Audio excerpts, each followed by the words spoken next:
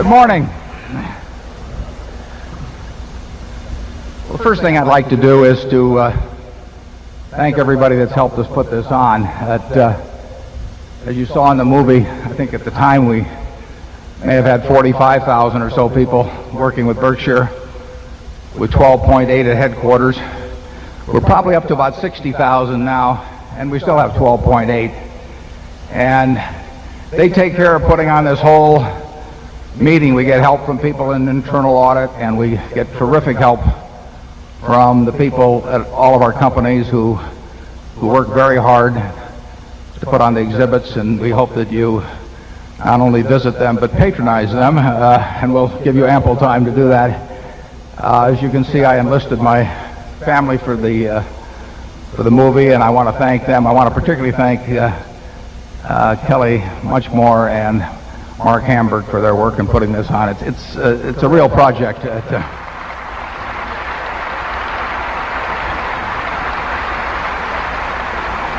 A lot of companies have a whole department that does this, and at Berkshire, Kelly processes 25,000 requests for tickets and coordinates everything with the exhibitors, and it's a fabulous job. Now, we'll follow our usual routine. We do have a surprise at a small surprise at 11:45. It's not that Charlie's going to say anything; that would be a big surprise, but.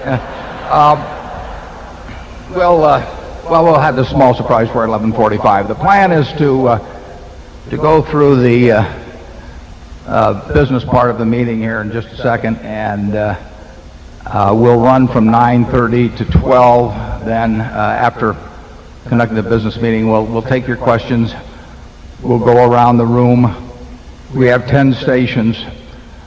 I guess we'll probably only be using 8 stations in this room, and we have microphones every place that the 8 stations will see, and you can step up to those. And we'll just keep answering questions. Then we'll break at 12 o'clock, and there will be food available down below where you can also purchase things from us. And we'll reconvene about 12:45, and then we'll stay until 3:30, and we'll try and answer whatever questions you have. And then we will have to cut it off at 3:30. We had about the same number of ticket requests as in the past, but we had a different mix this year. As most of you know, we had to change the venue and the time because Exarban is winding down, and so there's a little different rhythm to this meeting. A much higher percentage of our tickets than usual were requested by people from Omaha, and of course, you've heard me say before that we're a little suspicious of these figures because we know that a lot of people claim to be from Omaha that aren't for status reasons, and so we can't really give you the geographical breakdown we normally would. I'd like to introduce first our directors, and then we'll proceed into the formal business of the meeting. On my left here is the ever-animated Charlie Munger, our vice chairman.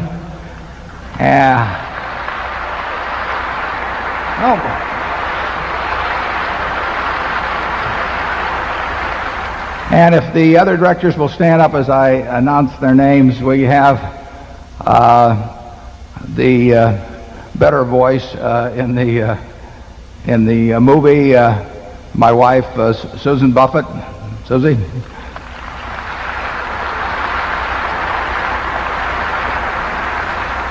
We have Howard Buffett.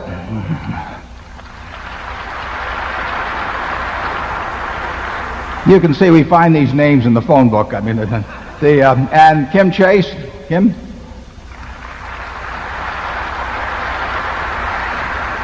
Walter Scott, the star of How to Be a Gillionaire. And Ron Olson. Ron?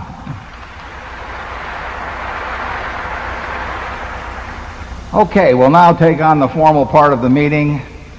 Try and set a new record, I think.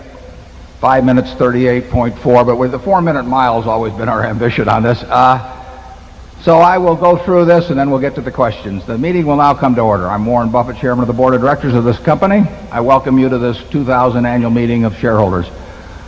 I've introduced the directors. Also with us today are partners in the firm of Deloitte & Touche, our auditors.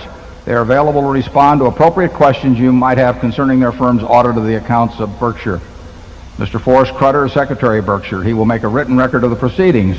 Ms. Becky Amick has been appointed Inspector of Elections at this meeting. She will certify to the count of votes cast in the election for directors. The named proxy holders for this meeting are Walter Scott Jr. and Mark D. Hamburg.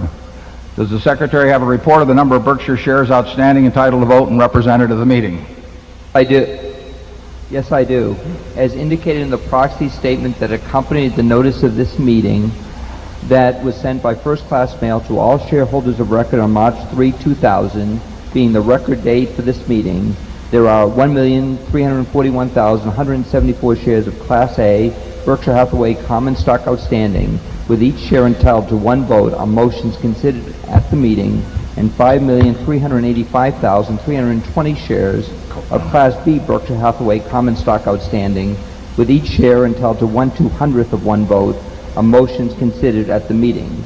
Of that number, 1,116,151 Class A shares and 4,342,959 Class B shares are represented at this meeting by proxies returned through Thursday evening, April 27. Thank you. That number represents a quorum, and we will therefore directly proceed with the meeting. The first order of business will be a reading of the minutes of the last meeting of shareholders. I recognize Mr. Walter Scott Jr., who will place a motion before the meeting. I move that the reading of the minutes of the last meeting of the shareholders be dispensed with. Do I hear a second? The motion has been moved and seconded. Are there any comments or questions? We will vote on this question by voice vote. All those in favor say aye. Opposed? You can signify by saying I'm leaving. The motion is carried. The one item of business of this meeting is to elect directors. If a shareholder is present who wishes to withdraw a proxy previously sent in and vote in person on the election of directors, he or she may do so. Also, if any shareholder that is present has not turned in a proxy and desires a ballot in order to vote in person, you may do so. If you wish to do this, please identify yourself to the meeting officials in the aisles who will furnish a ballot for you. Would those persons desiring ballots please identify themselves so that we may distribute them? I now recognize Mr. Walter Scott Jr. to place a motion before the meeting with respect to election of directors. I move that Warren E. Buffett, Susan T. Buffett, Howard G. Buffett, Malcolm G. Chase, Charles T. Munger, Ronald L. Olson, and Walter Scott Jr. be elected as directors. Is there a second? It's been moved and seconded that Warren E. Buffett, Susan T. Buffett, Howard G. Buffett, Malcolm G. Chase, Charles T. Munger, Ronald L. Olson, and Walter Scott Jr. be elected as directors. Are there any other nominations? Is there any discussion? The nominations are ready to be acted upon. If there are any shareholders voting in person, they should now mark their ballots on the election of directors and allow the ballots to be delivered to the Inspector of Elections. Would the proxy holders please also submit to the Inspector of Elections a ballot on the election of directors voting the proxies in accordance with the instructions they have received. Ms. Amick, when you are ready, you may give your report. My report is ready. The ballot of the proxy holders in response to proxies that were received through last Thursday evening cast not less than 1,136,497 votes for each nominee. That number far exceeds a majority of the number of the total votes related to all Class A and Class B shares outstanding.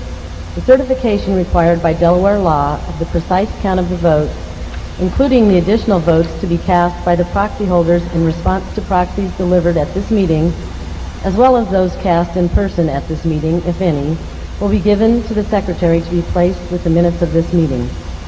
Thank you, Becky. Warren E. Buffett, Susan T. Buffett, Howard G. Buffett, Malcolm G. Chase, Charles T. Munger, Ronald L. Olson, and Walter Scott Jr. have been elected as directors. Does anyone have any further business to come before this meeting before we adjourn? If not, I recognize Mr. Walter Scott Jr. to place a motion before the meeting. I move that this meeting be adjourned. Is there a second? A motion to adjourn has been made and seconded. We will vote by voice. Is there any discussion? If not, all in favor say aye. All opposed, no. This meeting's adjourned. Thank you.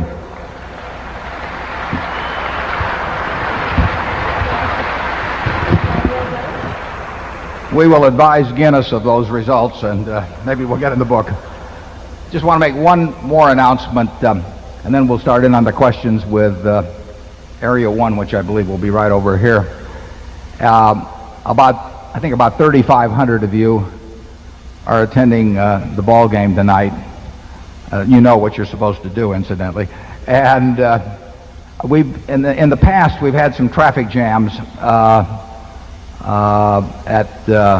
where the interstate goes off into 13th Street. So the police, who are wonderfully cooperative throughout this whole weekend in many ways, are going to do their darndest to make sure that we don't have much of a jam. But if those of you who are attending the game would like to go a little early, that will probably be quite helpful. And I might say that we have probably got, well, we think it's probably the best zoo in the world here, thanks in very large part to our director, Walter Scott, and his wife, Sue, who have really turned our zoo into a huge attraction, draws well over 1 million people a year. It's right adjacent to the ballpark. So if you go down a little early and you want to go to the zoo, and then you won't even have to move your car, you can come over to the ballpark, and there's also food there, and we serve Coca-Cola products. And if you don't all try to come at 6:45, it will be a help to us. I will be pitching at 7:05, but my fastball will arrive at the plate almost instantaneously with the moment that it leaves my hand. So unless you're there, you'll miss it. And so with that, let's start in area 1, and we will go around, and feel free to ask any questions. You might identify yourself and where you're from before asking your question. Area 1. Good morning, Mr. Buffett and Mr. Munger. My name is Steve Yates. I'm from Chicago. I'm a Berkshire shareholder, and this is my 6th year coming to this meeting. I'd like to thank you for all your time and advice through the years. It's been great. I'd also like to thank all those wonderful people who sold Berkshire this year for giving us an opportunity to purchase more of the world's greatest company for dirt cheap prices. We will convey your thanks. I own another stock which sells for 4 times current trailing earnings. Every quarter we get a report. Earnings go up, sales go up, cash flow goes up, the equity base expands, they gain market share, and the stock goes down. The company has a 60% 5-year annualized growth rate and sells at 4 times earnings. I have 2 related questions. First, is this a growth stock or a value stock? And could you please give us your definitions of these terms? Second, the company sells recreational vehicles. Demographic trends in the recreation and leisure areas, RVs, cruise lines, golf equipment, etc., seem to be quite good. Do you see any opportunities for Berkshire here? Thanks. Well, the question about growth and value we've addressed in past annual reports, but they are not 2 distinct categories of business. Every business is worth the present. If you knew what it was going to be able to disgorge in cash between now and Judgment Day, you could come to a precise figure as to what it is worth today. Now, elements of that can be the ability to use additional capital at good rates, and most growth companies that are characterized as growth companies have that as a characteristic. But there is no distinction in our minds between growth and value. Every business we look at as being a value proposition. The potential for growth and the likelihood of good economics being attached to that growth are part of the equation in evaluation. But they're all value decisions. A company that pays no dividends, growing 100% a year, is losing money now. That's a value decision. You have to decide how much value you're going to get. Actually, it's very simple. At the first investment primer, when would you guess it was written? The first investment primer that I know of, and it was pretty good advice, was delivered in about 600 BC by Aesop. And Aesop, you'll remember, said, "A bird in the hand is worth 2 in the bush." Incidentally, Aesop did not know it was 600 BC. He was smart, but he wasn't that smart. Now, Aesop was onto something, but he didn't finish it, because there's a couple of other questions that go along with that. But it is an investment equation. A bird in the hand is worth two in the bush. He forgot to say exactly when you were going to get the two from the bush, and he forgot to say what interest rates were that you had to measure this against. But if he'd given those two factors, he would have defined investment for the next 2,600 years, because a bird in the hand is, you will trade a bird in the hand, which is investing. You lay out cash today, and then the question is, as an investment decision, you have to evaluate how many birds are in the bush. You may think there are 2 birds in the bush or 3 birds in the bush, and you have to decide when they're going to come out and when you're going to acquire them. Now, if interest rates are 5%, and you're going to get 2 birds from the bush in 5 years, we'll say, versus 1 now, 2 birds in the bush are much better than a bird in the hand now. So you want to trade your bird in the hand and say, I'll take 2 birds in the bush, because if you're going to get them in 5 years, that's roughly 14% compounded annually, and interest rates are only 5%. But if interest rates were 20%, you would decline to take 2 birds in the bush 5 years from now. You would say that's not good enough, because at 20%, if I just keep this bird in my hand and compound it, I'll have more birds than 2 birds in the bush in 5 years. Now, what's all that got to do with growth? Well, usually growth people associate with a lot more birds in the bush, but you still have to decide when you're going to get them. And you have to measure that against interest rates, and you have to measure it against other bushes and other equations. And that's all investing is. It's a value decision based on what it is worth, how many birds are in that bush, when you're going to get them, and what interest rates are.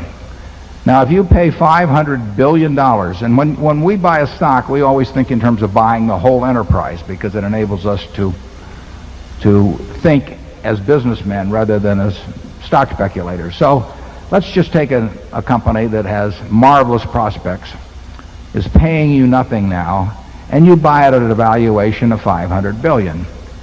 Now, if you feel that 10% is the appropriate rate of return, and you can pick your figure, that means that if it pays you nothing this year, but starts paying next year, it has to be able to pay you $55 billion in perpetuity each year. But if it's not going to pay until the 3rd year, then it has to pay you $60.5 billion in perpetuity to justify the present price. Every year that you wait to take a bird out of the bush means that you have to take out more birds. It's that simple. And I question in my mind sometimes whether people who pay $500 billion implicitly for a business by buying 10 shares of stock at some price are really thinking of the mathematics implicit in what they are doing. To deliver, let's just assume there's only going to be a 1-year delay before the business starts paying out to you, and you want to get a 10% return, and you pay $500 billion. That means $55 billion of cash that they have to be able to disgorge to you year after year after year. To do that, they have to make perhaps $80 billion or close to it pre-tax. Now, you might look around at the universe of businesses in this world and see how many are earning $80 billion pre-tax, or 70, or 60, or 50, or 40, or 30, and you won't find any. So it requires a rather extraordinary change in profitability to give you enough birds out of that particular bush to make it worthwhile to give up the one that you have in your hand. Second part of your question about whether we'd be willing to buy a wonderful business at 4 times earnings, I think I could get even Charlie interested in that. But let's hear it from Charlie. I'd like to know what that is. He was hoping you would ask that, the fellow that's got all his net worth in this stock and who has a captive audience. Tell us what it is. You got to tell us. We're begging you. You want the name of the company? We want the name of the company. We're dying to get the name. Wait till I get my pencil out. Okay. It's called National RV, and it's based in California, and they sell recreational vehicles. Okay, well, you've got a crowd of people who have birds in the hand, and we will see what they do in terms of National RV. Charlie, do you have anything further on growth and value, etc.? Watch him carefully, folks.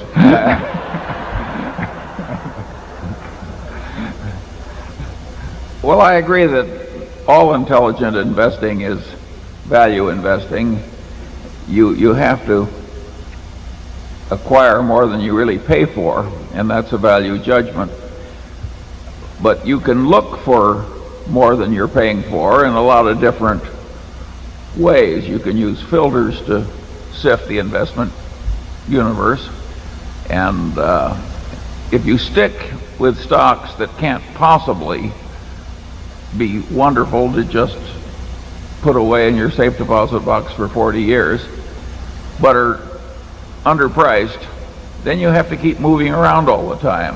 As they get closer to what you think the real value is, you have to sell them and then find others. And so it's an active kind of investing. The investing where you find a few great companies and just sit on your ass because you've correctly predicted the future, that is what it's very nice to be good at. The movie was G-rated, even though.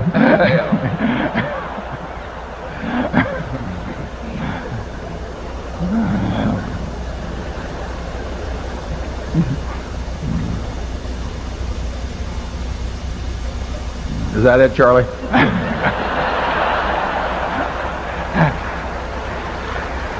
Okay, we will move to area 2. Good morning, gentlemen. Wayne Peters. And where I come from, our ladies are referred to as birds. And I'm sure I know a lot that would trade one in the hand for two in the bush, irrespective of the interest rate.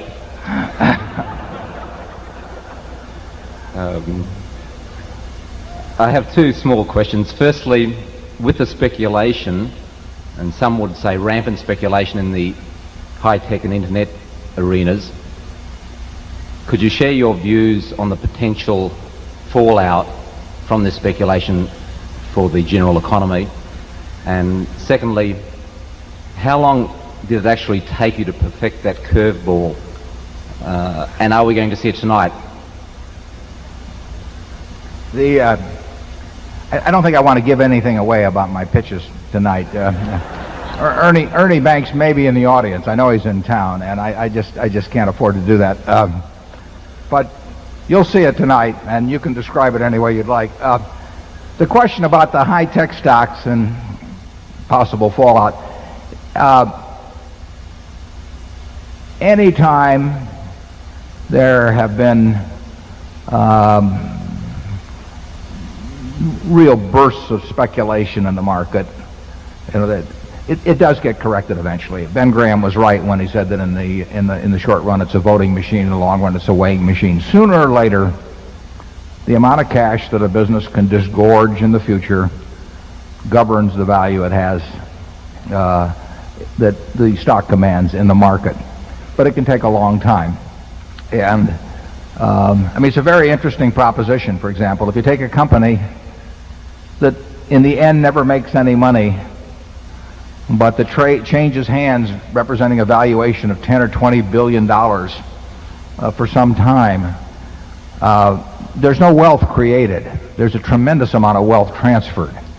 And I think you will see, when we look back on this era, you will see this as a period of enormous amounts of wealth transfer. But in the end, the only wealth creation comes about through what the business creates. There's no magic to it. If a company that's not worth anything sells for 20 billion, and 5% of it changes hands, somebody takes $1 billion from somebody else. But investors as a whole gain nothing. They all feel richer. It's a very interesting phenomenon, but they can't be richer except as a group unless the company makes them richer.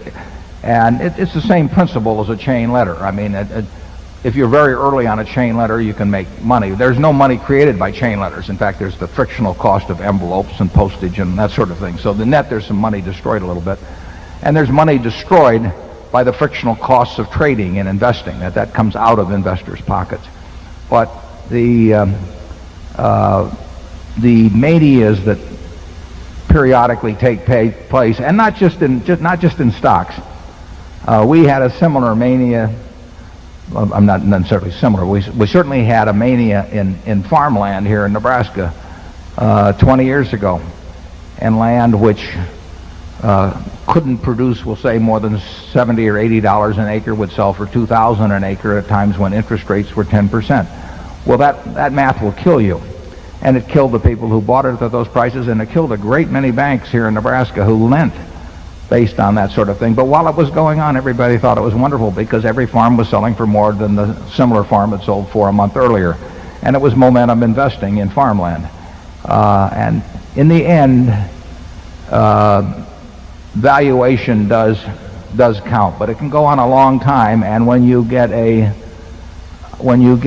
huge number of participants playing with ever increasing sums, it creates its own apparent truth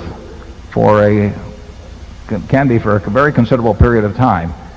It doesn't go on forever, and whether it has fallout to the whole economy like it probably did in the late 20s, or whether it's just an isolated industry or sector where the bubble bursts and it really doesn't affect other values, who knows? But 5 or 10 years from now, you will know. Charlie? Well, I think the reason we use the phrase wretched excess is that there are wretched consequences. If you mix the mathematics of the chain letter or the Ponzi scheme with some legitimate development like the development of the internet, you are mixing something which is wretched and irrational and has bad consequences with something that has very good consequences. But if you mix raisins with turds, they're still turds.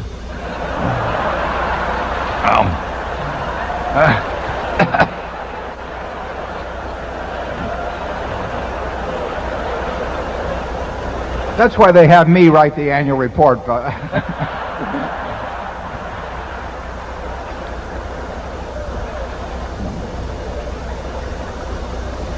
So I think we better move on to Sector 3.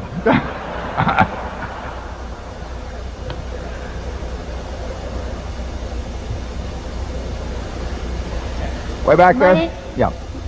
My name is Thomas Kamei. I'm 10 years old and I go to basic school in Canfield, California. I have been a shareholder for 2 years. This is my 3rd annual meeting. Here's my question. I know you won't invest in technology companies, but are you afraid that the internet will hurt some of the companies that you do invest in, such as the Washington Post or Wells Fargo? Thank you. Well, that's an absolutely terrific question. I may turn my money over to you. There's probably no better question we'll get.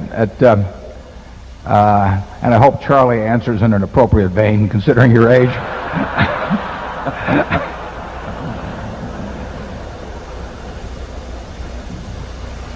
We do not. We have no. It's no religious belief that we don't buy into tech companies. We just don't. We have never found one as conventionally defined. We've never found one where we think we know enough about what the business will look like in 10 years that we can make a rational decision as to how much we pay now for that business. In other words, we have not been able to find a business where we think we know what that bush will look like in 10 years and how many birds will be in it, so that we know how many birds we can give up today to participate in that future. Not any. There will be wonderful things, as Charlie so colorfully explained, that will evolve from many of these companies, but we don't know how to make that decision. And you're absolutely right that we should be thinking all of the time about whether developments in that tech area threaten the businesses that we're in now, how we might counter those threats, how we might capitalize in opportunities because of it. It's a very, very, very important part of business now, and will become more important in the years to come, including many of our businesses. And for example, you mentioned the Washington Post. Even closer to home, we own a newspaper called the Buffalo News in Buffalo, New York. We own all of that, so we're in a position to make our own decisions of an operating nature as to what we should do in respect to the internet. And believe me, Stan Lipsey, who's here today, who runs that paper, and I have talked many hours, including considerable time yesterday, about what we are doing on the internet, what we should be doing, what other people are doing, how it threatens us, how we can counter those threats, all of that sort of thing. And newspapers are a category that, in my view, are very threatened by the internet, because we had an example. The internet is terrific for delivering information.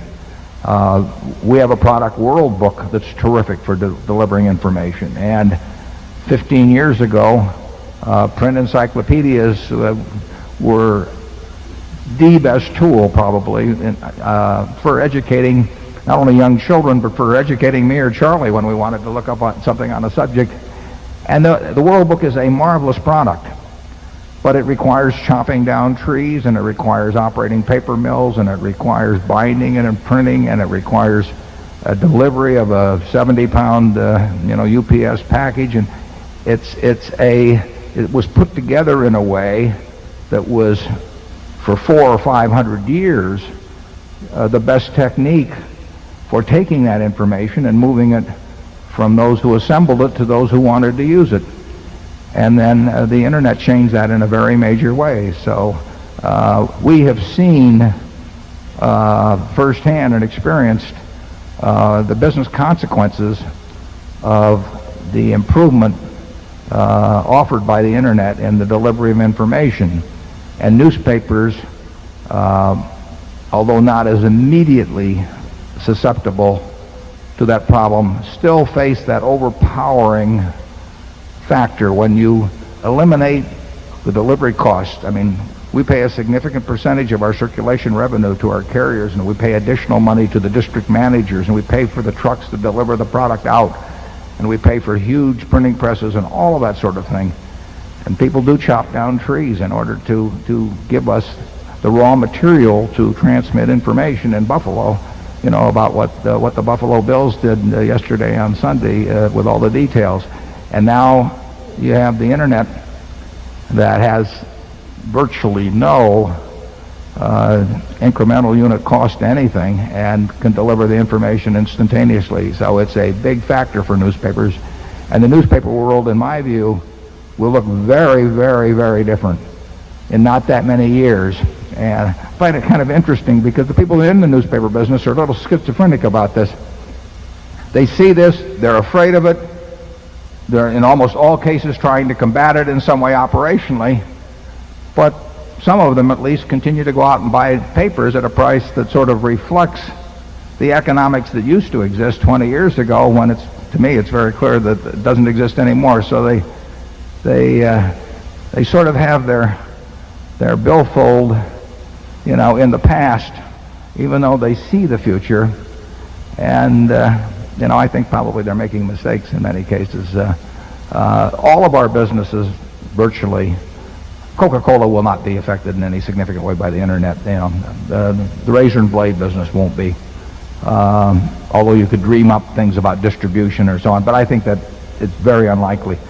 But other businesses we have, our insurance business, particularly at Geico, will be very affected by the internet. Now, that may turn out to be a big advantage to us over time. I wouldn't be surprised if it is. But our retailing businesses are all threatened in one way or another by internet developments, and there may be some opportunities there too. But it's a change. It's a change, and it's going to be change in the world, how the world gets entertainment. It's going to be change in the world, how the world gets information. And it is incredibly low cost compared to most of the methods of conveying entertainment and information now. Charlie? Willie asked if we were afraid if the internet would hurt some of our business, and I think the answer is yes.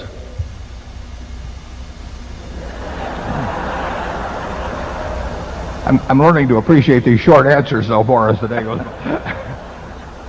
I want to thank you for coming to our meeting, incidentally. You're way ahead of me. I didn't buy my first stock until I was 11, and so you've got a real jump on me, and I wish you well. Okay, Area 4. Warren and Charlie, good morning. This is Mo Spence, Waterloo, Nebraska. In 1999, Berkshire Hathaway managed to produce a positive gain in net worth of 0.5%. That means that since present management took over 35 years ago, Berkshire Hathaway has realized a positive gain each and every year and produced an average annual gain of 24%. Including the years you ran the Buffett Limited Partnership, you have had a run of 48 consecutive years of positive gains in net worth without one single down year, producing a compounded rate of return of almost 26% annually. On behalf of the long-term shareholders of Berkshire Hathaway, we want to thank you from the bottom of our pocketbooks. No, thank you. I hope your question isn't going to be whether we can continue that, but go ahead. You have a question? My question is, don't you think you could have ended the millennium with a bigger bang than 0.5%? Well, I certainly wish we could have, but the interesting thing about those figures, actually the figures go back before that, because the very best period was pre the partnership days, but because the amount I was working with was so small. But there's nothing magic about a 1 year period. I mean, it's the way the measurements come out.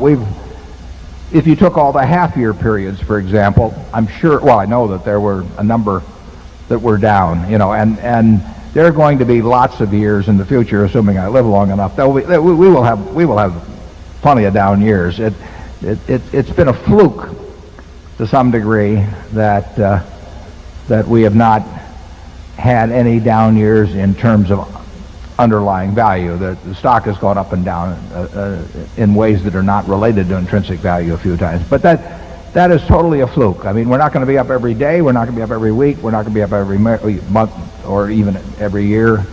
And it's the fact that, you know, the Earth revolves around the sun and really is not totally connected to most business activities. Or the fruition of most investment ideas or anything of the sort. So we have to report every year, and you know I care about the yearly figures in that sense. I don't really care about them totally as a measure of what we're doing. Like I say, if we could have, the capital allocation job that I did in 1999 was very, very poor, and it was partly because some of our main businesses did poorly. I mean, Coca-Cola and Gillette had bad years last year. They'll have good years over time.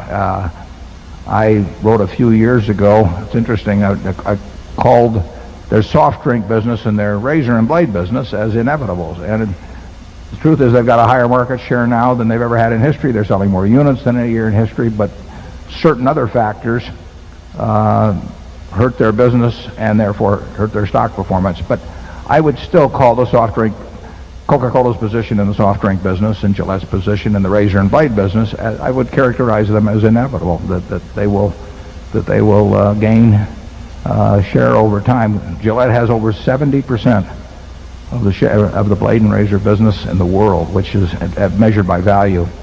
You know, that's an extraordinary share. Coke has 50% of the soft drink business in the world. That's well over 1 billion 8-ounce servings per day. 1 billion per day.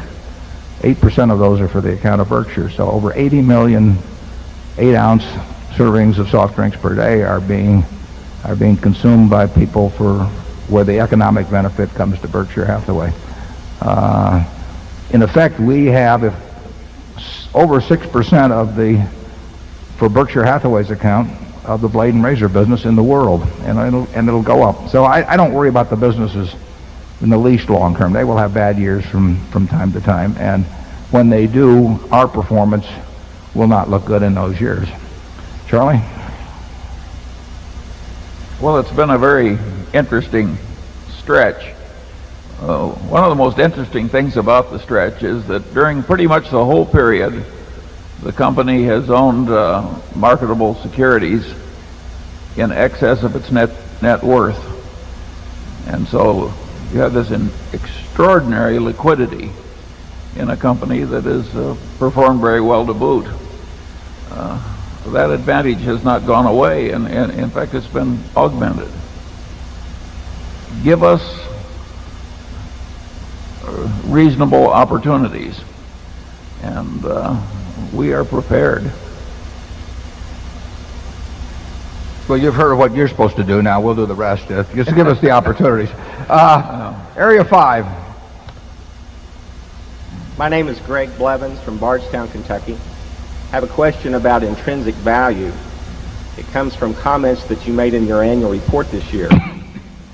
In there, you described the extraordinary skills of a JIT in judging risk. When I think about Berkshire and its ability to increase intrinsic value, it seems to me that judging risk has been at least as important as an ability to calculate a net present value. So my question to each of you is, would you give us some comments on how you think about risk? Well, we think of business risk in terms of what can happen, say, 5, 10, 15 years from now that will destroy or modify or reduce the economic strengths that we perceive currently exist in a business. And some businesses it's impossible to figure, or at least it's impossible for us to figure, and then we don't even think about it then. We are enormously risk averse. We are not risk averse in terms of losing $1 billion if there were an earthquake in California today. And we're thinking of writing a policy, for example, in the next week or so on a primary insurance risk of over $1 billion. That doesn't bother us as long as the math is in our favor.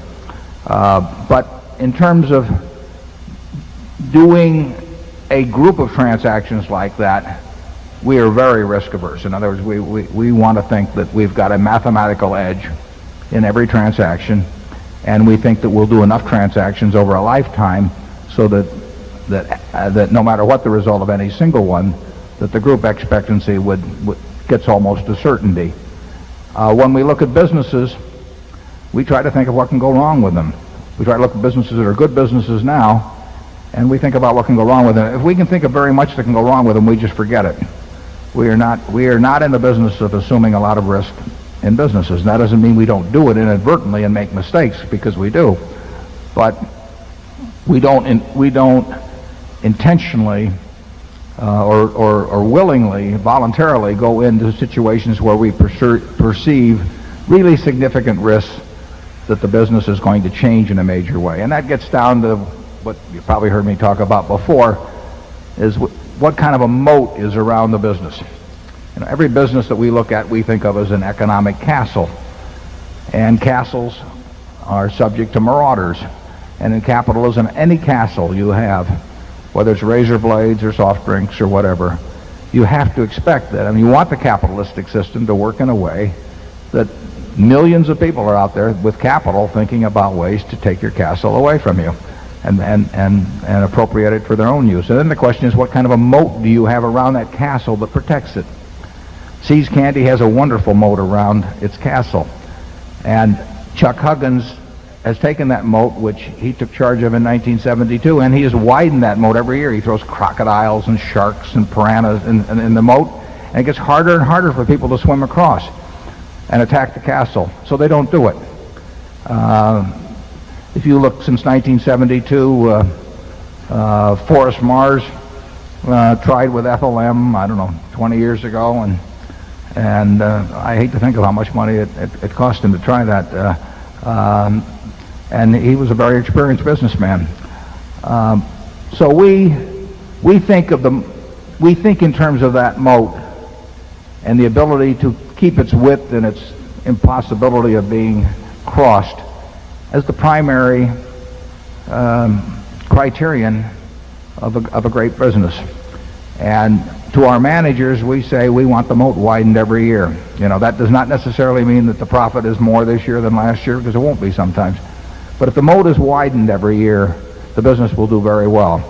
When we see a moat that's tenuous in any way, getting back to your question, it's just too risky. We don't know how to evaluate that. and therefore we leave it alone.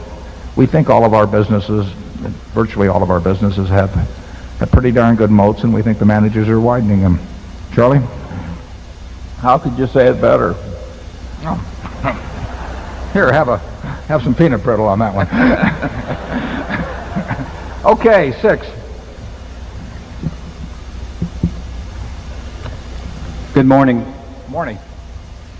My name is Hugh Stevenson. I'm a shareholder from Atlanta. Why don't you open that? My question involves the company's activities before and shortly after the Gen Re acquisition. I remember you saying once that in insurance, virtually all surprises are negative ones. And I'm wondering, given the company's operating experience in insurance over a long period of time, could you tell us what happened in the Unicover situation? How come with Gen Re's experience and the company's experience that it happened? They didn't foresee it. We didn't foresee it. What has the company done? I know they've taken a large reserve for the situation. And how do they plan to operate in the future to prevent these things, find them out, and strengthen the company from these kind of situations in the future? Yeah, the Unicover situation was discovered in about, February of last year, or thereabouts. And it was a mistake. I mean, it should not have been made. A lot of other people made the same mistake, but that still didn't mean that we should have made that mistake. We set up a reserve of $275 million when the mistake was discovered, and that reserve looks like it's about right still. There have been quite a few developments at Unicover that have defined the limits of it better and resulted in the resolutions of many of the issues attached to it. Still looks like about a $275 million mistake. Now that's a big mistake, but we've made bigger ones. We had one in the mid-70s that probably cost Berkshire, measuring opportunity cost and everything, because we didn't know how bad it was going to be. I would say that Berkshire would now be worth at least 10% more if that mistake hadn't occurred. Wouldn't you say so, Charlie? The Omni situation. Absolutely. Yeah. So we had a mistake whose present value would be $8 or $9 billion. It cost us at least that. It cost us less than $4 million at the time. Yeah. But we didn't know for sure it was $4 million, so it tied our hands in other respects too. In insurance, you will get surprises. Now, the test of a good management is how many surprises you get, but there's no way you'll get no surprises. And if you look at our history, you will see some years when our float cost us a lot of money. You will also see a history where over 33 or so years that it's been a very, very attractive business. But we have had cases, our name causes problems. I think national indemnity. We had a fraud, as I remember, down in Texas where an agent was using our paper, which incidentally was the same problem we had, the one that cost us so much. And some guy is out there writing bonds on surety bonds on construction of schools, and he says he represents national indemnity, and the contract proceeds. And of course, we never heard of the guy. But if you get a school district in Texas with a half-finished school, and the choice is whether the taxpayers ante up more, or whether you find that this guy had apparent authority as an agent and so on, and therefore we should pay on a policy we never heard of, written by a guy we'd never heard of, on a school we'd never heard of, we'll end up paying. So the surprises are unpleasant. 9 times out of 10, we'll have more. We had another one last year that shouldn't have happened, but they do happen. And General Re has a terrific record over time. We knew last year would not be a good business in the reinsurance business. It was worse than we thought it would be, but that had nothing to do. If you told me the figures that General Re would have at the end of the year, we'd have made the same deal in a moment.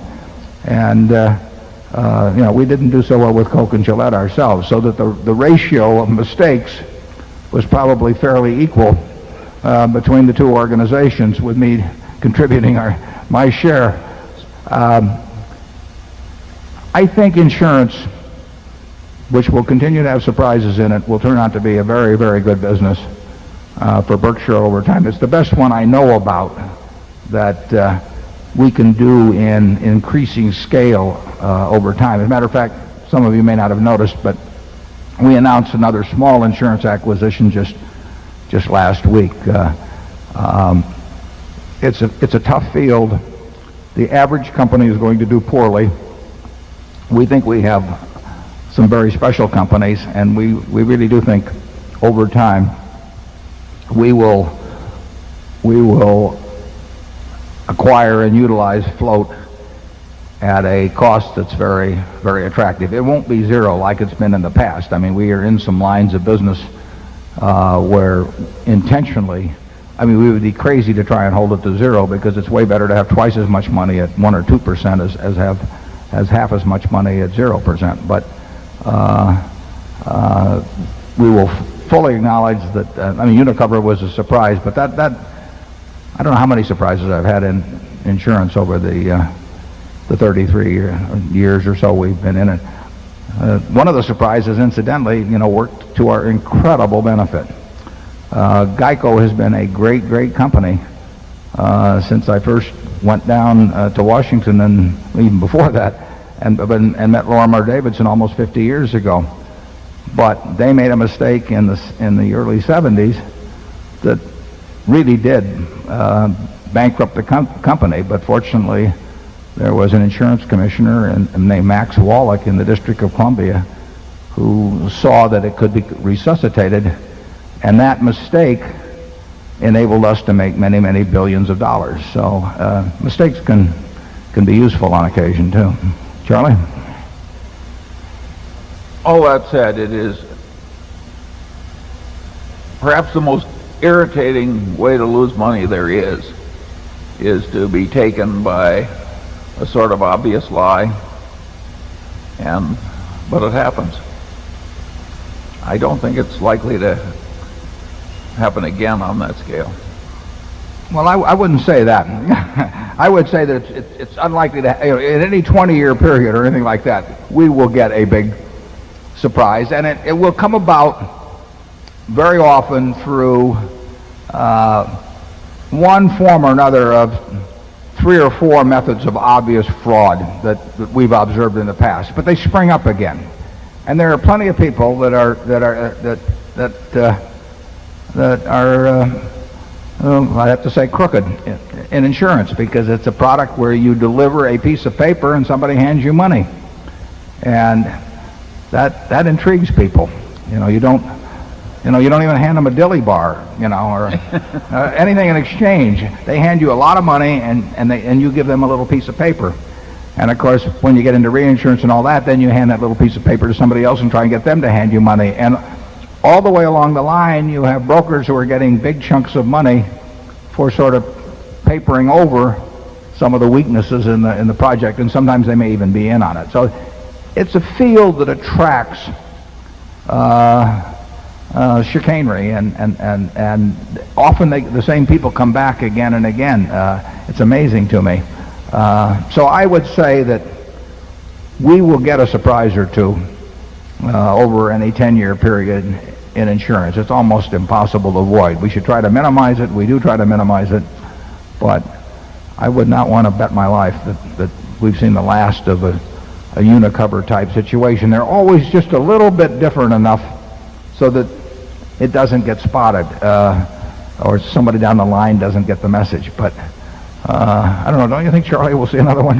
Well, perhaps so, but it was a long time from one to the other. Yeah, right. And maybe I'll be able to get through without another. One of these fraud artists, Warren caused me to meet years ago, and his proposition was that he had this perfectly marvelous business. He says, we only write fire insurance on concrete bridges that are underwater. He says, it's like taking candy from babies. And we were the babies. And I looked in his eye, and I thought he was kidding or something. He wasn't kidding. I mean, these people believe this kind of stuff.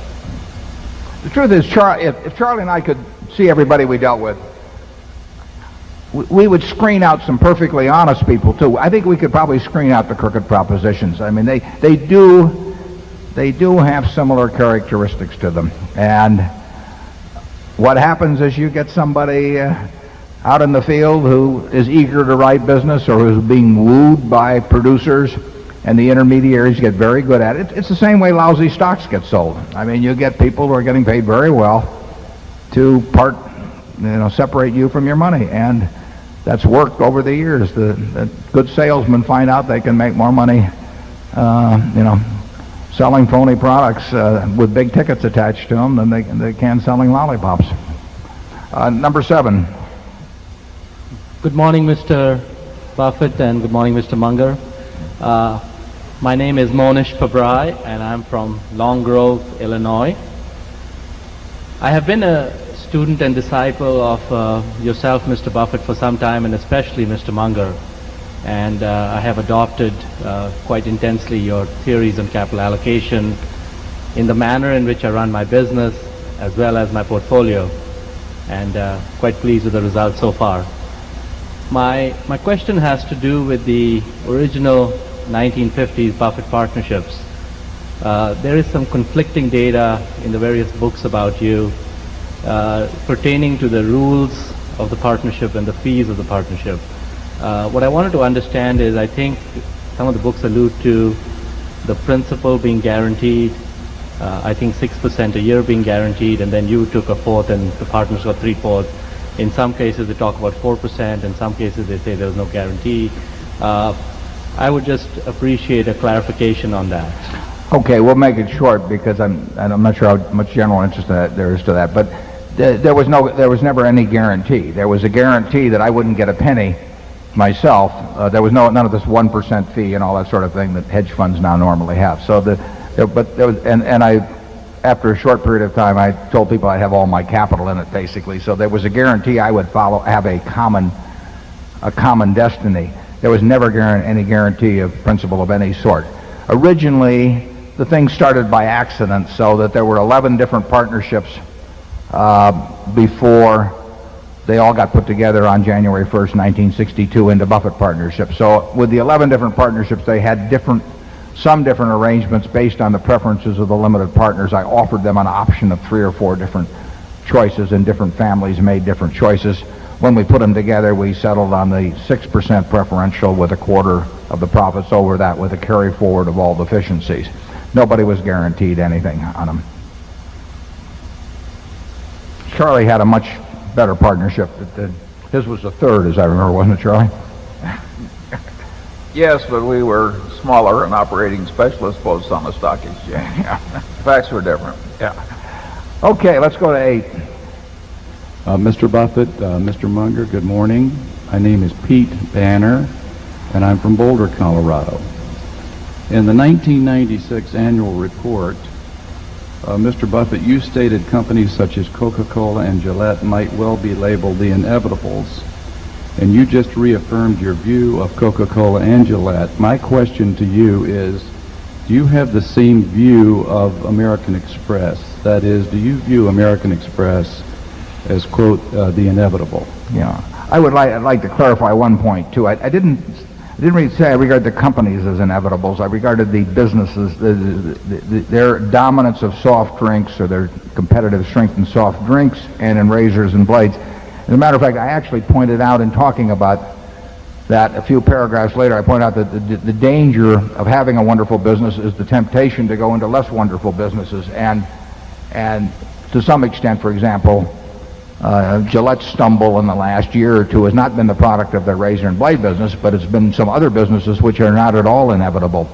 And that is always a risk, and it's a risk I pointed out, that when a company with a wonderful business gets into a mediocre business, that usually the reputation of the mediocre business prevails over the supposed invincibility of the management of the wonderful business. American Express, an interesting case study, because it does have we always think in terms of share of mind versus share of market, because if share of mind is there, market will follow. People virtually probably 75% of the people in the world have something in their mind about Coca-Cola. And overwhelmingly, it's favorable. Everybody in California has something in their mind about See's Candy, and overwhelmingly, it's favorable. The job is to have it in a few more California minds or world minds in the case of Coke over the years, and to have it even be a little more favorable as the years go by. If we have that, everything else follows. And consumer product organizations understand that. American Express had a very special position in people's mind about financial integrity over the years and ubiquity of acceptance. When the banks closed in the early 30s, American Express traveler's checks actually substituted to some extent for bank activity during that period. The worldwide acceptance of this name meant that when American Express sold traveler's checks, for many years their two primary competitors were what are now Citicorp, First National City, and the Bank of America.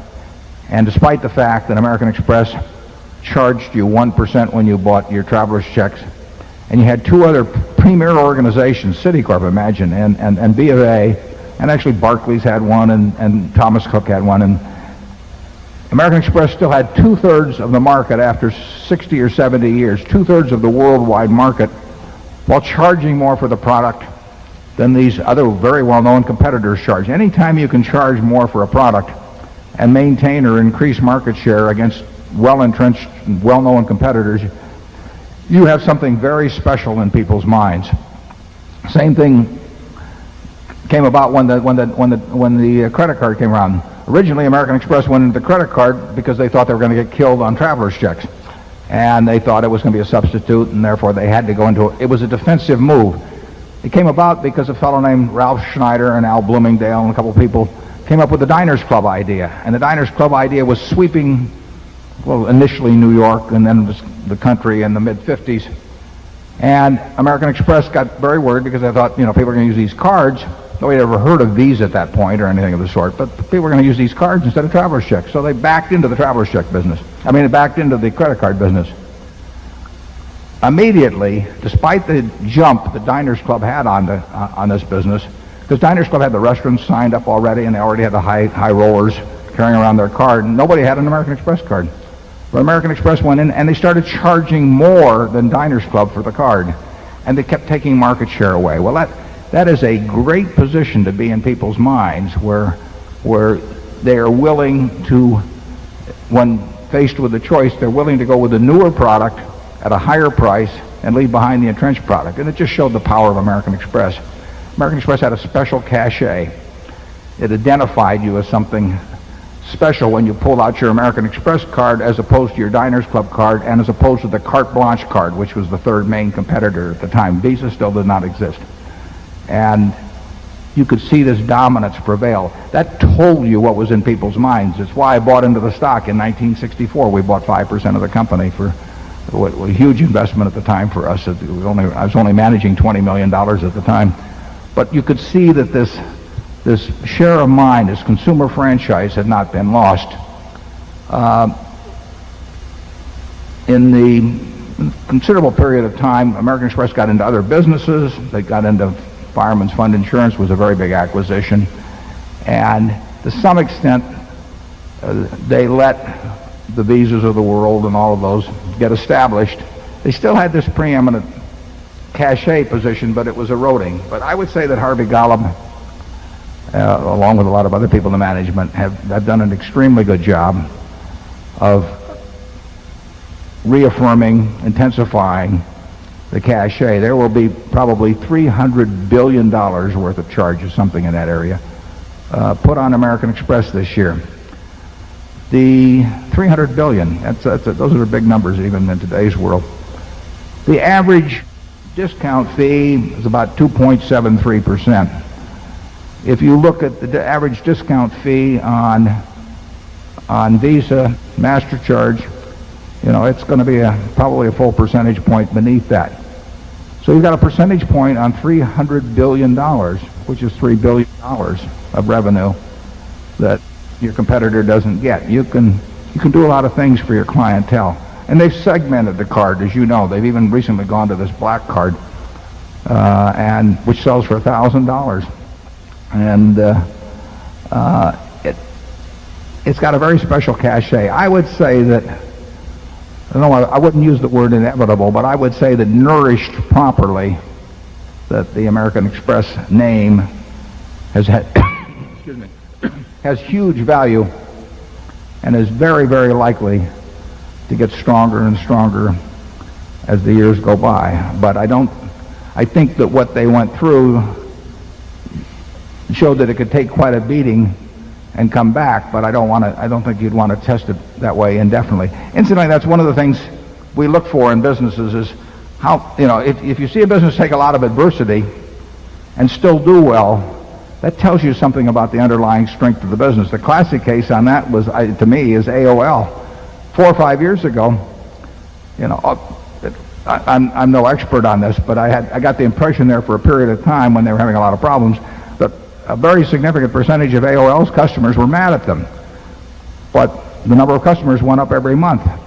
And that's a terrific business. I mean, if you have a business where your customers are mad at you and you're growing, that has met a certain test, in my mind, of utility. And you might argue that American Express had that to some degree. It wasn't that bad, but you had a lot of merchant unrest and all of that. So occasionally you will find that an interesting test of the strength of a business.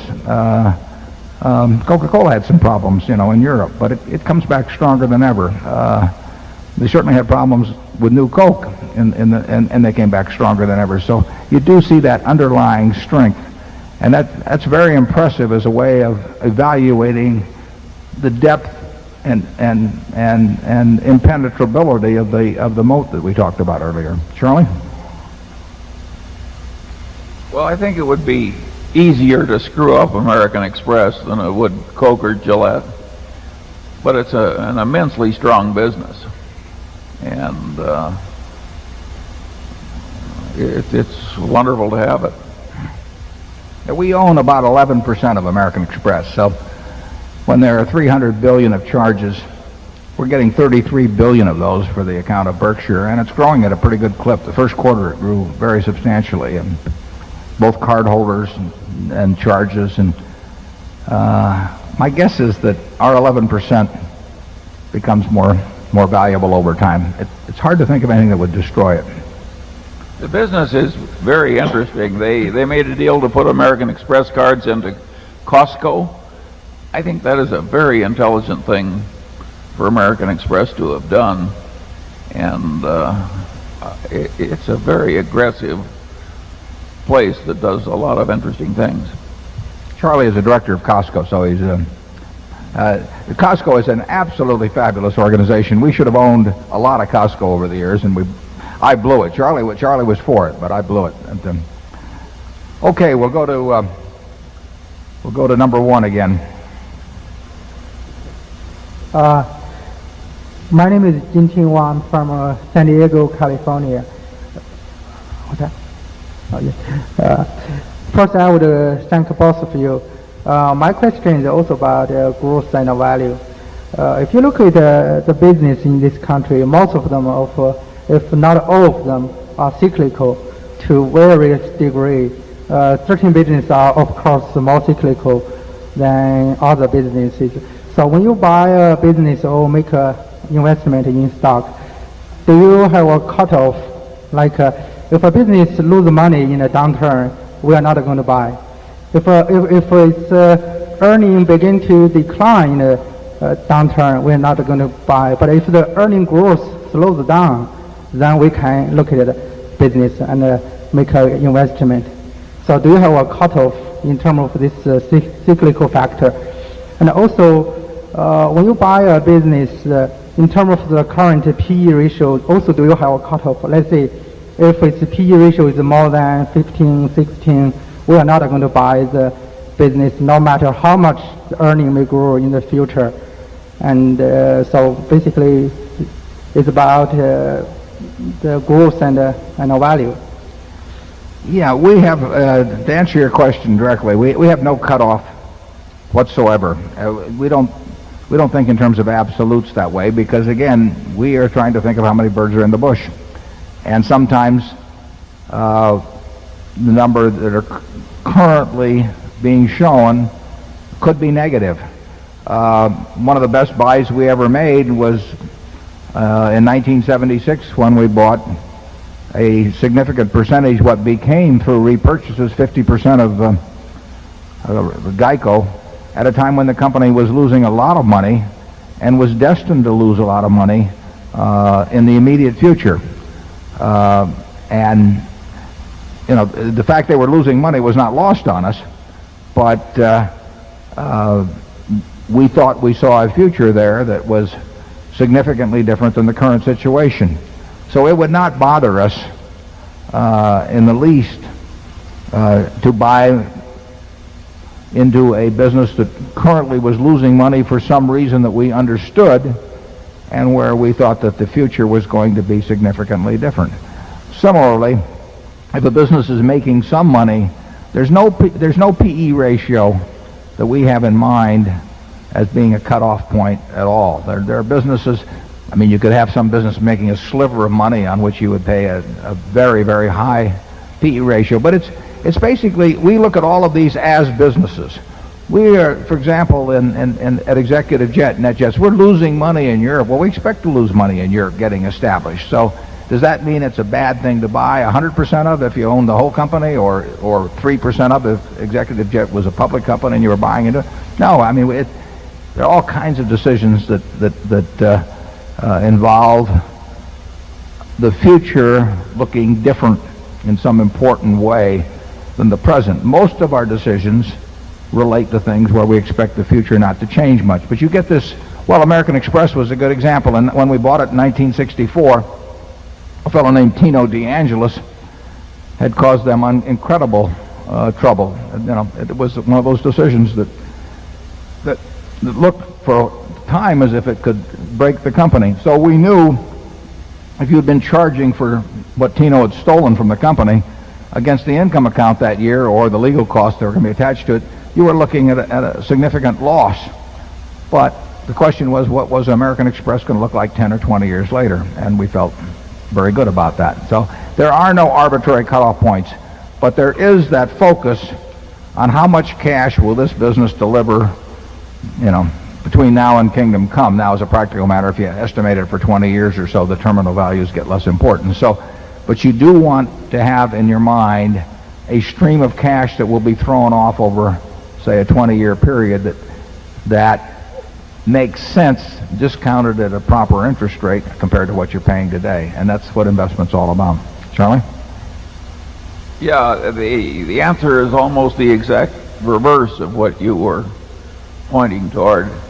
A business with something glorious underneath, disguised by terrible numbers that cause cutoff points in other people's minds, is ideal for us if we can figure it out.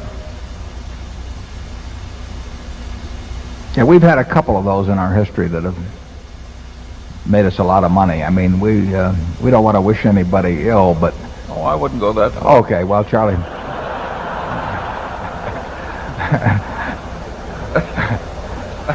I think he's speaking for both of us. Okay, we'll move on to number two. Mr. Buffett, I would like to start my question by giving you and Charlie 10 lashes with a wet noodle, not because of 1999 and what happened to your net worth or our net worth, but because you have spoiled your shareholders into expecting 25% growth every year since 1965. And then comes the bad 1990, and it hits all of us. But by my calculations, you personally, Mr. Buffett, have lost over $10 billion, not million, billion dollars during 1999. So I don't think we should get too mad at you, because probably all of us have, at this point in our life, increased our net worth and made a lot of money. Now, so you don't get a wet noodle today. And the shareholders have I'm sure lost thousands and some have lost millions of dollars during the year 1999. Now, after reading your biography in November of 1998, unfortunately, I didn't know about you earlier, I started investing on November the 24th of 98, and of course I'm a poor little investor, so I bought your B stock at 23.08. Then, because the market dropped, I bought some more on the 4th of December at 22.29, and then I bought on January the 24th of 2000 at 16.89. So I do believe in dollar cost averaging, and I've been doing that for probably 30 years of my life. My January investment, I'm happy to say, is up 15%. So the worst may be over. Now, I read your annual report, and I want to compliment you that that is the easiest and most entertaining annual report, I think, created in the whole world. And I hope you continue that kind of a Thank report. Oh, I'm sorry, I was just told that I should have said who I am. My name is Gaylord Hanson, and I'm from Santa Barbara, California, where Mr. Munger puts his big multi-million-dollar boat in the water.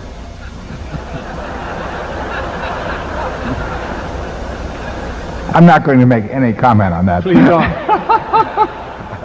Now, with technology, computers, electronics, and software transforming our entire world, not just here, the world, I must admit that I personally invested in 4 technology, computer, software, and aggressive growth mutual funds and made up all of my 1999 losses on Berkshire Hathaway.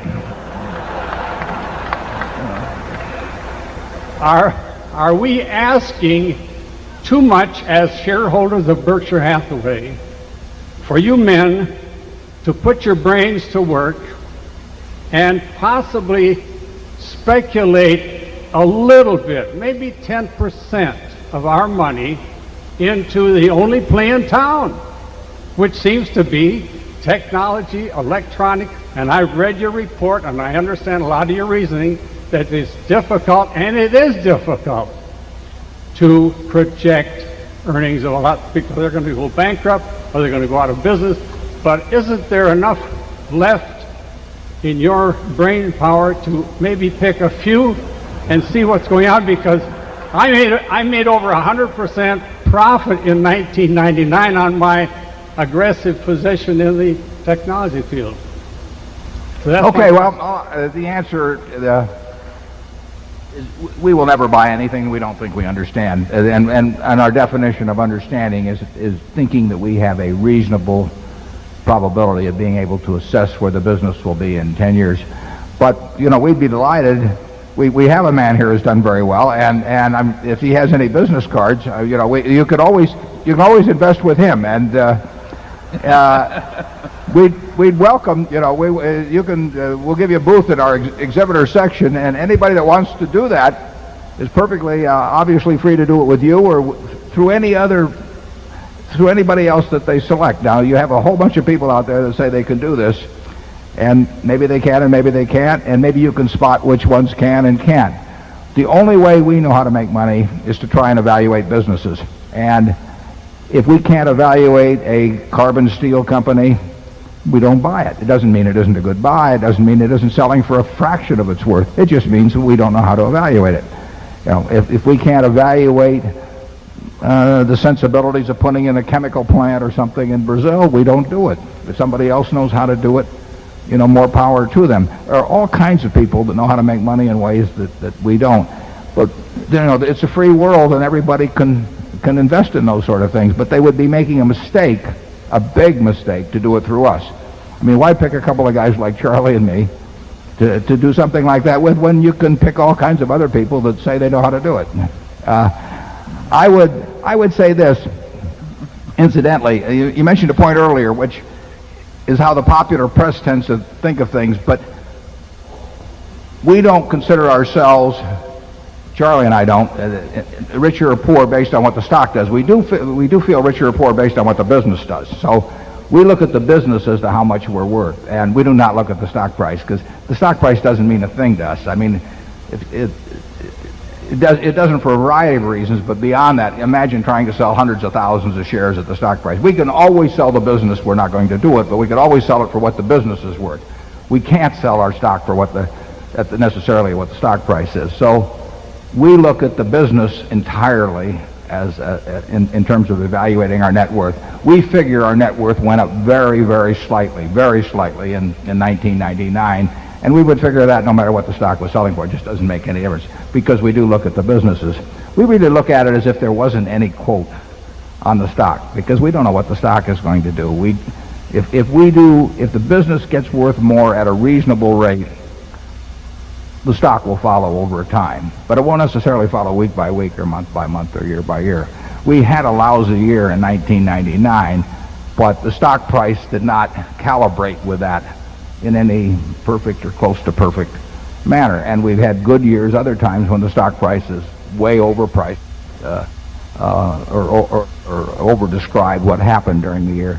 So we really measure it all the time by the business. We think of it as a private business, basically, for which there's a quotation, and if it's handy to use that quotation, either in buying more stock or something of the sort, we may do it. But it does not govern our ideas of value. Charlie?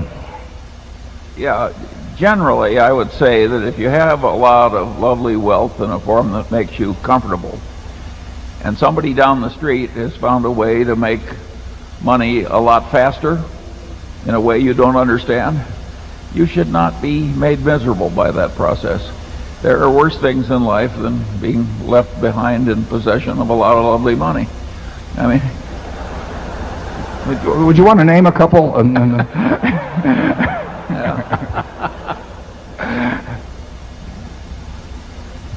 No, Charlie, I mean, when farmland farmland probably tripled here in the late 70s without any real change in yields per acre or the price of the commodity.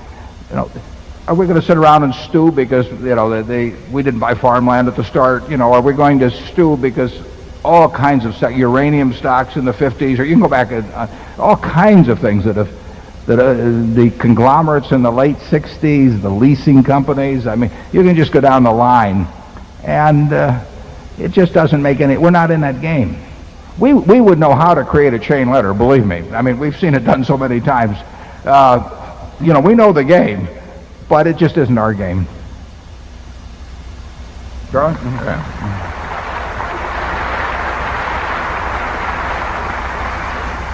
Number 3. Good morning, Mr. Buffett, Mr. Munger. My name is Stacy Braverman. I'm 15 years old, and I'm from South Setauket, New York. It was really nice meeting you, Mr. Buffett, yesterday. Thank you. I especially appreciated your internet stock tips. Yeah, keep it to yourself now, Stacy. That's our deal.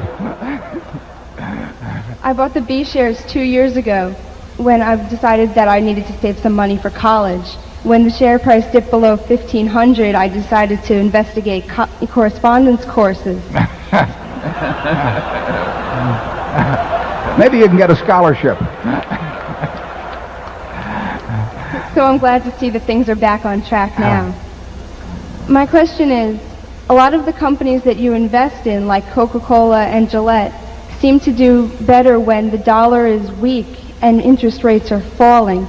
That seems to be the opposite of what's happening now. So how is Berkshire positioning itself to take advantage of the current economic position with that assessment in mind? Yeah, well, that's a good question. But if we thought we knew what the dollar was going to do or interest rates were going to do, we won't do it, but we would just engage in transactions involving those commodities in effect or futures directly. In other words, it would not be, if we thought that the dollar was going to weaken dramatically, and we won't get those kind of thoughts, but if we did, we would buy other currencies, and it would be, it might it might benefit Coke in dollar terms if that happened, but it would be so much more efficient directly to pursue a currency play or an interest rate play than an indirect way through companies that have big international exposure. We would probably do it directly.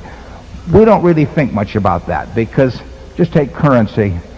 You know, if you look at what the yen has traded at, over the last, since World War II, from, what was it, 360 down to, 70 some, Charlie, went at the low, and back up to 140 some, and now, I don't know, 105 or wherever it may be.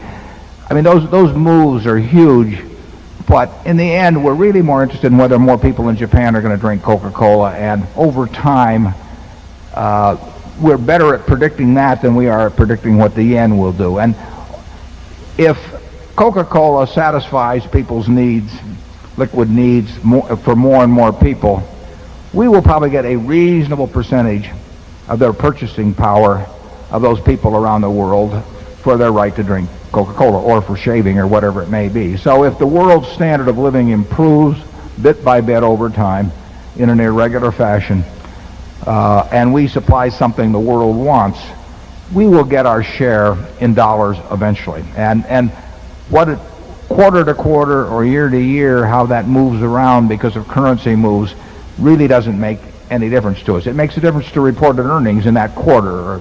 But in terms of where Coca-Cola is going to be 10 or 20 years from now, it would be a big mistake, I think, to focus on currency moves as opposed to focusing on the product itself.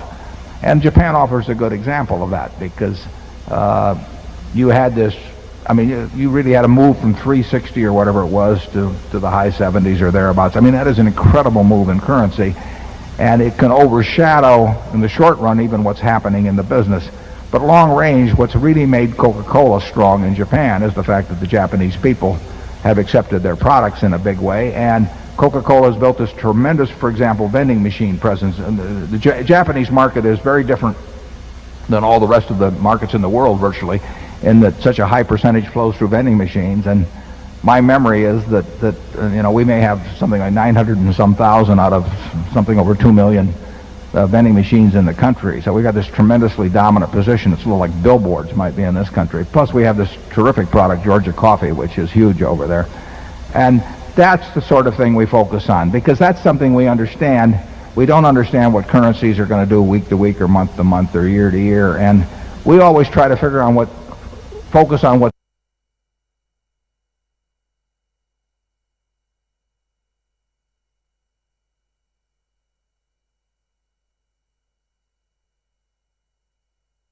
knowable and what's important. Now, currency might be important, but we don't think it's knowable. Other things are unimportant, but knowable. But what really counts is what's knowable and important. And what's knowable and important about Coca-Cola is the fact that more and more people are going to consume soft drinks around the world and have been doing so year after year after year, and that Coca-Cola is going to gain share, and that the product is extraordinarily inexpensive relative to the pleasure it brings to people.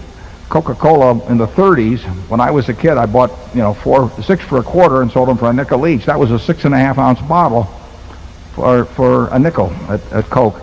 And you can buy a 12 ounce can now at pick a supermarket sale for not much more than twice per ounce what it was selling for in the 30s.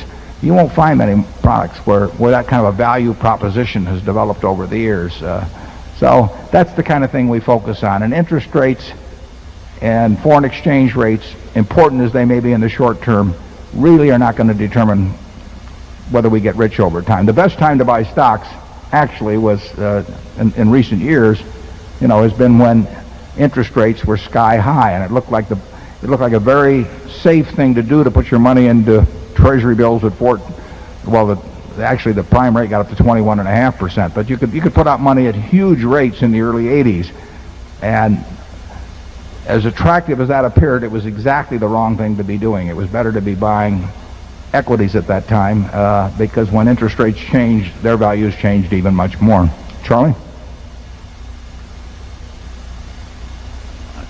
Yeah, we have a willful agnosticism on all kinds of things, and that makes us concentrate on certain other things.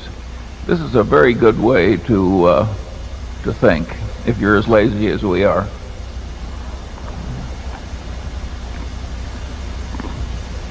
We'll go to 4, please. Jerry Zucker, Los Angeles, California. Good morning, boss.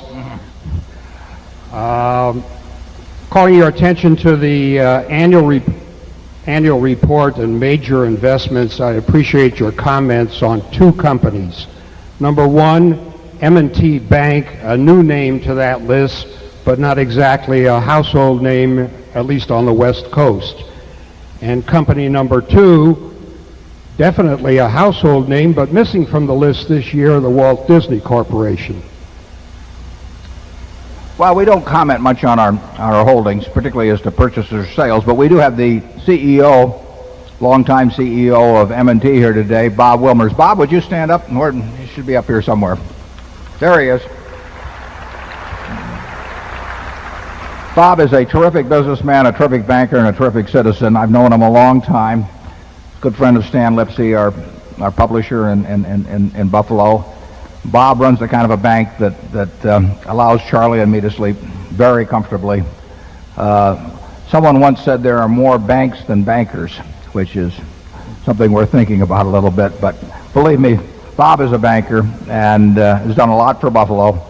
And he has a very big ownership position, which he achieved, at least in very large part, through purchase with his own money as opposed to having options. He's got one of the largest ownership positions, probably among the 100 largest banks in the United States. And it's just a very attractive business for us to be in, and we're very comfortable with it. And 10 years from now, Bob will be here, and I hope I'm here, and we'll probably own M&T. The Disney company, our ownership in that fell below the threshold level which we used, although we had ownership, and we think Disney is a terrific business. Michael Eisner's done a great job there.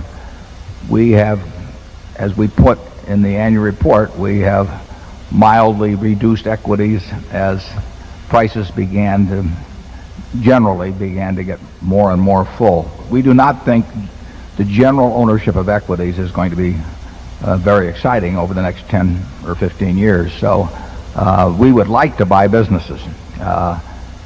We bought a few last year. We had this one we announced last week in the insurance field. We've got another small acquisition where we've got an agreement with somebody who's very small. But we would love it if those were 10 times that size or 20 times that size, because that you will see more of that relative to marketable securities as we go along. Charlie? Yeah, regarding equities generally, I think that Fortune article, which was sent out to the Berkshire shareholders this year, should be absolutely must reading for everybody. In fact, it would be a good thing to read 2 or 3 times. The ideas there sound so simple that people have the theory that they must understand it, but I think the world is more complicated than that. I think we are in for reduced expectations eventually with respect to the kind of returns people have had from investing in stocks. Do you want to offer any thoughts as to what what the corollary might be? Well, I think if you have very unreasonable expectations of life, it makes life much more miserable. Much better to get your expectations within reason. It's much easier to reduce expectations to some reasonable level than it is to get superhuman achievements. That's why my kids were almost delirious when they heard that announcement. I was going to give them $300 each, and they do you want to be a zillionaire or whatever it was. Incidentally, that was terrific of Regis Philbin to do something like that. I mean, all of those appearances are non-paid, I can assure you. Those people are good, very, very good sports, and I thank them. Okay, we'll go to Zone 5. My name is Monty Leffoltz from Omaha, Nebraska. I have a 2-part question. What is Berkshire's philosophy on paying dividends, and under what circumstances would Berkshire pay a dividend in the future? Well, that's a good question. We paid a dividend in, 1969, Charlie, and at 10 cents a share. I can't remember it, but it's in the records. We would be very likely to pay either very large dividends or none at all, because our test is whether we think we can use money at a rate, in a way that it creates more than $1 of market value for every dollar we retain. Obviously, if we can keep $1 and it becomes, on a present value basis, worth more than $1, it's foolish to pay it out. Forget all about taxes. Assume it's a tax-free society. We would have exactly the same dividend policy up to this point, whether there was any tax on dividends, capital gains, or anything else, or whether we were entirely tax-free, because we have retained money, because to date we have felt that if we keep $1 and use it in buying other businesses or whatever it may be, that it becomes worth more than $1 on a present value basis. I mean, not that it's going to be worth $1.10 4 years from now, but it's worth more than $1 when we look at what it'll be 4 years from now.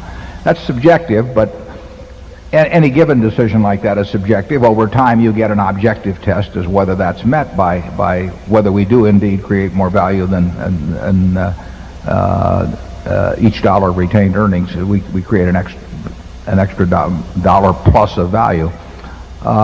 If that changed, and it could change, then we would give the money to the shareholders, and it might be done through repurchases or it might be done through dividends, but there's no reason to keep $1 in the business that's worth 90 cents if you keep it in the business. And there are companies that do that, but they're not necessarily intentionally doing it. They may have higher aspirations as they go along, but they're not realized.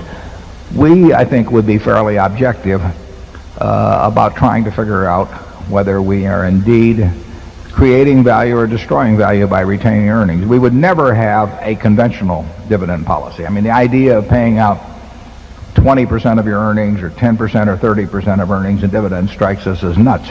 I mean, you may get yourself in a position where you have to do it because you build these expectations in people's minds, but there is no logic to it whatsoever.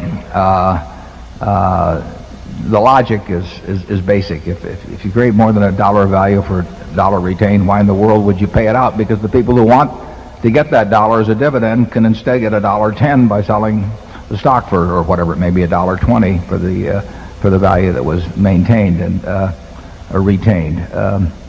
So it's a very simple dividend philosophy, and one I think that's in one of the past annual reports. We explain the logic of it, and I see nothing that would change in terms of the principles of it. Evaluating whether that's the case.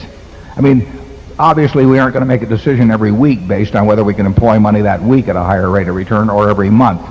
But in terms of a reasonable expectancy over a couple-year period, whether we think we can use retained earnings advantageously, that's our yardstick. Charlie? Yeah, what's interesting about what Warren is saying about logical dividend policy is that if you went to all the leading business schools of the United States, all the leading economics departments, all the professors of corporate finance, this wouldn't be the way they teach the subject. In other words, we're basically saying we're right and all the rest of academia is wrong. We love it when we do that.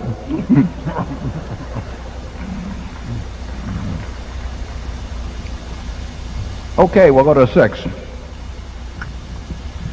I'm Mark Chier from Hong Kong. And Mr. Buffett, I'd like to ask you a couple of questions. The first one is, how many insurance companies does Berkshire Hathaway own? I can't figure out the total. Let me answer that, and then you go on to your second one. We have a great number of companies because in many cases a given strategy or a given operation operates through multiple companies. The company we announced the purchase of the other day is really one business, but it has 3 companies. I wouldn't be surprised. I've never looked at the number, but it wouldn't surprise me if we have 20 insurance companies or something, maybe 25 or 30, who knows.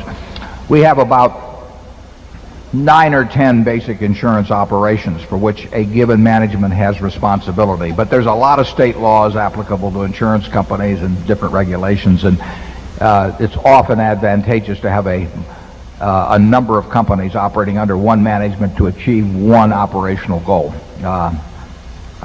The big operations are General Re and Geico and the National Indemnity Reinsurance operation run by Ajit. And then we have a group of about 5 different operations that are all very, very decent businesses, but are not as big as the 3 I mentioned. Go ahead. Thank you. Okay, my main question is this. Much has been written by you and a lot more by other people about your criteria or the criteria you use when you make a purchase of a company, either in full or in part. But almost nothing has been written by you, at any rate, as far as I can tell, on your criteria for selling a company that you have previously purchased. And I wonder if you could outline the criteria you might apply today to a sale of a company, and whether you would well, the simplest way to put it is this: would you agree with Philip Fisher, who said there were 2 reasons to sell a company or a stock? One was when you discovered you'd made a mistake in your analysis and the company was not what you thought it was.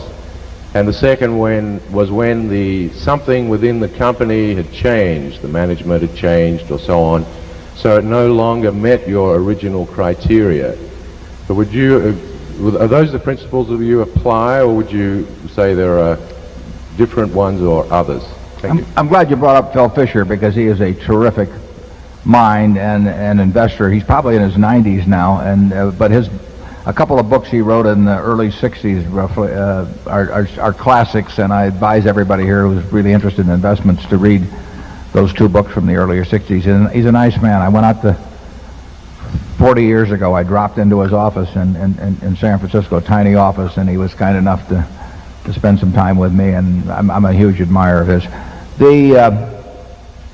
The criteria that we use for selling a business that we own control of are articulated in the annual report under the ground rules. So in terms of businesses that we own, we have set forth, and I direct you there, we've written those same ground rules every year since 1983, and actually we had those in our head for decades before that. And we have this quirk, which you should understand, and we want our shareholders to understand it, that even though we got offered a price that was far above its economic value as we might calculate it going in, but if we got offered a price for that for a business that we have now, we have no interest in selling it. We don't break off the relationships that we develop simply because we get offered a fancy price for something, and we've had a chance to do that sometimes. That may help us actually in acquiring businesses, because both of the companies that I've committed to buy in the last few weeks, both of them are very concerned about whether they have found a permanent home or not. And people who build their businesses lovingly over 30 or 40 or 50 years frequently care about it. A lot of people don't care about that, and that's one of the things we evaluate when buying a business. We look at the owner and we say, do you love the, in effect, we ask ourselves, does he love the business or does he love the money? Nothing wrong with liking the money. In fact, we'd be a little disappointed if most of them didn't like the money, but in terms of whether the primacy is loving the money or loving the business, that's very important to us. And when we find somebody that loves their business and likes the money but loves their business, we are a very, very desirable home for them, because we're just about the only people that they can deal with of size where we can commit that they are going to be part of this operation really forever, and be able to deliver on that promise. I tell sellers that the only person that can double cross them is me. I can double cross them, but there's never going to be a takeover of Berkshire. There's never going to be a management consultant come in and say, I think you better do this. There's never going to be a response to Wall Street saying, why aren't you a pure play on this or that, and therefore you ought to spin this off. None of that's going to happen. And we can tell them with 100% assuredness that for a very long time, that if they make a decision to come with Berkshire, that decision will be the final decision as to where their company resides. So unless of those couple conditions which are extremely unusual that are described in the ground rules prevail, we will not be selling operating businesses, even though someone might offer us far more than logically they're worth. The question about stocks, is we're not quite with Phil Fisher on that, but we're very close. We love buying stocks where we think the businesses are so solid, have such economic advantage that we can essentially ride with them forever. But you've heard me talk about newspapers earlier today. We would have thought newspapers 20, 25 years ago, I think Charlie and I probably thought a daily newspaper, in a single newspaper town, which practically all are, is probably about the solidest investment you could find. We might have thought a network TV affiliated station was about as solid as you could find. And they were very solid. But events have, over the last 20 or 25 years, have certainly changed that to some degree, and maybe to a very, very big degree. So we will occasionally reevaluate the economic characteristics that we see 10 years out from the ones that we saw 10 years ago, and maybe come to a somewhat different conclusion. The first 20 years of investing for me, or maybe more, my decision to sell almost always was based on the fact that I found something else I was dying to buy. I mean, I sold stocks at 3 times earnings to buy stocks at 2 times earnings 45 years ago, because I was always running out of money. Now I run out of ideas. I've got a lot of money but no ideas. And I'm not sure which is better. What do you think, Charlie? I think you were way better off when you had 50 years ahead of you and less money. I still think I have 50 years ahead of me, Charlie. You want to elaborate any more on selling? Yeah, we almost never sell an operating business, and when it does happen, it's usually because we've got some trouble we can't fix. Okay, number 7. Hello, I'm Martin Wiegand from Chevy Chase, Maryland. Oh. And though you've given yourself a D in capital allocation, on behalf of the shareholders, we would like to give you an A+ in honesty in accounting, temperament for a long-term investing view, and hosting an annual meeting. Thanks.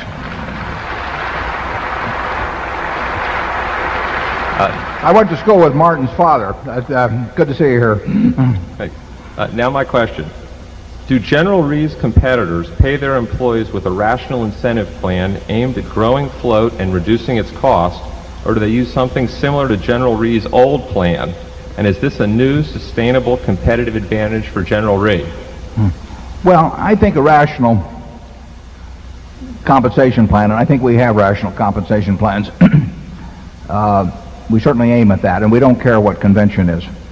Over time, we'll select for people who are rational themselves, who have confidence in their abilities to deliver under a rational plan, and who really appreciate operating in that kind of an environment. Now, who wouldn't want a lottery ticket? I mean, if anybody here wants to buy a few lottery tickets at the lunch break and come up and present them to me, I'll be glad to take them.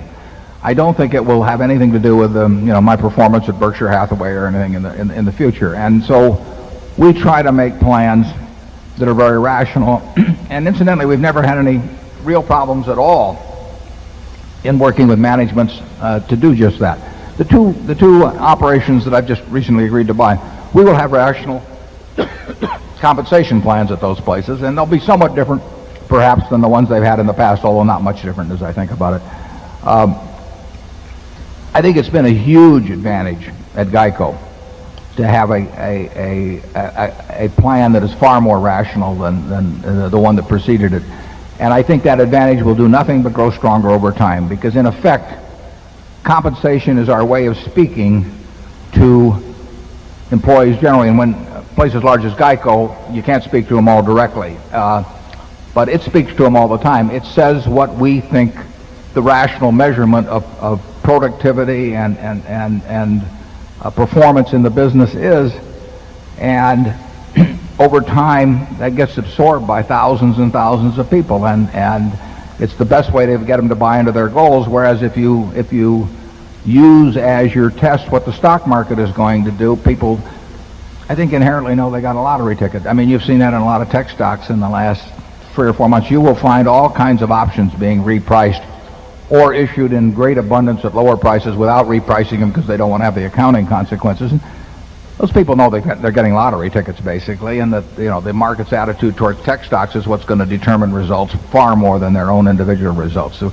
it's silly to think of somebody working very hard at some very small job at Berkshire with our aggregate market value of $90 billion, thinking that their efforts are going to move the stock. But their efforts may very well move the number of policyholders we gain or the satisfaction of policyholders, and if we can find ways to pay them based on that, we are far more in sync with what they can do, and they know it makes more sense. So I hope our competitors do all kinds of crazy things on comp and everything else. I mean, the more dumb things they do, the better life is for us. And I think that, well, we've had incredible success at keeping managers. I don't think there's probably any company in the United States of size that has had better luck on that than Berkshire, and partly it's because we appreciate in terms of the comp plan, and partly because we just appreciate generally managers that do a terrific job for us, and we've got the best group in the world. Charlie? Yeah, here again we're very much out of step with the conventions of the world. When I read annual reports, and I read a lot of them, I'm very frequently irritated by the presence of things that are totally absent from the Berkshire Hathaway annual report. I think promising people free medical care forever between age 60 and the grave, and maybe for a younger spouse after the grave of the first one, regardless of what's invented and regardless of what it costs. I don't see anybody who cared about the shareholders would be making promises like that. There's a lot of insanity in conventional corporate conduct on the pay front, and but if convention determined what was sane and what was insane, we're the oddballs. I mean, we're the unusual example. I think it's very subconscious on it. But I think sometimes the desires of the top person to get an outrageous amount gets pyramided through the organization, because if they're going to have some scheme that rewards them based on a lottery ticket, they feel they have to give lottery tickets to everybody else, although on a much reduced scale. And they really do. I mean, it's just it becomes accepted, and of course then you hire consultants and come around and say, well, you're getting more lottery tickets at someplace else, and we've got some added new schemes. It becomes very reinforcing. But what has happened at the top level is really unbelievable. I mean, if an executive said to his company, I want an option on just for working here, I want an option on $300 million worth of S&P futures for the next 10 years, you know, people would regard that as outrageous. They'd say, what have you got to do with that? But in effect, if they get one on their own stock and it goes up based on the fact the S&P appreciates over 10 years, they think that that's perfectly acceptable to have that kind of a ride. So I would say that, you know, there's been a lot of talk about the huge gap between, you know, that exists in pay, but it seems to me that the primary gap that is eating at American CEOs is the gap between the rich and the super rich. That seems to be motivating the adoption of many plans. It's gotten out of hand, but it isn't going to change. The CEO has his hand on the switch as a practical matter. I know people and I've been on them myself, but on comp committees, and as a practical matter, you don't stand a chance. Yeah, a lot of the corporate compensation plans of the modern era work just about the way things would work for a farmer if you put a rat colony in the granary.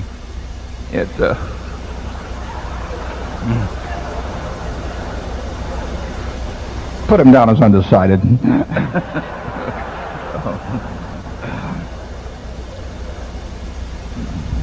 Good to see you, Martin. Okay, let's go to 8. Good morning, Mr. Buffett and Mr. Munger. My name is Ram Tarakard from Sugar Land, Texas. I've been a Berkshire shareholder since 1987 and always battling with the idea of what really is the intrinsic value for the company. We have seen that over time, a change in book value is a vague indicator of the change in intrinsic value of Berkshire. Although in absolute terms, you have said again and again that intrinsic value. In calculating the book value of Berkshire, our partly owned businesses like Coke and Gillette are valued at their market value. This component of book value fluctuates, often irrationally, depending on the mood of the market. Do you think that using a look-through book value, just like you use look-through earnings, is a superior measure for tracking changes in intrinsic value? In fact, I had written a letter to you last August, and I was very pleased to get a response from you personally saying that this approach makes sense. My question is, does this approach really give you a better measure for tracking intrinsic value? And if so, would you consider publishing it in the annual report? Thank you. Yeah, thanks for the question. I would say that, I'm not sure how you phrased it when you wrote me and how I phrased it going back, but look-through book value would not mean much, actually. The very best businesses, the really wonderful businesses, require no book value. We want to buy businesses really that will deliver more and more cash and not need to retain cash, which is what builds up book value over time. Admittedly, the prices of marketable securities at any given time are not a great indication of their intrinsic value. They are far better, though, than the book value of those companies in indicating intrinsic value. Berkshire's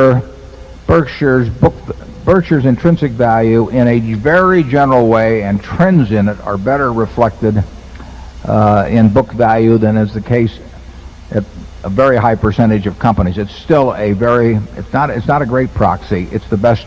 It's a proxy that is useful in terms of direction, in terms of degree, in a general way over time, but it's not a substitute for intrinsic value.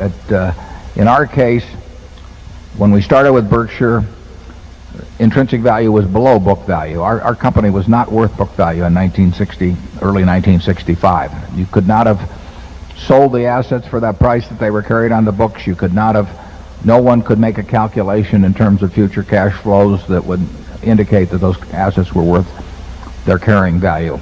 Now it is true that our businesses are worth a great deal more than book value, and that's occurred gradually over time. So obviously there are a number of years when our intrinsic value grew greater than our book value to get where we are today. Book value is not a bad starting point in the case of Berkshire. It's far from the finishing point.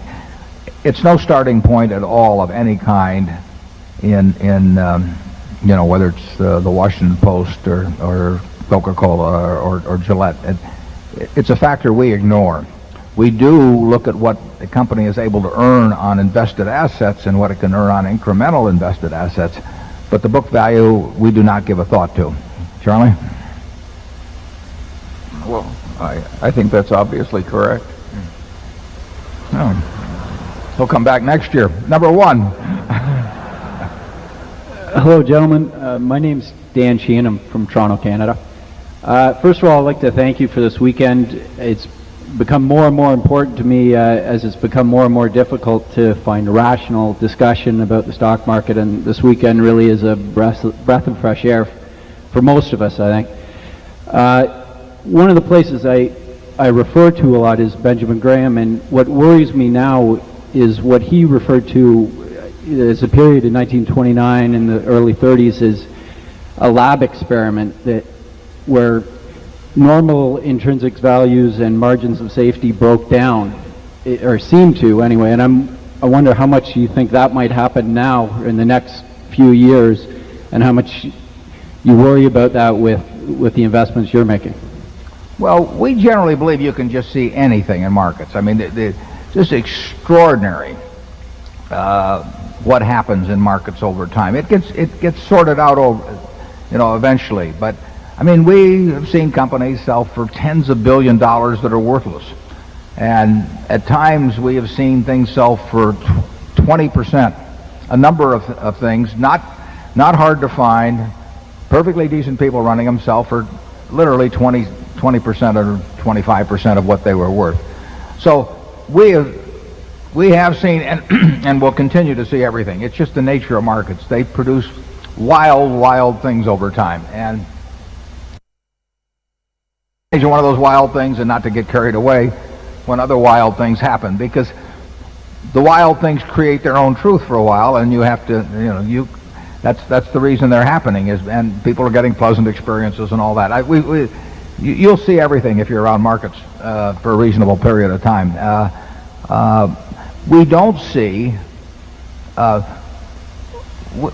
any great cases of dramatic undervaluation by this market. So it isn't like we're seeing, because there's perhaps this speculative mania in a particular area of the market. We do not see that creating incredible undervaluation other places. What's happening there may lead to undervaluation, a few years from now, or it may not. I don't know that, but it isn't like you can find things that are worth double or thereabouts what you're paying, because frankly there's so much money sloshing around that if you found such a thing, it would be very likely corrected by some buyout types. I mean, we would love to find businesses that are selling for half of what they're intrinsically worth. We don't find that. We do find a lot of cases where we think the valuations on the high side are unbelievable. We have been in periods in the past where we felt almost everything was being given away too. So you'll get those extremes. Most of the time the market's in a position where there's a little of both, but every now and then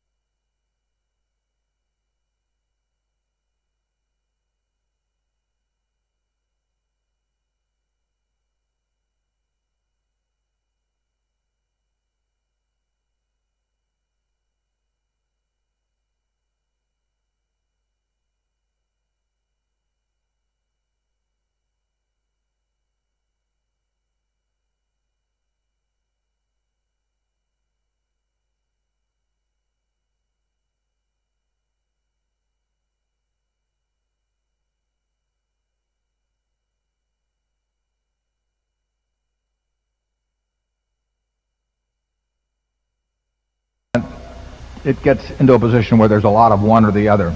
And we would love it if we could find a lot of reasonable sized companies that were selling at what we thought were half of the intrinsic value. We're not finding them. Charlie? Well, I do think that the present time is a very unusual period. It's hard to think of a time when residential real estate and common stocks and so on rose so rapidly in price, and there was so much easy money floating around. I mean, this is a very unusual period. What's fascinating, and I'm sure you thought of it, is that you can now have a business, saw a few of them, earlier this year, we'll say, that might have been selling for $10 billion, where the business itself could not have borrowed probably $100 million in debt with an equity valuation of $10 billion. But the business itself would not, as a private business, would not have been able to borrow $100 million. But the owners of that business, because it's public, can borrow many billions of dollars on their little pieces of paper because they have this market valuation. If it's a private business, the company itself couldn't borrow 1/20th or so what the individuals could borrow. That's happened to a degree before, but this has probably been as extreme as anything that's happened, probably including the 20s. That doesn't mean there's a parallel to it, but it's been pretty extreme. Charlie? I think it probably is the most extreme that has happened in modern capitalism. In my lifetime, I would say the 30s were it created the worst recession in the English-speaking world in 600 years. And it was very extreme. You could buy all you could eat in Omaha all through the 30s for a quarter from Henderson's cafeteria. And now we're seeing the other face of what capitalism can do. And this is almost as extreme as the 30s were, but in a different direction. It's zero unemployment, rampant speculation, et cetera, et cetera. It's an amazing period. That does not make it easy to predict, however, the outcome. No. It says to us, though, certain things we want to stay away from. I mean, basically, it's precautionary to us. It does not spell opportunity, although there's no question that in the last year, the ability to monetize shareholder ignorance has never been exceeded, I think. Wouldn't you say so, Charlie? Okay, number 2. Good morning, gentlemen. David Wynn, Jersey. Thanks again for Berkshire Fest 2000 and having it on Saturday for those of us who tap dance to work on Monday. Over the previous 30 years or so, Berkshire has been a tactical participant in the insurance business. With the acquisition of Gen Re and the broadening of Geico's scope, the company's been transformed into a mainstream activity. How will this transformation result in growth and low-cost float over time, i.e., how do you avoid becoming average? And to follow on with the very perceptive 10-year-old from California's question, will Berkshire's newspaper interests be able to make the successful transformation to the new electronic world, especially the unique content of the Washington Post? Thank you. Those are both good questions. I think to answer your second one, I think the Buffalo News will do just as well as if you take the top 50 papers in the country in making a transition. How well the top 50 will do is really an open question. But there is, the industry factors will, in my view, just overwhelm any specific strategy, because any strategy it's so easy to copy in the internet. That's one of the problems of the internet. It's one of the problems of capitalism. I mean, if you open a restaurant that's successful, somebody's going to come in and figure out what your menu is and how, the whole thing, and then they're going to try and do it in a little bit better location or a little lower price or whatever. That's what capitalism's all about, and it's terrific for consumers. The internet accentuates that process. I mean, it gives everybody in the world real estate. There are no prime locations to speak of. I mean, I can give you the argument for how you develop one and all of that, but it really changes the world in a big way. If you were at 16th and Farnham in Omaha in the 20s with Woolworth, that's the place where the streetcar tracks crossed. And a whole bunch of them were going north-south there and east-west, and there wasn't any better real estate in town. I'm not sure if that's worth as much now in nominal dollars as it was in the 1920s. And that looked permanent instantly. Who was going to rip up the streetcar tracks or in 1910 or whenever it was? So now you rip up the tracks every day, and so the fluidity is incredible in terms of moving economic resources around compared to what it was. The newspaper industry is going to try and figure out how to be a very important information source in a new medium. And it may solve that problem to a degree and still have lousy economics. That's unfortunately, the newspaper industry is always, historically, the way the industry structure worked, once you got into the majority of households and everything, somebody else could bring out a way better paper, but it wasn't going to go anyplace against you. I mean, you had such structural advantages that you could put your idiot nephew in, and he would do fine, wonderfully, and he nothing could happen to him except when this different medium came along. Now you can put in a genius, and whether that will make any difference is an open question. I would say that it's quite doubtful. If you own a newspaper, you want to do everything that you can think of, and fortunately everything anybody else can think of, because you can copy them so fast. And it may work in terms of product, and it may not work in terms of product, and it may work in terms of product and still not work in terms of economics very well. And I don't know the answer to that question. I know that we will play it out at the Buffalo News, for example, as strongly as we can. I don't think other people are going to get way better results than we are. I don't know what the other people what their results are going to be and how it will work. It would be crazy to sit on the sidelines and simply ignore what's going on. So we will do our darndest to have good economics when this is all through, but nobody knows how it's going to play out, in my view. The question about insurance, about whether we become average is not going to be good in insurance. Average is going to be terrible in insurance over time. It's not it's a commodity business in many respects. And if you are average, you're going to have a very poor business. You may limp along because you got a lot of capital of supporting the lousy business, but it's not it won't be per se.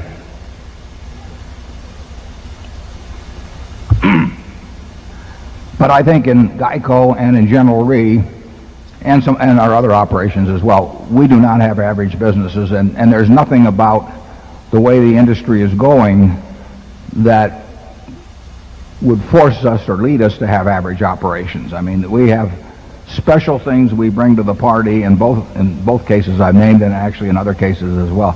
We have things we bring to the party that should make us considerably better than average. It'll show more in some periods than others, and it'll be different in the way it is applied at Geico or at General Re or at National Indemnity's reinsurance operation.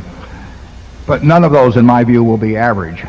But average, and there will be a lot of average by definition, average is not going to be good. The other problem about it is average is not going to go away either, so that is an anchoring effect to some extent on what even the skillful operator can achieve. I think insurance will be a very good business for us over time. Charlie? Yeah, every once in a while, we have a business sort of die under us. Trading stamps is now off 99.75% from its peak volume, and we were able to do nothing to prevent that except wring all the money out and multiply it by about 100.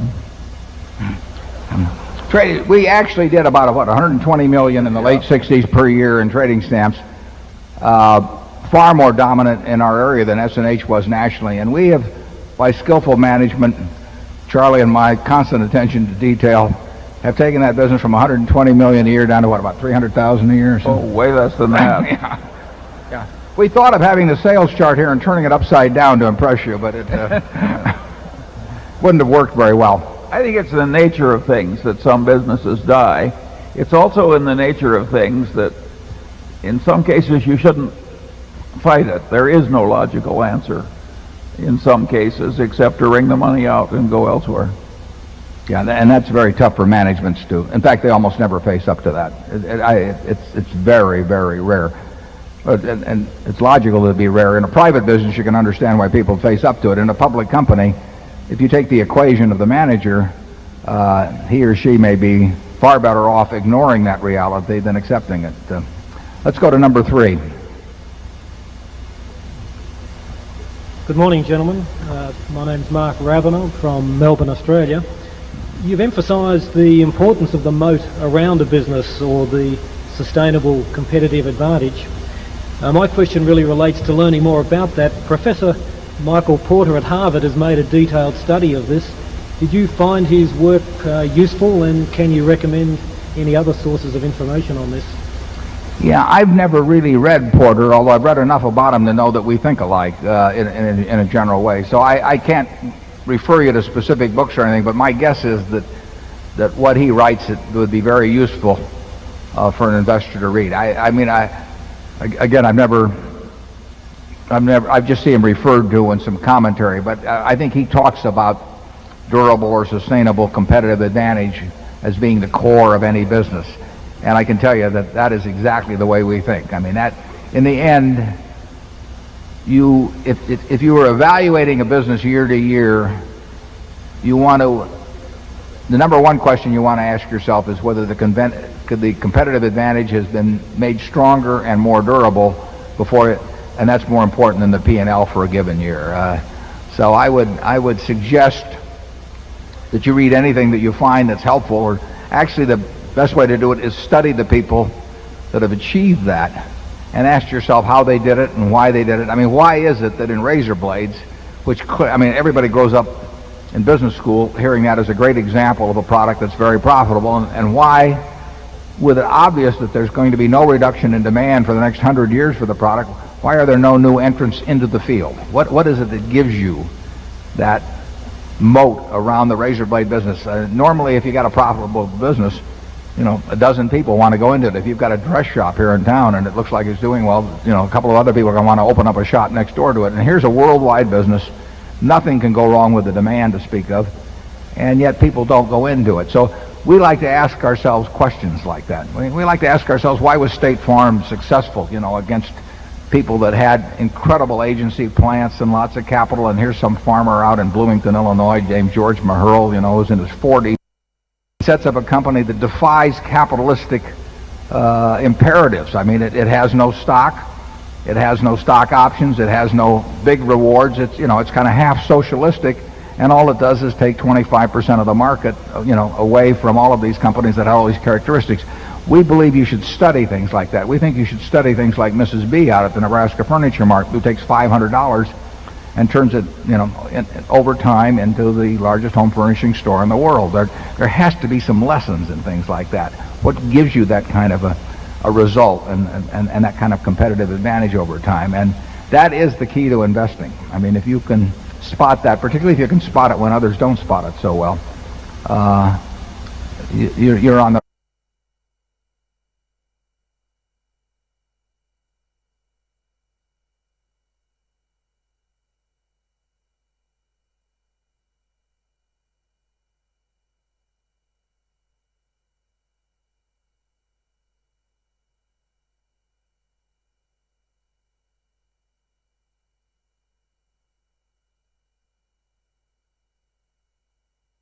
you will do very well, and we focus on that. Charlie? Yeah, these factors, every business tries to turn this year's success into next year's greater success. and they all use pretty much every advantage they have in every direction from this year to make next year's better. Microsoft did exactly that year after year after year and happened to win big.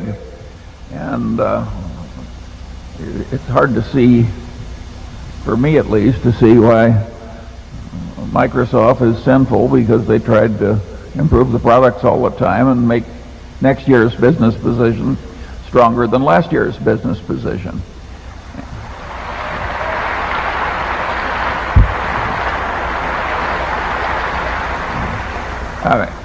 If that's a sin, every subsidiary of Berkshire is a sinner, I hope. Yeah. We declare ourselves for sin. At this moment, I think we have a small interruption in the program here. Charlie, on your left.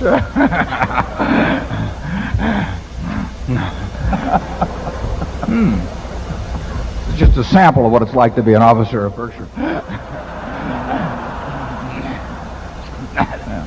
Oh, okay.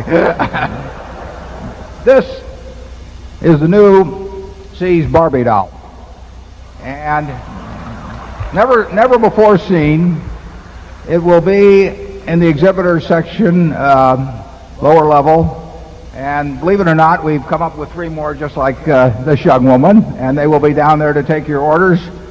We can't ship them now. We won't charge your credit card until they're available for shipment, which will probably be, I guess, around September or so. But we wanted our shareholders to be the first ones to have a shot at this new product, and the model is not included in the delivered price.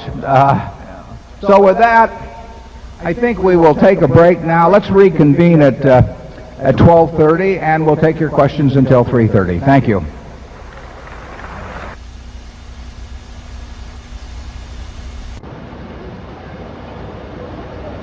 Okay, if Area 1 is ready, we're ready to start answering.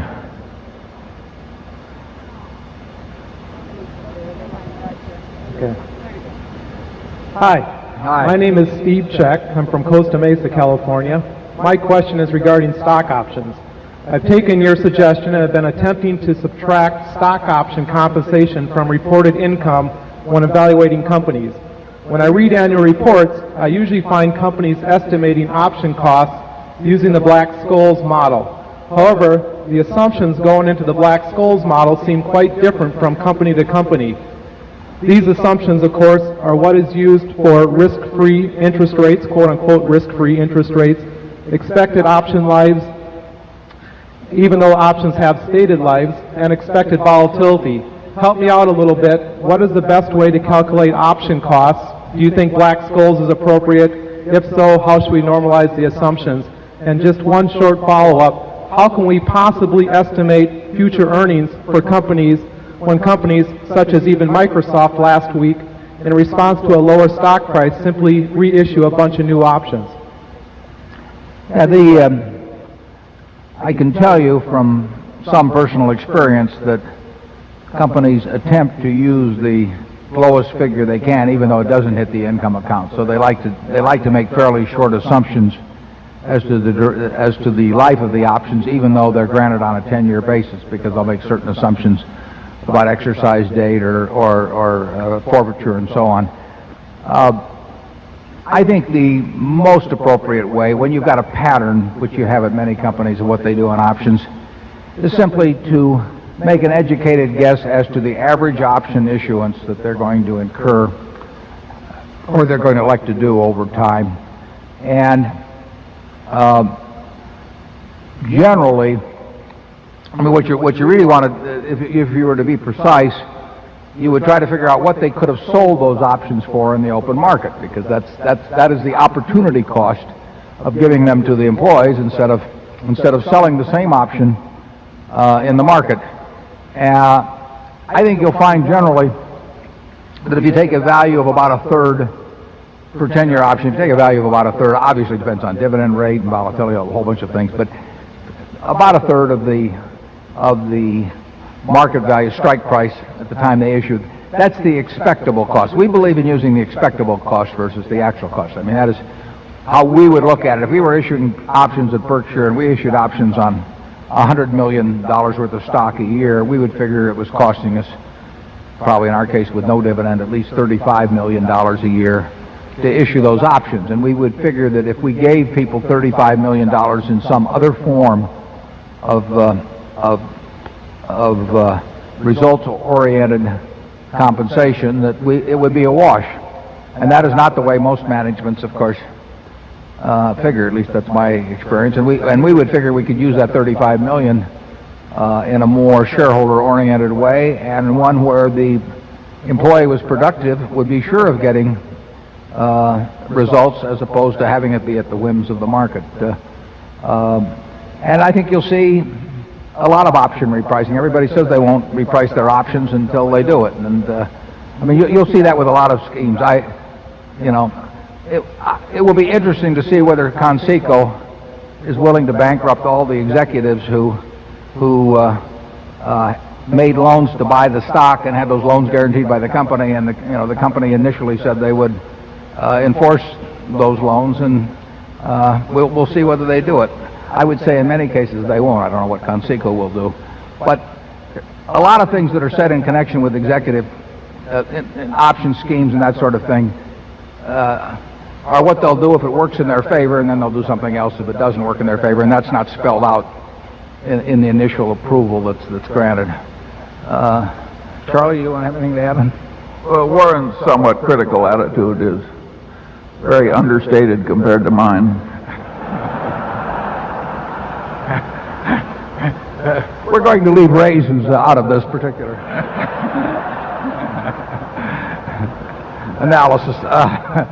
Let's go to area 2. We do believe, incidentally, I mean, if a company is going to end up giving out 10% of the over a 10-year period, or 15% on options, that is like buying an apartment house and letting the seller keep a 10 or 15% interest in the upside, or it's like buying an oil field and giving somebody a 10 or 15% interest-free override. It changes the value of the property. Make no mistake about it. It has a huge economic impact on the value of a property. And just go out and try and sell your house and say, I want to keep 15% of the appreciation in it, and ask the buyer whether he's going to pay the same price for the house. Options subtract value the moment they are granted, and like I say, unless some companies follow a practice of making a mega grant every 3 or 4 or 5 years, a lot of them just issue a fairly constant amount annually, and you can figure out the cost, and they don't want to tell the shareholders there's a cost, and that's why they fought through Congress and everything else in order to prevent it from being the truth. But Galileo had that problem many years ago and finally won out, so maybe we will too. Yeah, area 2. My name is Dennis Jean-Jacques from Chatham, New Jersey. I first would like to thank you personally for taking the time out of your busy schedule to visit MBA students throughout the country on a regular basis. In fact, I consider your visit to the Harvard Business School campus many years ago my personal rational awakening. My question is in regard to Dun & Bradstreet. Many academics would argue that two of the many factors that determine a firm's sustainable competitive advantage are the threat of new entrants through imitation and the threat of substitution through technological advances such as the internet and things of that nature. My question is, how deep is the moat around Moody's and the operating company?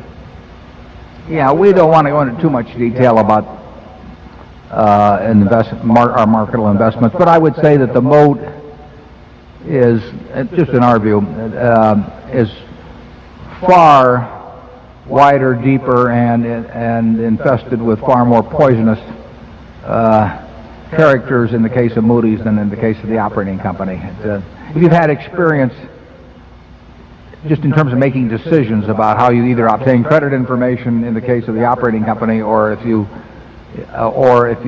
want to obtain ratings on securities or something, I think you'd conclude that Moody's is a much stronger franchise than the operating company. Doesn't mean the operating company can't turn out to be a better business. It might have more upside under certain circumstances too.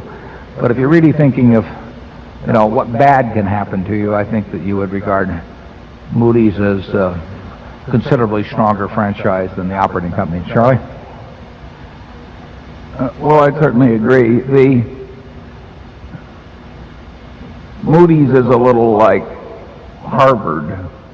It's a self-fulfilling prophecy. I hate to think of how much you could mismanage Harvard now and still have it work out pretty well.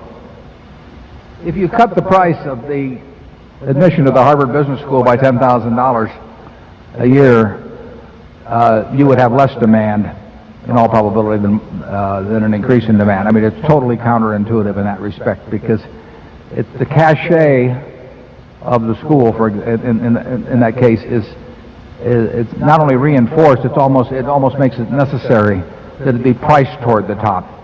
So you can throw away the demand and supply curves that they teach you in Economics 101 on something like that. I have a little fun when I attend business schools, because I ask them, what the definition of a wonderful business is, and we go through all this stuff, and then I say, I tell them that really the best business I've seen is the Harvard Business School or the Stanford Business School, because the more they increase the price, the more people want to get in, and the more people think the product is worth. And that is a marvelous position to be in. And I thank you for your comments on the, I was lucky enough to have a great teacher in Ben Graham at Columbia, and Ben didn't need to go up to Columbia once a week on Thursday afternoon to talk to a bunch of us. I really feel I enjoy sort of passing that along. I haven't had any original ideas in this field at all, but I had a terrific teacher, and it's fun to talk to students. You talk to a bunch of guys my age, nothing happens. I mean, they just want to be entertained. But they want predictions always and that sort of thing. So I don't do any of that at all. I'd rather talk to students, and I thank you for coming. Let's go to number 3. I'm 15 from St. Louis. Are you considering investing in energy and transportation companies, such as ones that deal with fuel cell and environmentally friendly energy resources? And if you are, will you thus be replacing any other energy-based investments you may currently hold, such as your newly acquired holdings in Mid-American Energy? I would say that energy and transportation, in the very broad sense, are both things that we've at least got a chance of understanding. So those are the kind of areas in which if we would think about making investments. We would probably think about it less in connection with new technology. We might expect the people who run Mid-American Energy to be thinking about that all the time, but Charlie would be better at it than I am, because he has a different background and thinks better about that anyway. In terms of evaluating newer technologies, I wouldn't be very good at it at all. But those fields they're big in terms of capital investment, for one thing, so they're very big fields. And then secondly, we would probably think we were capable of evaluating the potential some years down the road of many companies in energy and transportation. So those would be fields we would consider. And of course, as you mentioned, we made an investment in Mid-American Energy. I doubt if the technology changes dramatically in any near term as to the product that they're delivering, but if there were changes on the horizon, I think we've got the management there that would be very good at spotting that ahead of time and capitalizing on it in the proper way. I wouldn't take that function on myself. Charlie? Well, historically, we've done very little in either field, and mostly the past is a pretty good guide to the future. Historically, the transportation field, I mean, it's been a terrible place to have money, and whether it's been in airlines or in the rails, we've mentioned Value Line from time to time. If you go to the rail transportation section and just run your eye across on the revenues and look at the capital investment, the amount of capital required to produce incremental revenues is horrible. And on the other hand, there's not much alternative here in the game to doing that. So many railroads will spend hundreds and hundreds and hundreds of millions of dollars, and it will not move the top line hardly at all. The ones where the top line has changed is where there's been acquisitions or mergers. Airlines, you see just the opposite. You see this great movement in the top line, but again, a disastrous amount of capital investment and very little in the way of returns. So it hasn't been a great field. Most fields that require heavy capital investment, most of the time they don't turn out very well over time. There are plenty of exceptions to that, but if you find a business that has to keep adding up huge sums of money every year, there always will be a reason why they're doing it, but the net result after 5 or 10 or 20 years usually isn't very good. Charlie, got anyone? Area 4. Good afternoon, Mr. Buffett and Mr. Munger.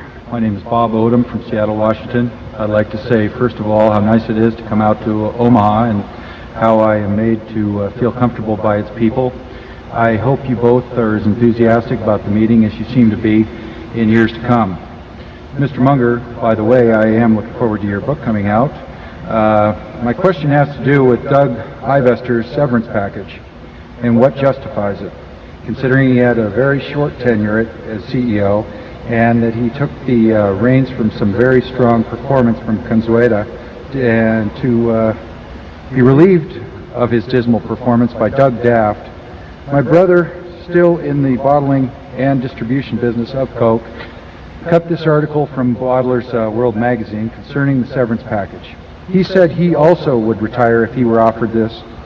$97.4 million in stock, $3 million per year for 2000 to 2002, $2 million per year 2002 to 2007, $1.4 million per year from 2007 for the rest of his life. Anyway, I don't see how car and cell phone, he gets that. That's a Mercury Grand Marquis and mobile telephones, laptop computer, and the like. I don't know why you'd need that. Anyway, I've been wondering how you voted on this, whether you supported it or not, or what degree, considering executive pay at Berkshire hasn't risen, except perhaps for the CFO who last got a raise, I believe, in 1997. You asked, no, CFO's got a raise every year, but you asked whether I supported it. Yeah, I can tell you I supported it because with my 35% interest in 8% of Coca-Cola, I paid almost 3% of it myself personally. I probably paid more severance pay than any man in the history of the world personally. I was not on the comp committee, but I will say this. Doug Ivester did all kinds of really wonderful things for the Coca-Cola company over time. He for many, many years when Roberto was running things, Doug, and working with Don Keogh too, and you know, I had this firsthand from both of them. I wasn't in Atlanta, but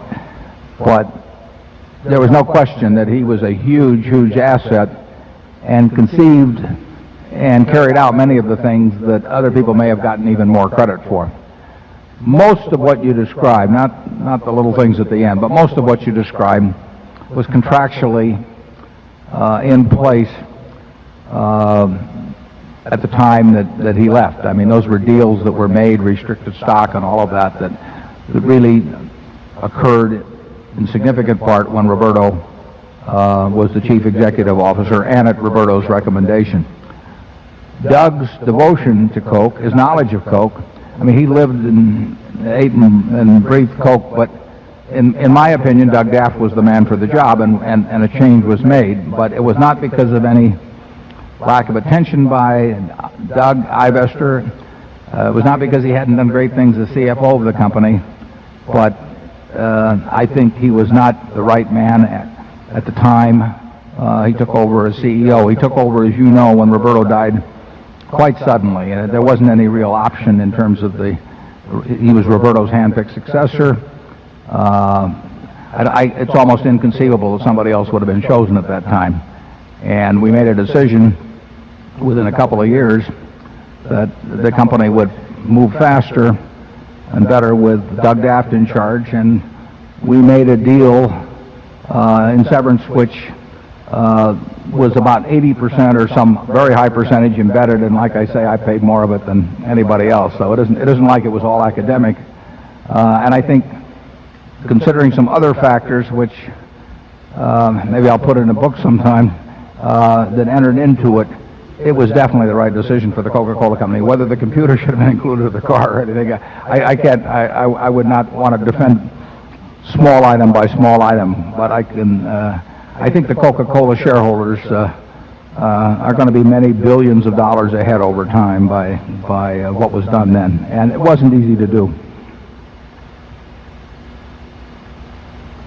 We'll go to 5. And Charlie, do you have anything to add on that? You paid a fair amount too. Generally speaking, I think it's a mistake for corporate America to create as much hostility as it does, which is based on the way it compensates principal officers of corporations. It is simply maddening to add a little clause that the corporation will scratch the guy's back for just tiny little bits of stuff that looks terrible. To me, that is extremely stupid. And I see it when a corporation helps him prepare his tax return for 10 years after he leaves and so forth. I think that makes a terrible impression on shareholders generally, and I think corporate America is crazy to do it. They get sold this stuff by these damn consultants. Yeah. I agree with Charlie, and it is true what Charlie says. We don't have a contract, at least that I can think of, at Berkshire. It's perfectly easy to run a company without them. We've got wonderful managers. You know, we've got things that might be called contracts. I mean, we've got deals with them in terms of we tell them what we work out compensation arrangements and all that. I can't remember a case of anybody that's been with us that ever has called in a lawyer or anything of the sort, you know, or we even had to reduce things to writing basically, and it works fine. And it is a little maddening, as Charlie says, to have a CEO, you know, show up with a lawyer with a 20-page contract. I mean, it's become standard operating procedure, and once you get a big public company with committees, consultants to the committees, consultants who usually are picked by the officers of the company, they look around at what everybody else is doing and say, well, that's the way the other guy does it, so I'll do it. I think the proxy statements of the last 20 years, what that's induced in the way of behavior by people at somewhat comparable companies that look at the proxy statements of their competitors and then say to their lawyer, well, you know, Joe Blow got this, why shouldn't I have it? It just escalates and escalates and escalates, and it ratchets, and it won't stop. I have never seen a compensation consultant come into a public company and suggest a plan that net reduces the cost of compensation.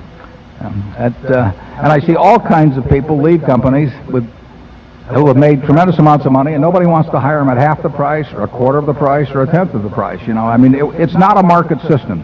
CEO compensation is not a market system, and it's not subject to market tests. And I don't know what you do about that particularly, but it doesn't seem to bother shareholders very much. The ones that could change I think it bothers them a lot, Warren. It's just they feel powerless.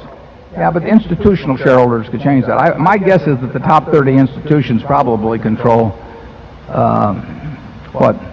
two-thirds of the big companies in the country, and they don't seem to care that much. They spend their time on what I regard as peripheral issues. Usually, they talk about other things. They get involved in rituals of corporate governance that frankly don't mean a damn in terms of how the company performs, and they seem to ignore these other issues. But you know, we got enough to do running Berkshire, so we can't reform the world on that. We will run Berkshire in a rational manner, and we have yet to hire a compensation consultant, and we've yet to lose an important manager.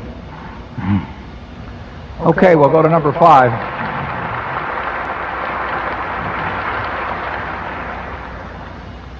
Hello. Hi. I am Diane Ryan from Prairie Village, Kansas.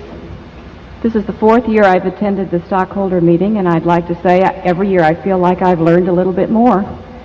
This year, my question is, do you see a deflationary trend in the global economy? And if so, what is your investment advice? Well, Diane, I'm no good on the macro questions, and I've proven that by being way too worried about inflation for probably the last 20 years. Fortunately, it hasn't made much difference, the fact that I've been wrong on that. So I don't really think my judgment is any better than yours at all in terms of assessing what's going to happen to global prices over time. My opinion would be that the world is not going into any deflationary situation. But you know, I've not earned any stars for my past economic predictions. And the good thing about my economic predictions, if I even do make them, is that I pay no attention to them myself. So I really and the way we pick our investments is we just don't get into the macro factors. I can't recall a time when Charlie and I have looked at a business, either buying it in its entirety or buying pieces of it through the stock market. I just macro conclusions are just never enter into the discussion. I mean, you know, I'll pick up the phone. We've had these two in recent months, and I'll tell Charlie about it. And you know, we talk about a few things, but we don't talk about anything remotely macro, and that's really the way it'll stay. You know, I've seen a lot of bank mergers recently, and one of the things they do, because they want to cut the costs and justify a merger, which they're dying to do. I mean, that's the reason they cut costs they wouldn't have cut if they weren't dying to do the merger in the first place and get bigger. But frequently, I know one in particular that I'm thinking of, that, you know, they'll cut out the economics department. You know, I always wonder why the hell they had it in the first place. You know, because what do they do? You know, I mean, the guy comes in, I says, I think GDP will be 4.6 this year instead of 4.3. So what? You know, I mean, you're still trying to make every good loan you can make, and you're still trying to take in deposits as you should be trying to cut costs wherever you can. It's got nothing to do with running the business, but you know, it's fashionable, and every bank had its economist and economics department, and when a big client would come in, they take them to lunch, and it always has struck me as it's just a lot of nonsense. You know, so if we ever get a economics department at Berkshire, sell the stock short. Number 6, please. No, Charlie, I didn't. No, okay. He'd rather eat peanut brittle. Hello, Mr. Buffett. Hi. Mr. Munger. My name is Aaron Wexler. I'm from Santa Maria, California. My question has 2 parts. The first part is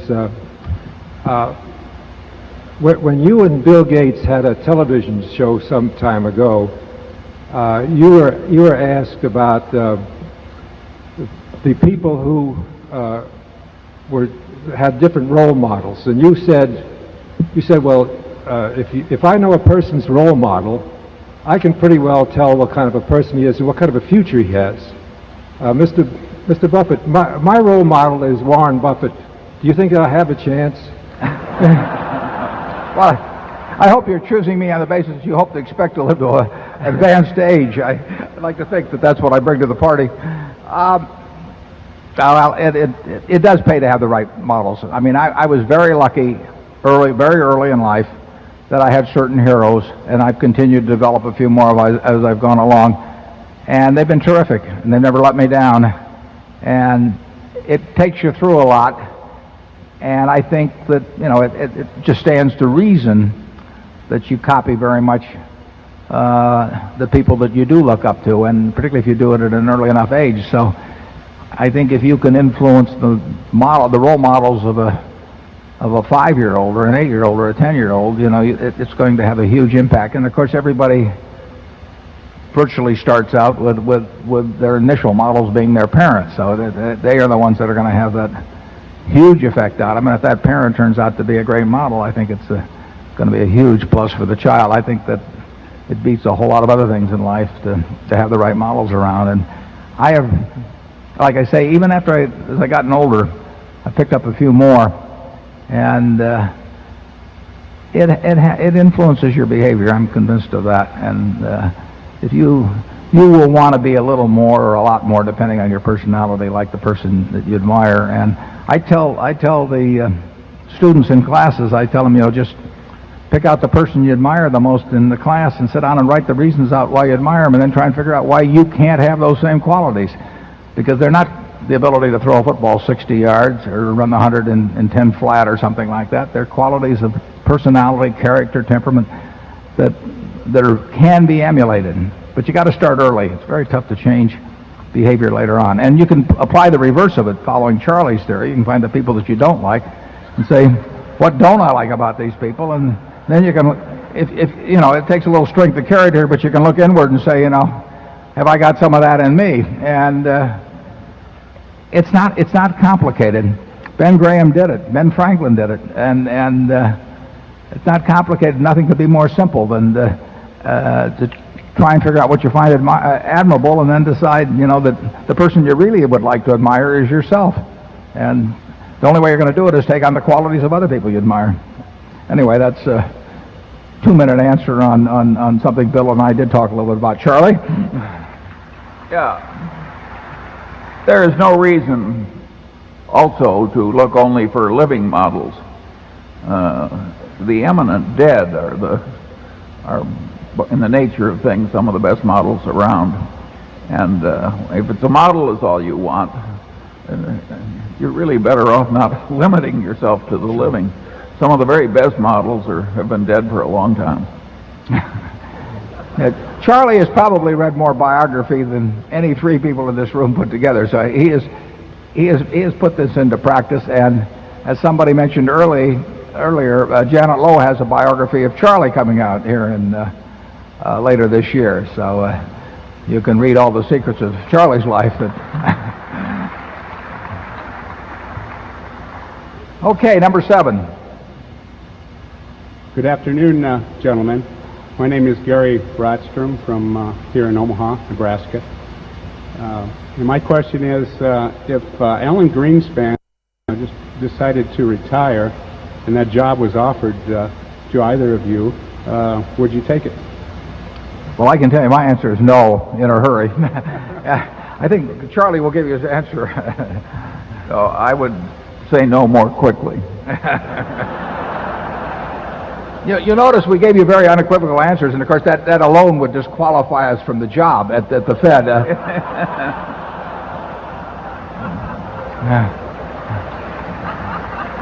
I think it was Alan that said to one senator, he said, since you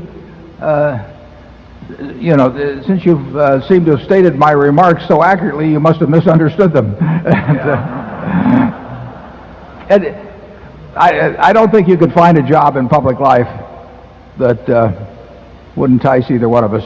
And the truth is we're having too much fun. I mean, we've got the best job in the world. We get to work with people we like and admire and trust every day of the year.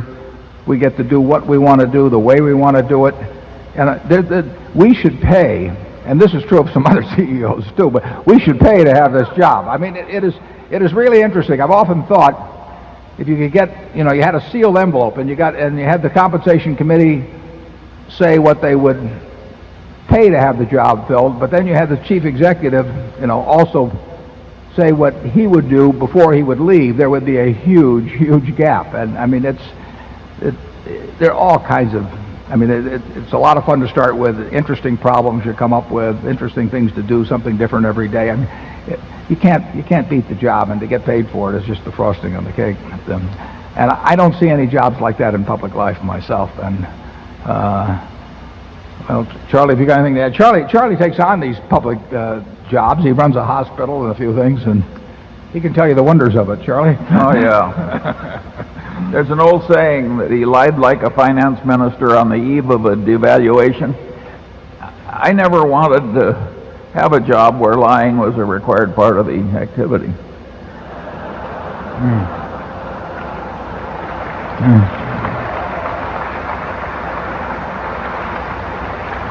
Number 8. Mr. Buffett, Mr. Munger, my name is Norman Rentrop. I'm from Bonn, Germany. I want to thank you very much for so patiently listening and answering and sharing yesterday and today. And I'm a shareholder since 1992, and this is my first meeting. I came here being inspired by Robert Miles' book, 101 Reasons to Own Berkshire Hathaway. And I was very careful listening to you, the reasons how you pick good people, that it's love for the business and not so much love for the money. And I'd like to hear a little bit more on your philosophies now that Berkshire Hathaway is more and more buying companies, on this, how you make sure that it's true love and how you pick people. It's a terrific question. I don't know exactly how to answer. Maybe Charlie will think of it while I'm stumbling around, but I think I can do that quite well, but I don't know of any way to give somebody else a set of questions to ask, or, you know, I don't know how to tell someone else how to select managers using those criteria. Do they love the business or do they love the money? It's very, very important. I mean, it's crucial because well, we see it all the time. I mean, you've got people around who love the money, and you see them in public companies and doing things that, you know, we wouldn't want to have associated with us. And on the other hand, if they love the business, and we tell, you know, I'll tell an owner this. I will say to him, you built this business lovingly for 50 years, or and maybe your parents before you, maybe even your grandparents. One of these businesses we're buying is fourth generation. And the clincher, in fact, I used it with Jack Ringwald back in 1967. I said to Jack, who would build it over a long period of time, do you want to sell this? You know, you want to dispose of this, the most, you know, your creation, your painting, or do you want some 26-year-old trust officer to do it the day after you die? And the thought of who was going to handle this masterpiece, which he'd created himself, was important to him. And I tell him, you know, if they want to put it in our museum, you know, we will make sure, A, it doesn't get resold, that it gets the proper respect, and that you can keep painting it. You know, we won't come in and tell you to use reds instead of yellows or anything like that. So even though it's a masterpiece now, you can keep adding to it. So we like to think that we're the Metropolitan Museum of businesses, and that we can get really outstanding creations to reside in our museum, but we've got to deliver the kind of museum to these painters of businesses, in effect, that we would want if we were doing the same sort of thing. To some people, that doesn't mean a damn thing. I mean, all they want to do is auction their business, you know, and they probably cheat on their figures a little in the last year or two before they sell it to dress it up, and they do all kinds of things. And they employ some investment banker who pretends that, you know, he's getting bids from other people to jack it up some more, and all. It's, you know, that's standard procedure for a lot of people. We have no interest in buying in with them at any price because we don't want to be on the other side of the table, you know, and for the rest of our lives with somebody that's going to do that.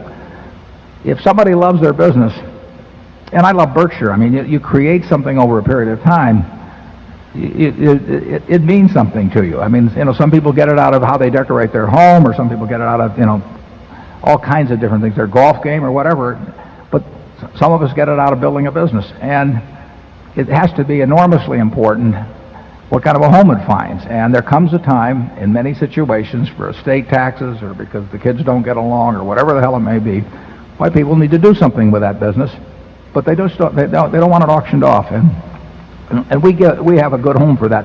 I think I can tell pretty well what people's motivations are when they come in with a business, and so far we've batted pretty well. We've made mistakes, there's no question about that, but in a sense I think they've gotten fewer over the years, and our disappointments with people have been very, very few. We've been wrong about the economics of the business sometimes, but that's our mistake, not theirs. We've seldom been wrong about the people, and I wish I could give you a checklist that you could go down and you could say, well, this guy loves the money, so he's going to be gone in 6 months, and this one loves the business, so as long as I leave him alone to do his job and appreciate what he does, and be fair with him, that he's going to stay around here as long as he can. Charlie, have you got any thoughts on how you separate these people out? I think our culture is very old-fashioned.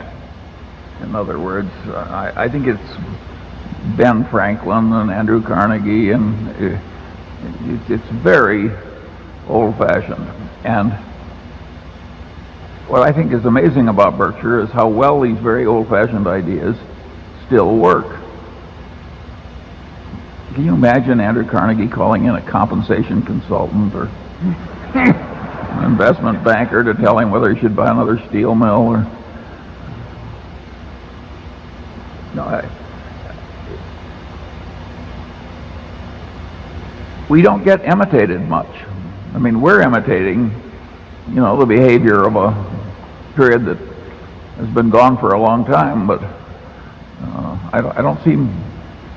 A lot of the businesses we buy are kind of cranky like us and old-fashioned. And I hope we continue it that way. They're sitting out there, Charlie. Yeah. Well, but I think the businesses do have standards. Seas has standards. It has its own personality, but maintaining standards is a huge part of it. Charlie hit on one thing in terms of the idea of asking investment bankers or somebody to evaluate the businesses you're going to buy. I mean, that strikes us as idiocy. If you don't know enough about a business to decide whether to buy it yourself, you better forget it. It does not make sense. You bring in somebody who's going to get a very large check if you buy it and a very small check if you don't. That displays a faith in human nature that would strain Charlie and me. It's a key point what you raise, and frankly, if I think there's anything we're good at, I think we're pretty good at what you're talking about there. It's an important part of capital allocation because we are not in a position to manage the businesses ourselves, and we want management as well as the business, and we've gotten it, and we've gotten it in spades from people that stay on and have done a terrific job for us, and it makes life a lot easier too. Let's go to number one again. Hello, Warren. Hello, Charlie. My name is Doug Patterson. I'm from here in Omaha. I teach down the road at the University of Nebraska at Omaha, and I teach in theater, which is also the greatest job in the world. And I have to say that I enjoy the theater you provide every year. Thanks so much. Thank you. Just sitting here, there's so many questions that come to those of us who've been sitting here for 3 or 4 hours. I've got 3 very disconnected questions. Okay, we'll do them one at a time. Cool. In terms of these tech stocks, you say that you don't understand them. Can you say if you think, I can't imagine you not understanding something. Oh, we understand the product. We understand what it does for people. We just don't know the economics of it 10 years from now. You can understand all kinds. You can understand steel. I mean, you can understand home building. But if you look at a home builder and try and think where it's going to be in 5 or 10 years, the economics of it, that's another question. I mean, it's not a question of understanding the product they turn out, the means they use to distribute it, all of those sort of things. It's the predictability of the economics of the situation 10 years out, and that's our problem. Right, and I'm not trying to provoke you into doing it. I'm glad you haven't, because I probably would have gone into cardiac arrest this last couple of months. Yeah, well, so would we. Yeah. So your projection is that you are not going to try to make an attempt to understand that. You think is it not comprehensible? Is that it? It's not comprehensible? Yeah, every business I look at, I think about its economics. It's built into me. It's built into Charlie. So it isn't like when if I'm with Andy Grove, or actually I knew Bob Noyce back at Grinnell in 1968 and 69 when they were starting Intel. When he talked to me about starting Intel, or anybody talks to me about a business, I think about its economics. I'll think about the economics of UNO, if we talk for 3 or 4 minutes. So it isn't that we shut off the valve. It's just that we don't get any place. We don't know what it'll look like. And it's, there are a lot of things in life that they're just beyond comprehension for many of us. And so you'd say that nobody really probably can understand this where it'll be in 10 years. Nobody could understand. We would be very skeptical about it. Yeah, I would say that, and incidentally, my friend Bill Gates would say the same thing. And actually, Bob Noyce Bob died some years ago, or Andy Grove, they would say the same thing. I've taken long walks with Andy, and they would not want to put down on paper their predictions about where 10 companies you would choose in the tech field would be in 10 years in terms of their economics. They would say that's too hard. Cool. A second question, again not related, but I've heard this question several times today, and it comes up every year. I'd like to couch it in sort of a different phrase. Let's say that you stepped outside of this building and were hit by a bus. Yeah, we've got one fellow who objects to that here as a shareholder. It's normally a truck. And he happens to be in the trucking business, so he... Or give it... Just so it isn't a Geico driver, but...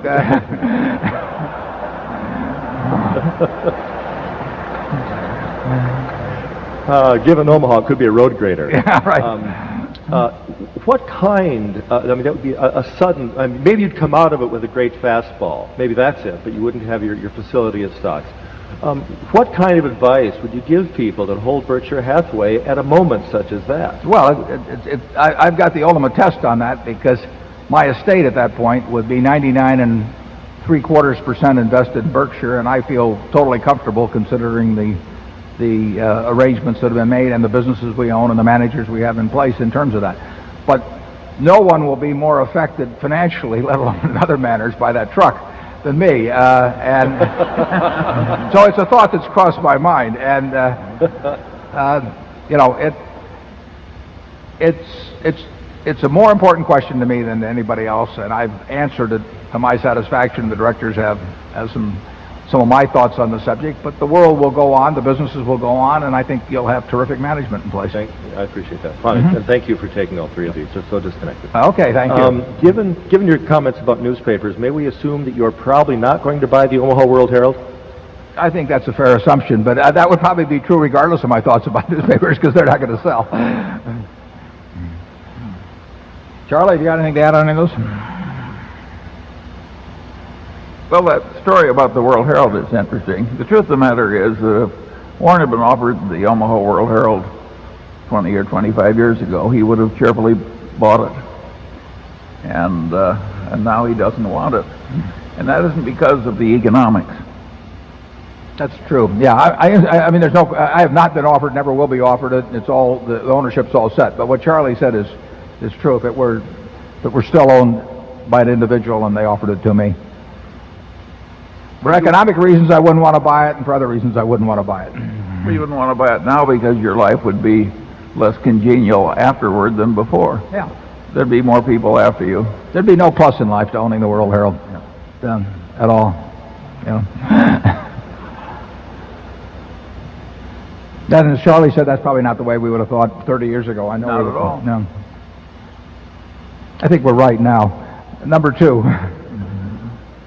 Hi, Howard Winston from Chicago, Illinois. I wanted to thank Charlie and you for your hospitality. My question is, Berkshire has benefited enormously over the years from the low cost of its float. Do you think the internet will make the insurance business more competitive and therefore raise the cost of your float? Well, that's a good question. I would say that the internet, from what I see now, is unlikely to increase the cost of Berkshire's float. It will have different effects on different aspects of our insurance business, and it will change the insurance industry in some ways, and I can't tell you exactly what, but you know that any system of distribution is going to be affected by something that changes the economics of distribution as much as the internet does. So there's no question it'll have an impact. I think in the end, the competitive advantages we have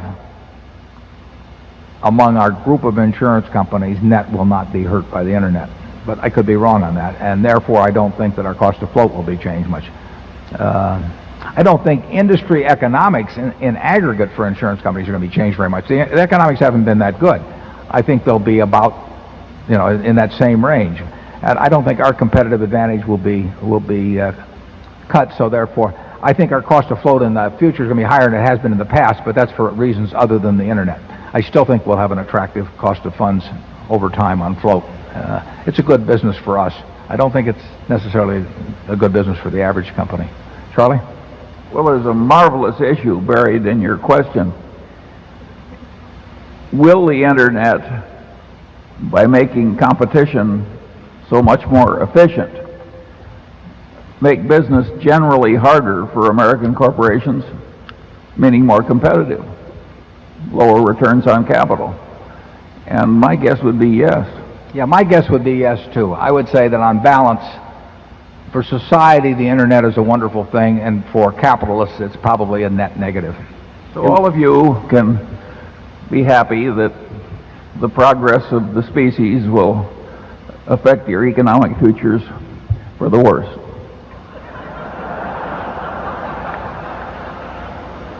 A sacrifice at which our ages were willing to do, but we wouldn't be at your age. Incidentally, I mean, there's plenty to think about there. The internet, I mean, if you analyze it, you have to think it's much more likely that it will reduce the profitability of American business and improve it. It will improve the efficiency of American business, but all kinds of things improve the efficiency of American business without making it more profitable. And I think that the internet is likely to fall into that category. So far, it's improved the monetized value of American business, but that will eventually follow the underlying economics of what the internet does. And I think it's way more likely to make American business in aggregate worth less than compared to what it would have been otherwise. By the way, that's perfectly obvious and very little understood. So there. Okay, number 3. Yes, good afternoon. My name is Tom Gaynor from Richmond, Virginia. And in the current environment, it seems that the attacks on the moats of wonderful businesses are coming from inside the castle in the form of option-based compensation, just as much as from outside competitors. One of your role models, Ben Franklin, said, even a small hole can sink a great ship. It seems like the holes are getting bigger. Can you discuss what, if any, forces may cause this to change? Is it a problem that will get worse or get better? My second is specifically in your role as directors of companies like Coke and Gillette. Are you seeking to change these practices? And what kinds of success do you expect there? Do they let you on the comp committee? And 3, if these compensation practices are irrational, does Berkshire benefit from this irrationality? Thank you. Well, to carry the castle analogy further, we not only look for a great economic castle, but we look for a great knight in charge of that castle, because that's important. He's the one that throws the crocodiles into the moat and widens the moat over time. And of course, the question is, you know, how much does the knight get of the castle for doing that? And I think, generally speaking, at Berkshire, you get a very fair deal in terms of the amount that we've got a lot of castles around, and we try to pay people fairly, but I don't think that the division is unfair between the owners of the castle and the knights that are around there protecting the moat. It's hard for me to imagine how the compensation practices, the question of how much the knight gets of the castle, how that changes in favor of the owners of the castle over time. The ratcheting effect is just unbelievable. No compensation committee in America will be listening to a consultant who walks in and says, I think your management should have an arrangement that ends up in them being in the lower half. And if no one wants to be in the lower half, believe me, the median is going to move up. I mean, there is no way around that. I mean, these people meet yearly or more often, and they sit there with a proxy statement of every other company in their business, and they pick out the ones that have the biggest numbers in them. And they say, well, gee, we need a management at least as good as this, and how are we going to attract people and all this other stuff? And it'll only ratchet upward. And I think that's a fact of life, and I think that it's important for shareholders to understand that. I've been on the board of 19 companies, not counting any Berkshire subsidiaries or anything like that. And I was on the last comp committee I was on was at Solomon. And I was chairman of the comp committee, I think. I may be wrong on that. There were 3 of us, and the other 2 guys were terrific guys. And the earnings came in one year, $100 million or so. I think it was 1990, below the previous year. and comp was up a fair amount. And I'd find that there'd been some earlier issues involved too, and I just said I couldn't swallow it anymore. And I voted against it. I can't remember whether I was chairman or not, but in any event, it was 2-1 against me. And I think it would have been 2-1 against me if I'd been chairman. And the other two fellows were perfectly rational. Say, how do we keep these people? And, how can we repudiate our management? All the sort of things you get. So as a practical, I've got one friend, terribly well-regarded businessman, and they don't throw you off the comp committee, they just don't renominate you. And he's been bounced from two of them simply by raising some questions about things you would find outrageous. I'm not on the comp committee. I've been on only one comp committee, and they saw what I did, so that was the end of it. People say, oh, we love your ideas, and you think creatively. We don't want to hear about your thoughts on compensation, and that it's understandable. And you run into some terrific cases of people. I mean, the fellow runs Fastenal, for example. I mean, they just outstanding. And there are a number of cases where people behave very well, but most of them, I don't think it's money so much. Sometimes I just think it's ego. They just can't stand to see some guy that they think is batting 280 and they're batting 300, and he's getting paid more money, and that process is endless. And that's understandable. It's like who gets top billing in a movie or something of the sort. People care about where their name is compared to somebody else's, and their name in this case is compensation. And I doubt if it reverses itself. Charlie? No, I think we can confidently expect that the situation will get worse. And I think we can confidently expect that is bad for Berkshire Hathaway to the extent that it's a passive shareholder in big corporations. There is one place where we get an advantage. Our own culture and attitude being so different, it does attract some of these people that own wonderful businesses. I mean, we literally, on occasion, find people for whom we're the only acceptable buyer. They don't like this culture of other big corporations any better than you do. And that does give us an advantage.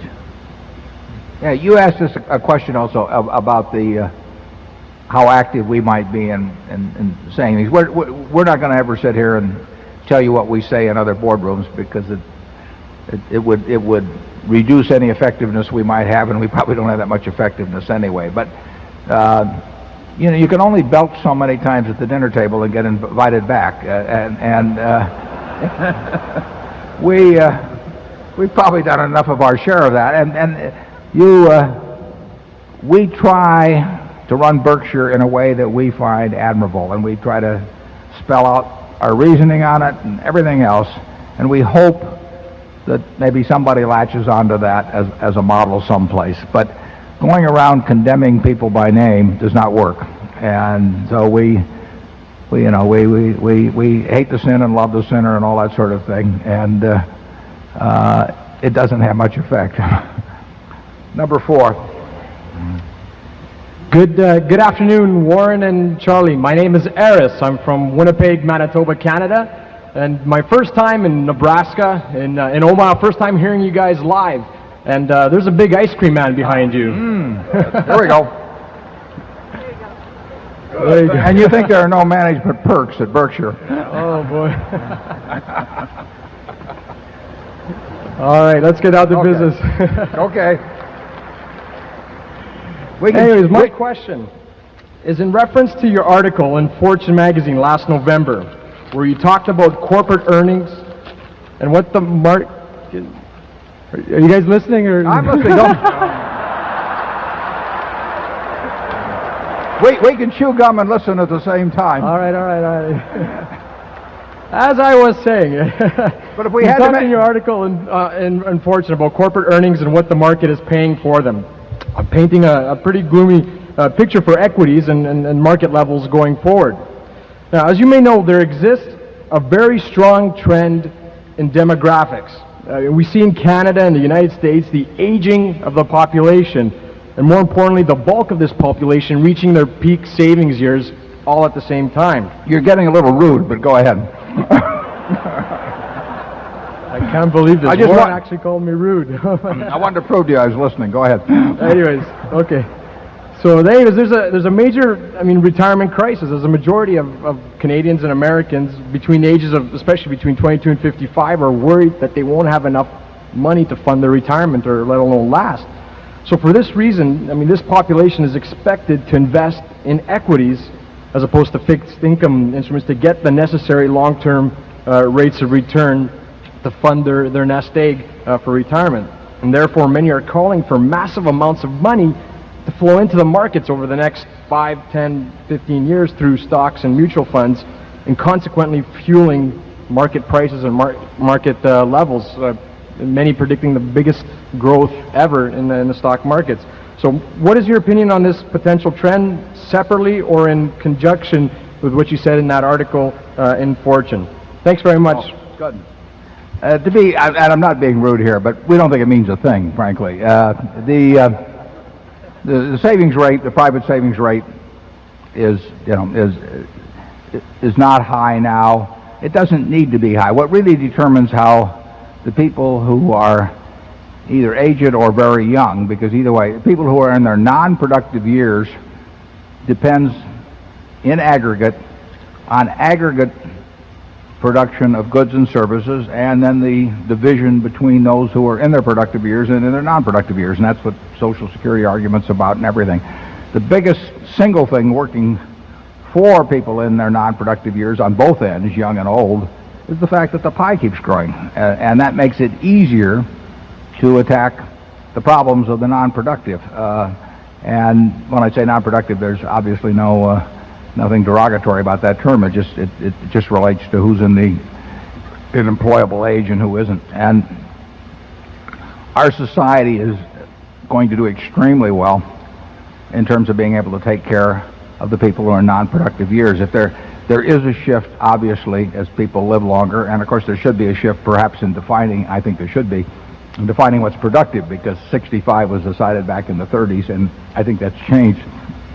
But the fact that the pie keeps growing is what makes the problem easy, and not easy, but it'll be easier 30 or 40 years from now, in my view, than it was 30 or 40 years ago, because there'll be so much more in the way of goods and services produced per capita that the productive can take care of the non-productive and the aged in a way that will be easier for them to sustain than it was in the past, when it's low amounts of output that strain society. When you get very small amounts of output or huge disparities in the division of that, that you put real strains on a society. But a society whose output is growing 3% a year and whose population is growing 1% a year is going to have way less in the way of strains than existed 20, 30, 50, 100 years ago. But we will need no big boom in savings or anything of the sort. The present savings rate will just do fine for the world. In the United States, I'm not speaking I shouldn't speak to the whole world on that. Charlie? Well, generally, you can say that stocks are valued in two different ways. One, they're valued much the way wheat is valued, in terms of its perceived practical utility to the user of the wheat. And there's a second way that stocks are valued, which is the way Rembrandts are valued. And to some extent, Rembrandts are valued high because in the past they've gone up in price. And once you get a lot of Rembrandt element into the stock market, and you fuel the stock market with massive retirement system purchases, you can get stocks selling at very high prices by past historical standards, and that can go on for a long, long time. That's what makes life so interesting. It isn't at all clear how it's going to work out. It isn't even clear what the level of interest rates is going to be. And nobody in this room ever expects to see 3% interest rates continue for a long time again, but that could happen. That would have an enormous effect on the price of equities. You live in a world where you can't really predict these macroeconomic changes. Oh, you can argue that increases in savings will drive down the returns on capital. The more capital is around, that the lower the returns will be on capital. But I don't think it will help you make any decisions about businesses, over your lifetime by thinking about matters like that. I mean, we're a little biased on that, but you'll find all kinds of guys that will tell you. I mean, that's what books are written about, because everybody likes predictions in books. So you get all. Go ahead. In addressing this question, you can see that we have acted much as one of my old Harvard law professors acted. He used to say, "Let me know what your problem is, and I'll try and make it more difficult for you."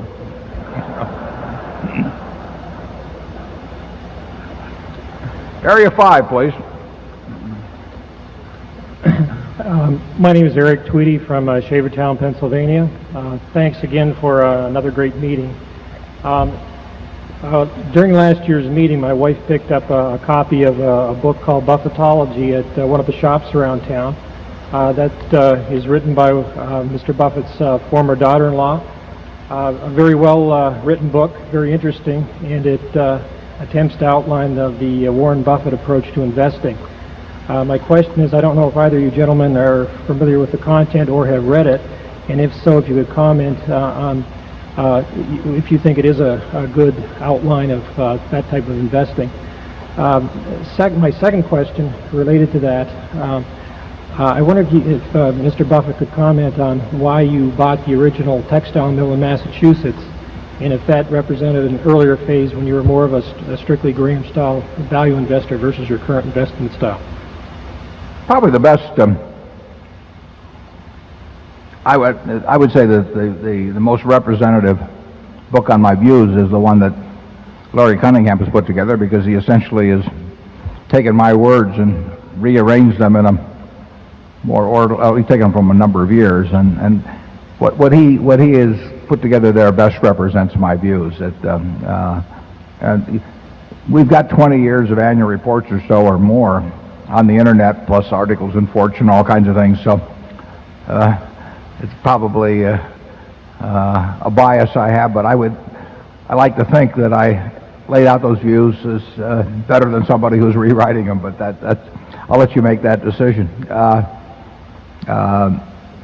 But I do think Larry's done a very good job of taking a number of those reports and rearranging them by topic in a way that makes it a lot easier to read than trying to go through year after year. And actually, you'll have this book about Charlie pretty soon to read too. We've said what we've said in these meetings, we've said in the annual reports, we've said exactly what we do. And some of the books, I would say, try to take that, and because people are looking for mechanistic things or formulas or whatever it may be, they may try to hold out that there's some secret beyond that, but I don't think there probably is. And Charlie? You've read the books. Oh, I skimmed that book.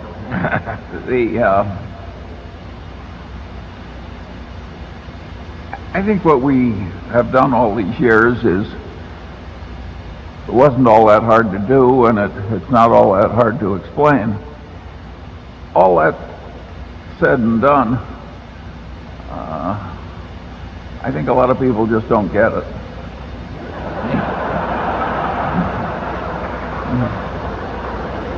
As Samuel Johnson said famously, I can give you an argument, but I can't give you an understanding.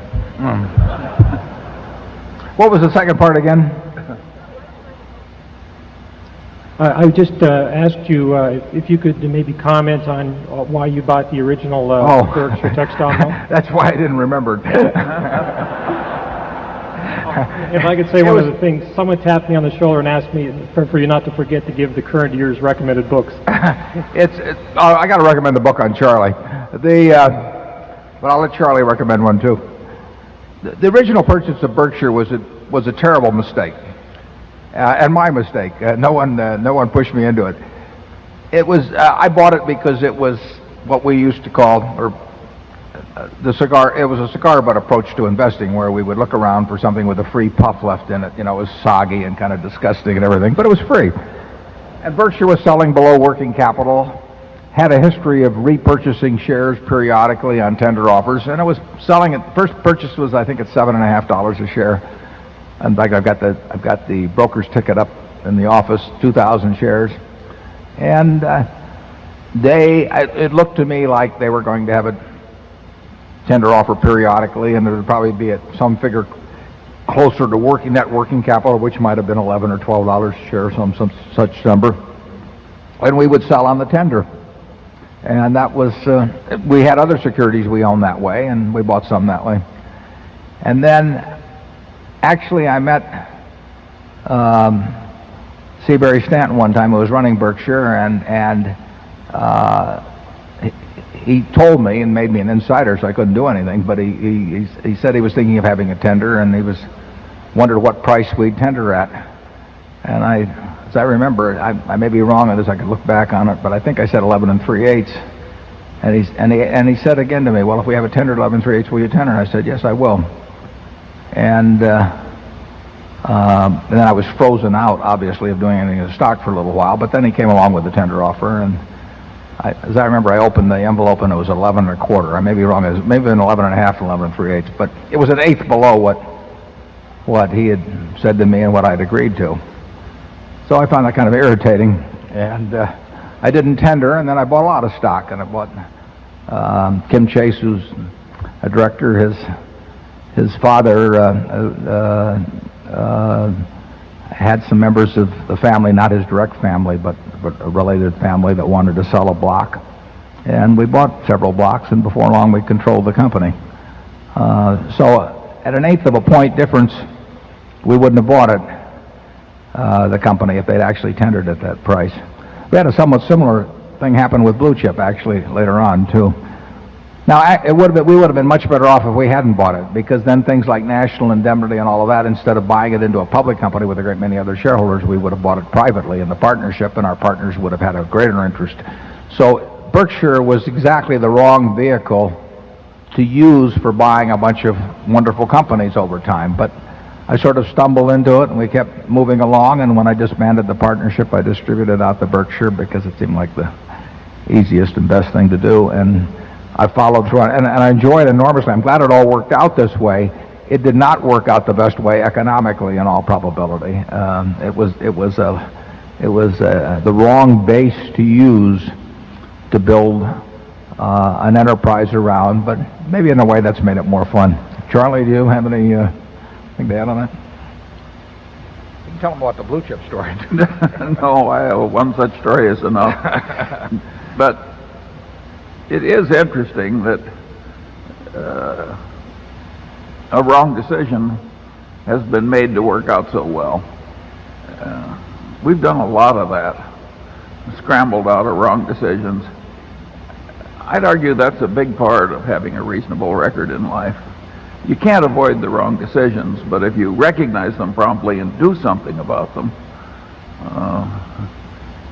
you can frequently turn the lemon into lemonade, which is what happened here. Warren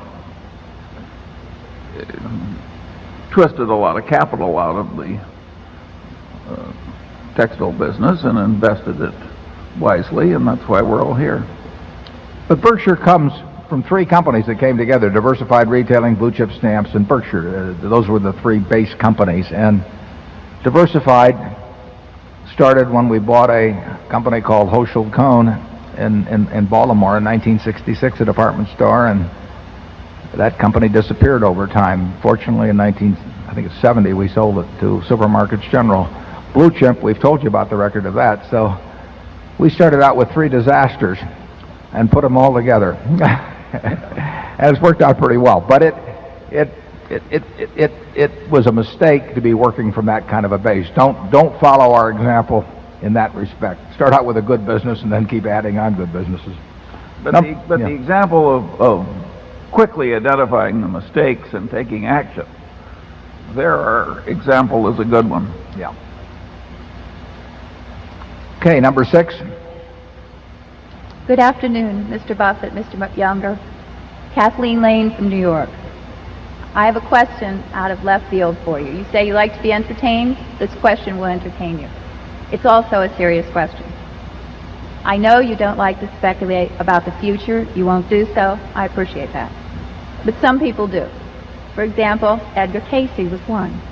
He didn't pick stocks or investments, but if he had, he would have probably gone for that farmland that you were talking about earlier this morning, because he had a dream that in the year 2158, Omaha would be located on the west coast of the United States. And you know how beachfront property goes, so it would be a good bet. It won't be good for our super catastrophe business if that happens.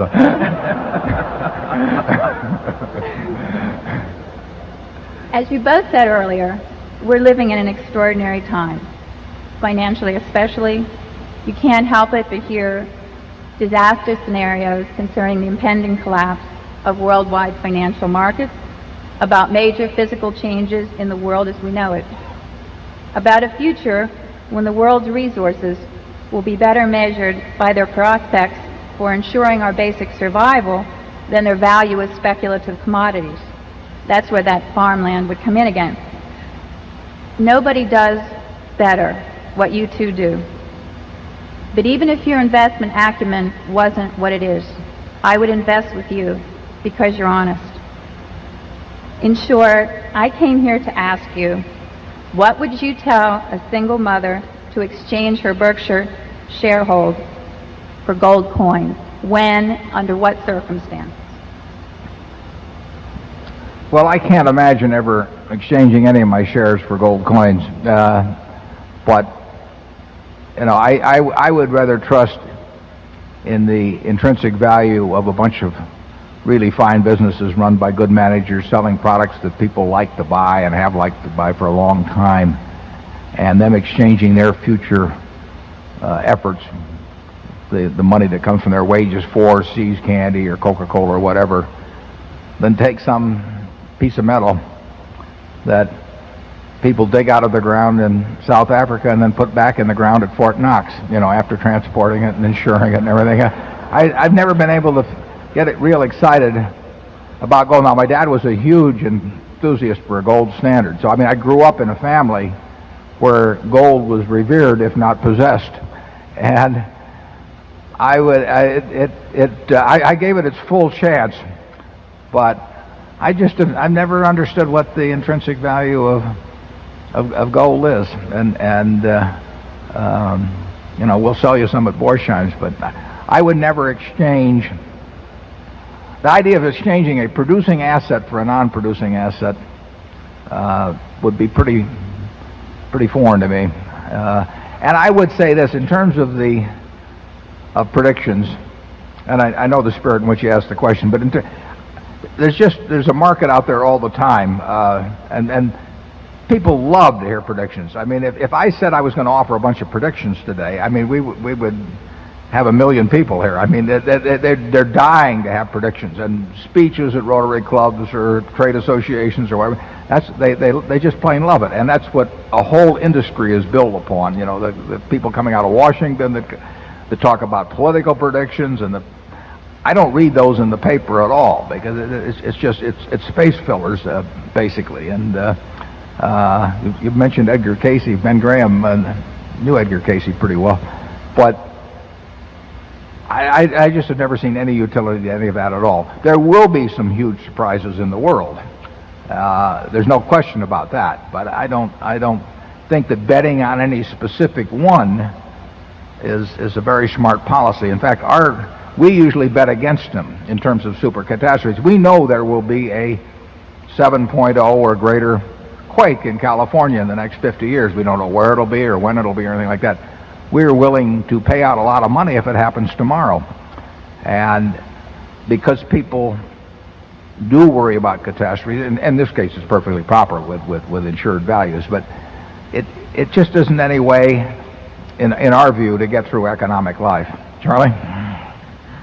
Well, I suppose the one time when a single mother might want to own gold compared to anything else is if she faced conditions like a Jew in Vienna in 1939, or, I mean, there are conditions you can imagine where some form of transportable wealth would be useful compared to anything else. But absent those extreme conditions, I think it's for the birds. Now, silver.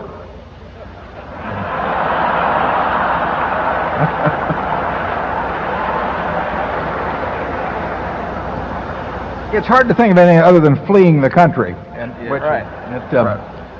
and Charlie and I don't give a lot of thought to fleeing the country, although I must say that the one thing I really find reprehensible is the people that make a lot of money in this country and then leave to, get in other tax jurisdictions or something like this. I really, but I'm a little crazy. I don't mind paying taxes. Let's go to 7. There are plenty of reasons, other perfectly valid reasons. I mean, people may want to live someplace else, but the ones who carefully arrange it so that they actually live here as much as they can. I think one of them wanted to be appointed. He wanted to go to some very small entity where there was no tax, and then he wanted to be appointed an ambassador to the United States so that he could enjoy living here but enjoy the taxes of something else. And that is not my role model. Yep. Hello, Warren. Hi, Charlie. Two questions. First, was anybody dumb enough to sell you Berkshire at less than $45,000 a share? We did not repurchase any shares. My second question concerns float. The float has been low cost almost most years for Berkshire, and probably zero cost in many years, except last year, possibly. When you think about float in terms of intrinsic value, do you have an idea in mind when you add new float for how much it will increase the intrinsic value of Berkshire? Well, we add, that's a good question, but we consciously add float sometimes at a given cost, and then we other times add float at no cost. So we have different layers of float, if you will, that we've entered into. We've entered in some transactions in the last month or two where we will take on some float which will not have zero cost, but it's acceptable to us and we couldn't get it at zero cost, although we're also creating float which I think will be close to zero cost or better. So we would be willing to take on float. Obviously it costs only modestly below the Treasury rate if that was the only way we could get that float, and it didn't impede our ability to get other float, at zero cost or something. We don't want to raise the cost overall by a single transaction that would have an effect on other transactions. But float, if you look at our historical record, and our future record can't be as good, but it's the cost of float and it's the amount of growth of float. I mean, if you told me I could add $50 billion of float and have a 3% cost to that, I would take that any day over adding $10 billion at zero cost. So there are a lot of different ways in the insurance business that we can and will think about developing float, and usually one doesn't preclude another. Occasionally one bumps into another, but usually one doesn't preclude another. And believe me, we spend a lot of time thinking about that, and we'll continue to as long as we run Berkshire. It's a big part of our strategy. Charlie? Well, I've been amazed how well we've done with the float, and I've been watching it from the inside for a long, long time. It is a very wonderful thing to generate millions and millions and then billions and billions of dollars of float at a cost way below the Treasury rate. I mean, there are people who would kill for such opportunities. Yeah, and of course that makes it competitive. I mean, there are plenty of other people that are thinking about it in a similar vein and probably observe what we do and all of that. So like everything else in capitalism, it's competitive. We think we've got an edge in several very important respects, and we think that edge is sustainable for quite as far as we can see, and we intend to push it as hard as we can, and then we'll see where it leads. I would have had no idea 10 or 20 years ago that we would have the present situation, but we do find if you just show up every day, like Woody Allen said, and you answer the phone and read the paper, every now and then you see something that makes sense to do, and we do find them occasionally. The hard part is finding them where they are material and relative to our present size. I mean, if we were running a very small business, we would find plenty of things that would make good sense. We find a few things that make good sense now relative to our size, and there's really no answer for that except to shrink dramatically, which is not an action we're contemplating. Number 8. James Pan from New York City. I really have a question on Wesco, which is your 80% held subsidiary. Just a couple questions dealing with that. First question is, last time I checked, that was trading below intrinsic value. And given that most of Wesco's assets are tied up in Freddie Mac, and Freddie Mac will arguably grow intrinsic value in the low teens for the next couple of years, how are you guys going to manage the, how would you manage the gap between the intrinsic value and what the current price and what intrinsic value will be 2 or 3 years from now? And also, is there a succession plan at Wesco or some kind of roll-up plan at Wesco eventually? Charlie is the boss at Wesco, so. Yes, we have paid almost no attention to the price of Wesco stock. So the chance to make any meaningful gain for the Wesco shareholders by buying in a few shares of Wesco stock is it's so tiny that we don't really bother thinking about it very much. As to succession, we are gradually making me so useless that I won't be missed. Yeah, and incidentally, you talked about Wesco being significantly undervalued compared to intrinsic value. I'm not sure that's the case, Charlie. You're more of an expert on it than I am.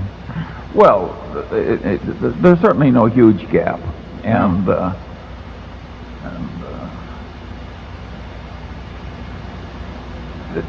we don't spend a lot of time thinking about things that will make practically no money. Number 1. Hi, my name is Jason Tank from Traverse City, Michigan. Before I ask my question, I want to know if it's true that you guys are going to be here tomorrow at 9:30 to answer more questions. My question, I just recently read the book Quest for Value by, I think the author was Bennett Stewart from Stern Stewart Consulting Firm. And I want to talk to you a bit about, just ask you about different valuation methodologies and EVA in particular, and how that may or may not be more valid than, let's say, other benchmarks of value like PE or price to book or price to sales. Is that something closer? I noticed that the language that was used in this book was real similar to the type of language you guys use in your writings. So I'd like you to talk a little bit about EVA if you could. Charlie, why don't you take EVA? I think there's an awful lot of twaddle and bullshit. I knew that's what he was going to say. That's why and I thought it deserved it, so I didn't want to say it myself. In EVA, we keep stating over and over again that the game is to turn the retained dollars into something more than dollars. And EVA tends to incorporate cost of capital ideas that just make no sense at all. They make it sound very fashionable, and God knows it's correct that a corporation that earns a huge return on capital and keeps retaining it for a long time has a great record in terms of EVA, but the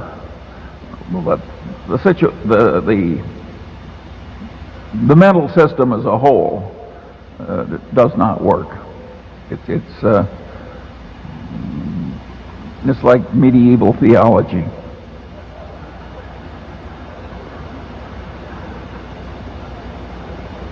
I like that second term better than the earlier one. Number 2. Good afternoon. Excuse me. My name is Stuart Hartman from Sioux City, Iowa. First, I'd like to thank you both for allowing a couple of Berkshire employees to migrate north to Sioux City. I work with Corey Wren and Mark Sisley, and they're both great guys. You did a terrific job training them. Mr. Buffett, you've known Bill Gates for several years and probably spent more time with him than any of us in this room. Would you feel... That isn't the case if Jeff Rakes is here. I don't know. Is Jeff here? No. Anyway, go ahead. But we did have a local fellow who comes from 30 miles from here, Jeff Rakes, who's a key Microsoft employee, and I think he's in town this weekend. I thought he was at the meeting. But I didn't mean to make the broad generalization to be argumentative. I just didn't want to think Jeff, I was trying to muscle him out. Sure. That being said, I guess here's the way I'll rephrase this. Would you feel comfortable sharing with us how your relationship began, how it evolved with Mr. Gates, and with regard to his spirit and competitive nature, how vigorous do you expect him to defend his company's position against the government and state's current antitrust suit? And then for both of you, Mr. Munger included, what, in your opinion, are the odds that the government and the states will prevail and split his company into pieces? And then since Mr. Munger mentioned, I guess I'd ask, could we have an update on the company's silver position and its future as an investment as well? Thank you for opening that door. Okay, well, he can close them too. Yeah, I really don't feel comfortable speaking for Bill at all in terms of what he's going to do. In fact, I think they've been out quite outspoken, he and Steve Ballmer both, about what Microsoft will do. So I don't want to try and rephrase that or modify it or do anything else, because they know what they're saying when they say it, and I would take them at their word, and I really shouldn't be adding anything to it. I met Bill because a very good friend of mine, Meg Greenfield, was the editorial page editor at the Post. She called me one time 10 or more years ago, and she said, Warren, she loved the state of Washington and had grown up out there, so she said, can I afford to buy a second home? She was living in Washington, D.C. now, and so she said, can I afford to buy a second home in Washington? And I said, and she said, I'll send you all my financial information. I said, Meg, you don't need to. Anybody that asks me whether they can afford something can afford it. It's the people that don't ask me, they never can afford it. So I said, just go do it, and it'll make you happy. And so she did. And then a year or two later, she wanted to have me come out and see what she'd done, with my mild encouragement. And so I went out there and visited. It was the July 4th weekend in 1991, and they had this parade on this island and everything she wanted me to see, and she had a few other people out too. And then she was a friend of Bill's parents, and so we went down there to the Hood Canal to visit them when I was back there to meet the parents. And I think Bill didn't want to come, but Kay Graham was coming in. He wanted to meet her. He didn't want to meet me. And so he came in, and then we hit it off immediately. We had a great time. And, I mean, he had this chimpanzee to whom he was going to try and explain this technical stuff, but I was kind of an interesting chimpanzee to him.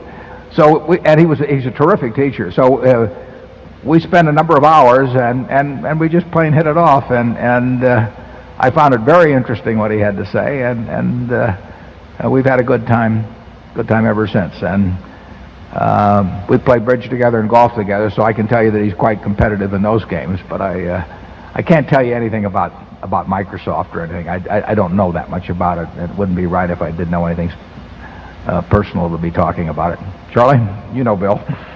Yeah, well, I don't want to speak for anybody else either. I happen to be quite sympathetic to the Microsoft side of the pending antitrust case, but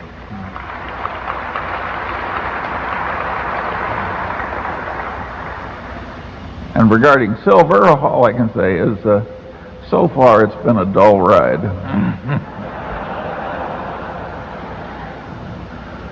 I would say this about the Microsoft case, that and I've expressed this to a couple of news organizations who asked the question earlier. 20 years ago, this country really had sort of an inferiority complex about its place in the world economic order. And we talked about having a country of hamburger flippers, and we thought we were going to lose our steel industry and our auto industry. And we really didn't quite see how America fit into the world where it looked like the Japanese and the Germans to some extent and all those were eating our lunch. So, and there are many of you who are too young to remember that, but there are many of you in this room who will remember that. And we were very depressed about our economic situation in this country. And then this, whatever you want to call it, information age or whatever, came along, fueled by technology, and we've just swept the world aside. I mean, we are so far number one that it's difficult to think who's number two. So here we have, and it's changed. In some way, it's contributed to a change, I should say, in the national mood, and it's what part of our prosperity is accounted for by it, no one knows, but I think everybody in the room would agree that it's significant. And that age is going to get, and that development is going to get more and more important in the years to come. It's going to be fueling much of what happens in the world, and for this country to be the world leader, and like I say, you can't even see who's in second place, and moving faster even to increase that lead with all the benefits that brings. I think we've got something working very well that probably doesn't make a lot of sense to tinker with too much. So I would not want to go in with a meat axe into something that is pulling this country along, in my view, in a huge way. And I don't like to tinker with success, and it's an important success. It's really an important success. Charlie and I may not understand how to play that in terms of buying the companies that are going to do well 10 or 15 years from now, but we know some companies will do well, and we certainly know it'll have a huge benefit to society, even if it makes business less profitable but makes the society more efficient. I mean, that is a huge edge to have. I would love to have the most efficient industry in the world in this country, even though it might pull down returns on capital against the less efficient system. So I think neither one of us would be inclined to go in there and mess around with something that's working.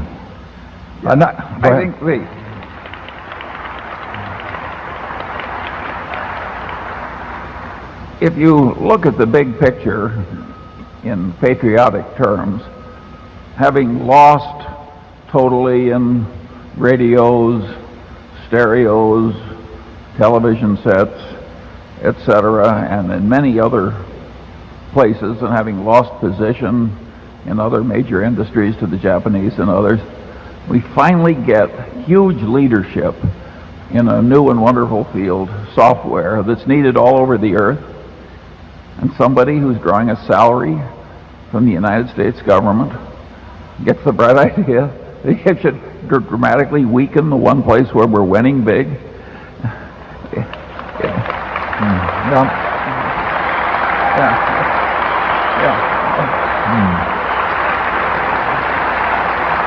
And he actually goes home at night and is proud of himself. Okay, number three. Good afternoon, Joe Levinson from New York. You mentioned in this year's annual report that the operating environment that GEICO is facing, especially with regard to pricing, is going to get even tougher this year. I'm wondering if this tough environment that GEICO has been facing over the last few years, is it something cyclical, or is there something more structural going on here that we should be concerned about? Well, actually, what has happened is that it's been unduly benign the last few years. So I would regard this as much more a return to normalcy, what's happening.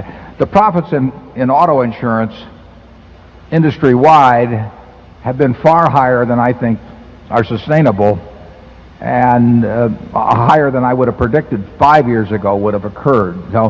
So the industry got very, very lucky for a while. That wasn't necessarily good for us. incidentally. We made more money than we would have otherwise made, but there was a big umbrella over the industry too, so that less efficient competitors still did very well. We do not find the environment which is going to be lower profits. We do not find that undesirable at all. I mean, we do not like having a huge umbrella over an industry. We want the most efficient to be the ones that do well, and the less efficient ones that have plenty of problems. So we are not unhappy about the fact that margins in the auto insurance business are going down. We think they should go down. We will, as long as we feel that we are adding policyholders at a cost that's less than their net value to us over time, we will continue to do it, and we'll love to do it. But we won't be making the kind of money in the year 2000 that we made in 1999, which was not as good as 1998. But that's, as far as we're concerned, that's fine, because we will be the low-cost producer over time, I mean, that is our goal, and I think we've got a lot of things going in our direction to enable us to do that.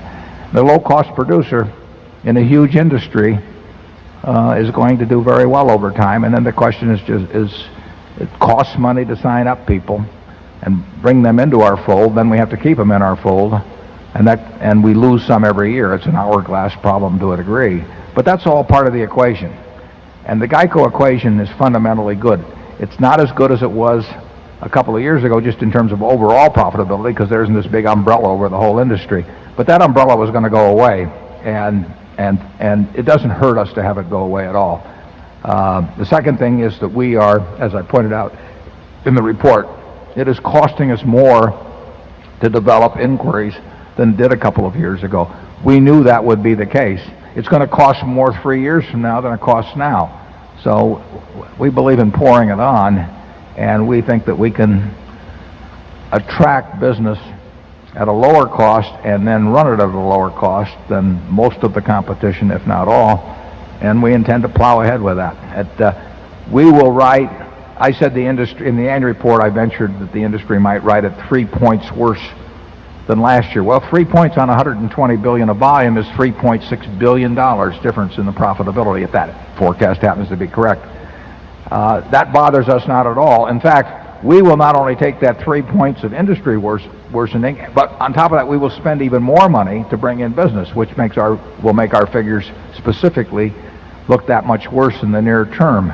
But that, in the end, it is so much more attractive to bring in that kind of business, we'll say, than some e-retailer who is losing cash by the ton, bringing in customers who are spending far, far less than our customers spend with us, and where the retention rate, I would venture to say, will be lower than our kind of retention rate. I mean, we've got a very good business model.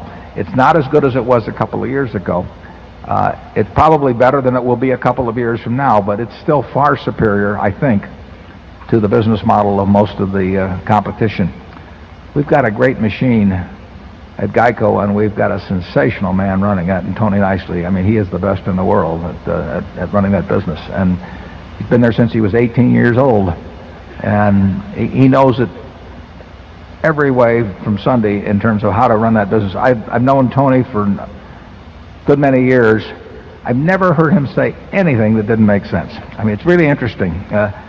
If you take a whole bunch of people with 140 IQs, it's a very uneven performance in what they actually do. I mean, some of them say all kinds of things that make a lot of sense about 90% of the time, and then 10% of the time, they go crazy. And everything Tony says and does makes sense, and he is a huge, huge asset to Berkshire, and he's working with a business model that's very, very powerful.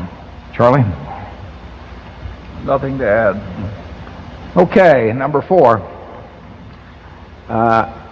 Good afternoon, Mr. Buffett, Mr. Munger. My name is Andrew Soul, and I'm from New York City. I was hoping if you wouldn't mind turning your attention to Mid-America Energy.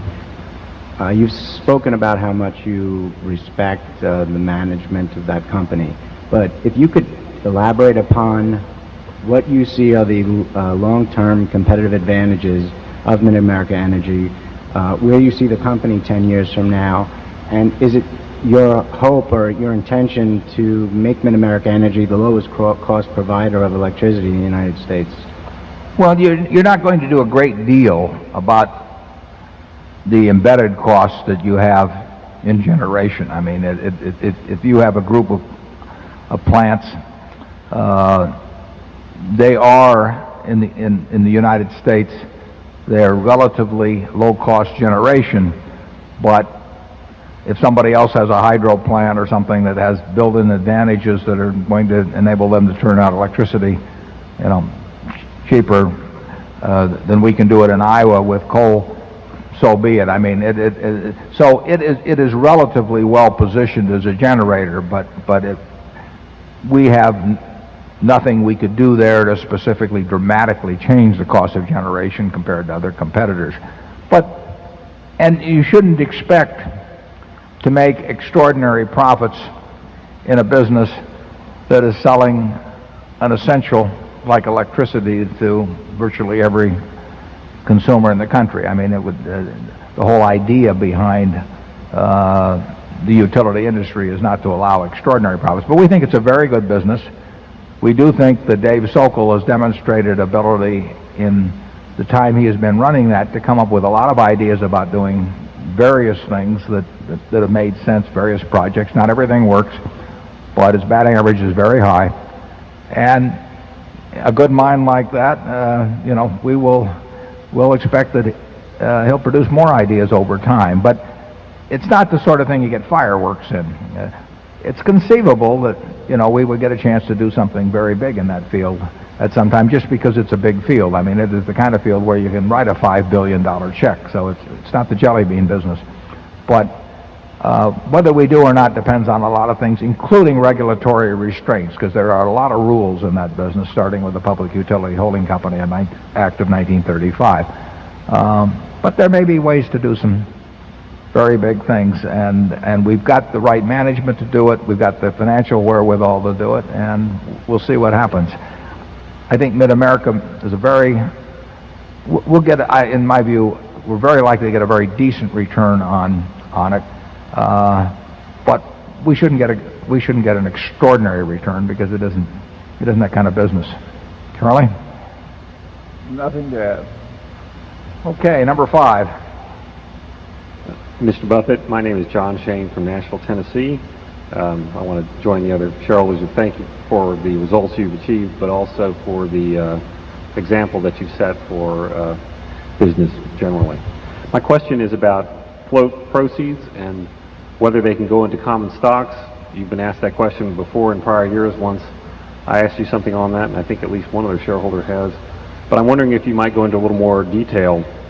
If I've understood you in the past, you've said yes, the float's available to go into common stocks. I think it's an important question because it affects the intrinsic value of that float. If that float is locked into fixed income, it's worth one thing. If it could go into stocks at one point, it's obviously worth quite a bit more. What I've had trouble understanding is, I think you must have some way that you can guarantee that the policyholders will be protected. Obviously, you can invest everything in a low market and the market goes even lower. Is it simply the size of the capital you've got that you think that'd be extraordinarily unlikely, or do you use future insurance revenues, premium revenues to pay off claims? Would you borrow to pay off claims? If you could give some detail on that, maybe we could get some comfort as to how you're thinking about that. Yeah, the float in no way is limited to fixed income securities. The float is really available for anything that we feel isn't the most intelligent at any given time. And the reason we can say that and other insurance companies can't say that is because we have an incredible abundance of capital, plus other streams of earning power which are unrelated to the insurance business. So we could have the float entirely in equities, and we have had that in the past, or tantamount to that. And we could have a lot of it in operating businesses. We can have it any place that makes the most sense. But the only reason we can do that is because we have extraordinary capital and we don't have much debt. We run the business differently than, or think about it differently than probably 90% of managements do. We look at the assets on a consolidated basis with a few little exceptions. We look at the asset and the liability side, completely absent any linkage for specific assets and liabilities. So our job at Berkshire is to get the liabilities as cheaply as possible. We want all the liabilities that we can get and not have any worries about fulfilling as cheap as we can, plus a lot of capital, and then we want all the assets to be employed as intelligently as possible. And we don't match up, $1 billion of assets on the asset side against $1 billion of specific liabilities on the right-hand side. There's one or two exceptions to that, but that's where we're required to. But that's the basic approach. So when Charlie and I think about Berkshire, we're thinking about how do we get as much money as we can, as cheap as we can, without in any way endangering our ability ever to pay anybody under any circumstances. And then how do we put it out in a way that we feel the most comfortable on the asset side at the best returns. And frequently that will be equities, and it has been over the past. Sometimes it won't be. I mean, we can't find them, but that's the goal. And float is available just like in virtually all cases, just like common equity. We don't distinguish those in our mind. And that gives us, that flexibility gives us some edge, and perhaps quite an edge at times, over our competitors. Charlie? Well, yeah, you can see that in the results to date. We have used that edge in the past, and we hope to use it in the future. Number 6. Hi, I am Kevin Pelon from Simsbury, Connecticut. Let me just say quickly that I'm really looking forward to Charlie's book, and I hope it expands on the talks he gave that were reported in OID with regard to having a certain number of models that you need to understand and prosper in life.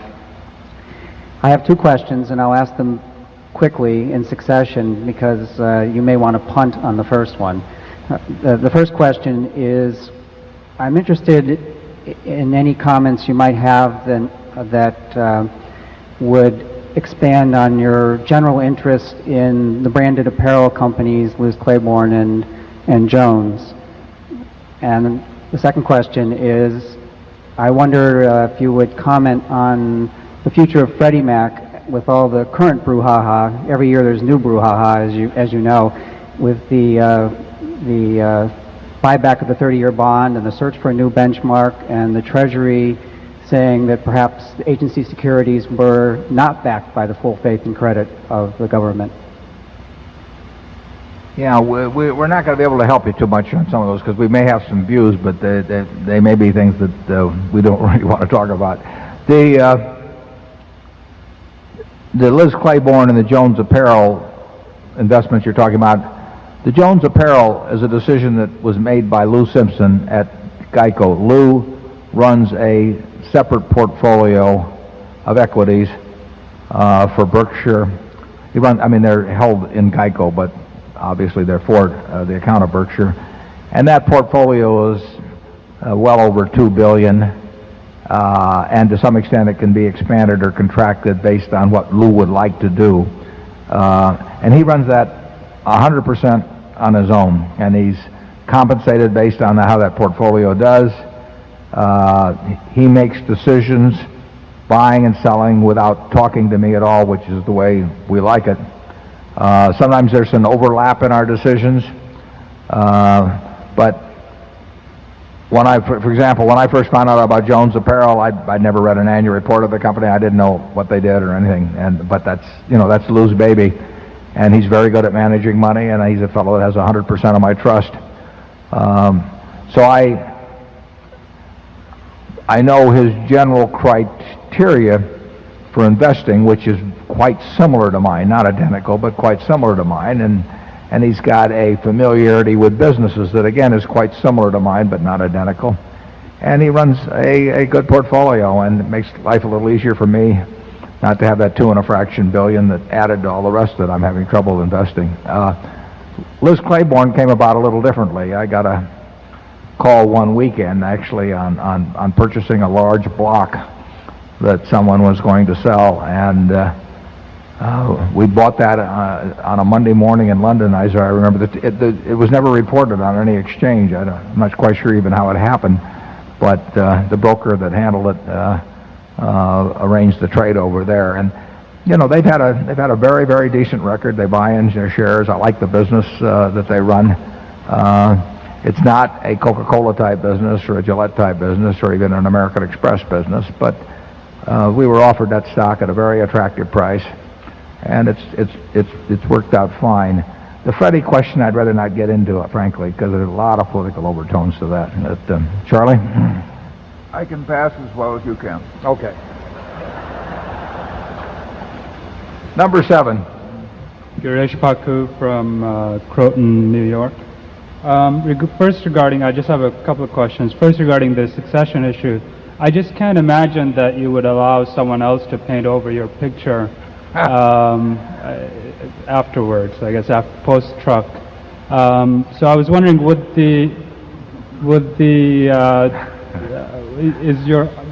is the nature of your succession plans more of a caretaker role of the museum, or is it more active? That's the first. It would be more active. No, the last thing in the world I would want would be a caretaker. That would be no, that would not. I would not want that to be my legacy. And the second question is regarding inflation. While I appreciate your focus on the specific businesses and your insistence that you not try to predict it, we've been very fortunate by successively lower rates of inflation, and I'm wondering, with all of the money sloshing around and between real estate and stocks and all the other places, whether you are concerned about inflation, what effect that would have on the insurance businesses of Berkshire, and what you can do to guard against those risks. Yeah. My record is just terrible in terms of predicting the inflation rate. So it is not something that enters into our decision making. The big danger in a speed up of inflation would lead to more dollar volume in the insurance business, and more dollar volume is basically good for us. Even though there might be a lag in pricing, that would eventually catch up and all that. So absent the next factor I'm going to mention, inflation is not necessarily harmful at all to something like a GEICO. As you get into longer tail liability lines, such as a General Re might have, inflation has this effect of hitting liabilities that were created 4, 5, 10 years earlier, maybe, and they get settled in current dollars, and obviously that ratchets up the cost of settling those liabilities in kind of an unpredictable way. The danger in inflation to something like GEICO would be that people during inflation, they get irritated about the price of everything going up, and there's some things they can do something about, and there's others they can't. And then there's some they think they can, even though they can't, and one of those might be the cost of insurance. So the people might get very upset with the system of auto insurance when they see a very significant part of their annual budget, because the auto insurance policy on average is significant to people, and virtually every consumer in the country. And there could be a lot of pressure on legislatures to do a variety of things that might change the system in a major way. It wouldn't reduce the number of cars that crashed into each other or the injuries that were done or anything else, but it would be a way of striking out against higher rates, and people would be unhappy about those rates, and that also might reflect itself in difficulty getting the increases that were required to take care of it, costs that were ratcheting up fast. So net, I think inflation is bad for the auto insurance business, although you can argue that, you know, GEICO, I think when I first got interested in GEICO, they had about it was in 1951, I wrote it up in the security I like best, I think they had about 175,000 policies, and I think they were writing about $7 million of business, which would be about $40 a policy. Now, if we were getting $40 a policy now, you know, our premium volume would be, the company would be a whole lot less valuable than it is. And so one way or another, it ended up going from that period of $40 an average policy to $1,200 or $1,100 an average policy without the roof caving in on it. And it has been made more valuable in dollar terms by a combination of inflation and a great business model without it getting destroyed in the process. Nevertheless, I would prefer a non-inflationary environment. It's better for the whole world over time, and that's the way our hope goes. And then we have this so far unwarranted fear that the kind of conditions that have existed over the last 15 years might cause a reignition of inflation, which to date it hasn't. I don't know any more about what's going to happen than you do, though, on that. Charlie? I don't know anything either. Number 8. Good afternoon, gentlemen. My name is Zeke Turner, and currently finishing up my senior year at Taylor University in Indiana. So 4 more weeks, and I'm out of there. As someone studying finance, I do appreciate your comments as to the teaching of investment in academia. Certainly has some development that can make there. I do say that with hope that very few grad school admissions officers are listening right now. But I do want to say a special thank you, quickly if I could, to all those professors who do have the intelligence and the guts to actually teach value investing on that level and go away from efficient market theories. I do kind of wish Benjamin Graham were still teaching. Many questions have been asked as far as technology and its development into the business model. I think the greatest effect of this will probably be in the globalization of the economy. This has had and will continue to have a significant impact on the business model as we know it today. Now, except for certain growth opportunities, they may have a smaller effect on companies such as See's Candy or Nebraska Furniture Mart, but has had and will continue to have a dramatic effect on companies like Gillette, Coke, who have significant international presence. My question is, how does your approach change, if at all, in light of the international expansion? I'm particularly interested in the introduction of greater difficulty in understanding the business models, in the understanding of the economic future, and the economic risk associated with the international scene. In addition, do you actively search for a global scene for investment opportunities? Yeah, the answer is that we obviously like businesses that are good businesses at present volume and that have the chances to expand significantly with similar economics. And with any business that's been around the United States a long time, there's probably more opportunity, potentially anyway, around the rest of the world than here. And Coke is growing faster, although it's grown well here, but it's grown faster around the world than here, and that's been true at Gillette also, just because we were a more mature market. So we love the idea of products that will travel. Some travel well, some don't. I mean, it's an incredible world that way. Candy bars don't seem to travel so well, you know. Soft drinks travel terrifically, and razor blades travel terrifically. But the Cadbury bars sell in England, and you know, and the Hershey bars sell here. And it's very hard with some items to travel. In fact, within this country, it's amazing to me. We talk about having a mobile society, you know, and people are moving all the time, and we're all watching the same television, everything else. And the supermarket share of Dr. Pepper in Dallas is 18.fraction%, and in Boston it's 0.6%. I mean, 18 to 0.6, 30 times the market share. Dr. Pepper's been around forever. You know, people move back and forth and everything, and how can you have that sort of a differential in this country? Royal Crown Cola, 3% in Chicago, 0.1%, you know, maybe in Detroit, you know, a couple hundred miles away. Same kind of people, all of that sort of thing. And Royal Crown's been around for 75 years or whatever it may be, 50 years at least. And you get these incredible differences in what people do, even within this country. So it's not easy to predict how, if you can't predict how Dr. Pepper, or you can't figure out how to make if I were to own Dr. Pepper and was selling 18% of the market in the supermarkets of Dallas, it would drive me crazy. You know, I was getting 0.6% in Boston, or I think it's 0.5 maybe in Detroit. That would drive me crazy. Although maybe I should just be grateful that I've got 18% in Dallas. It's very hard to predict how products will travel. With See's Candy, we have this incredible penetration in the West and particularly in California. We know it's the best candy. Now, boxed chocolates just do not sell big in this country. The annual consumption is low, but it still seems that if we can make a lot of money in California, we ought to be able to make some money in New York or Pennsylvania, but we haven't figured out how to do it, and we've tried a lot of things. So the answer is we're always interested in geographical expansion, whether it's even in the United States or going beyond that into other countries. It's not as easy as it looks, but when the chance to do it comes, then you ought to just pound and pound and pound. And we occasionally have bought stocks in other countries. I wrote a fellow the other day that I read about in Germany about his business. I've never met him or anything else, but it sounded like he had a pretty good business and it sounded like he might be my type of guy. So I just wrote him a letter. Haven't heard back either. But I may. The odds are against it.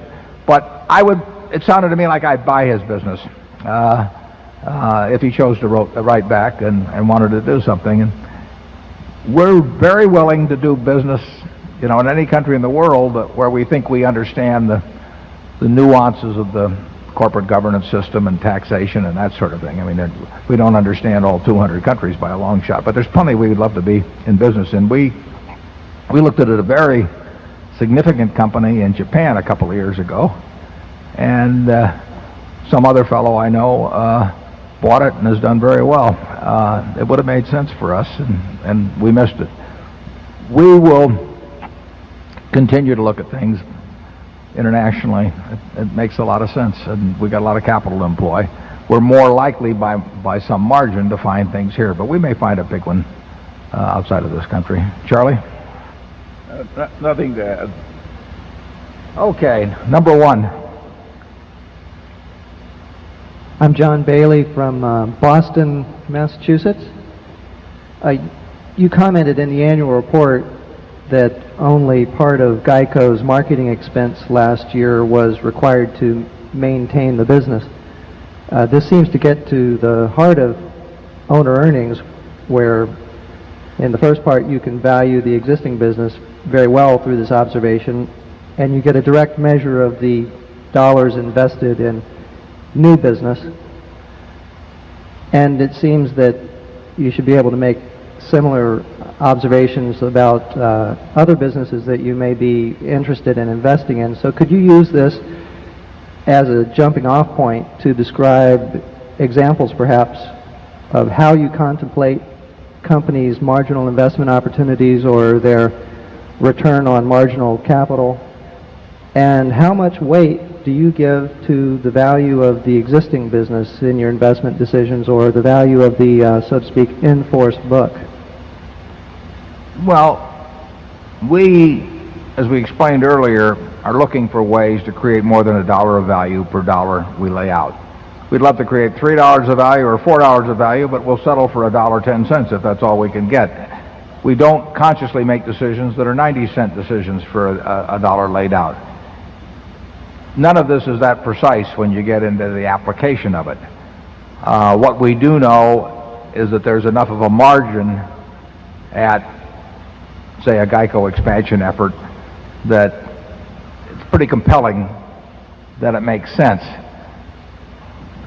Part of the limitation there, as I explained in the report, too, is a question of infrastructure and all of that. So it isn't solely a question of saying, can we lay out another dollar and will that have a value of $1.10? Because if we strain the organization beyond its ability to service people, we may be hurting the book business already on the books.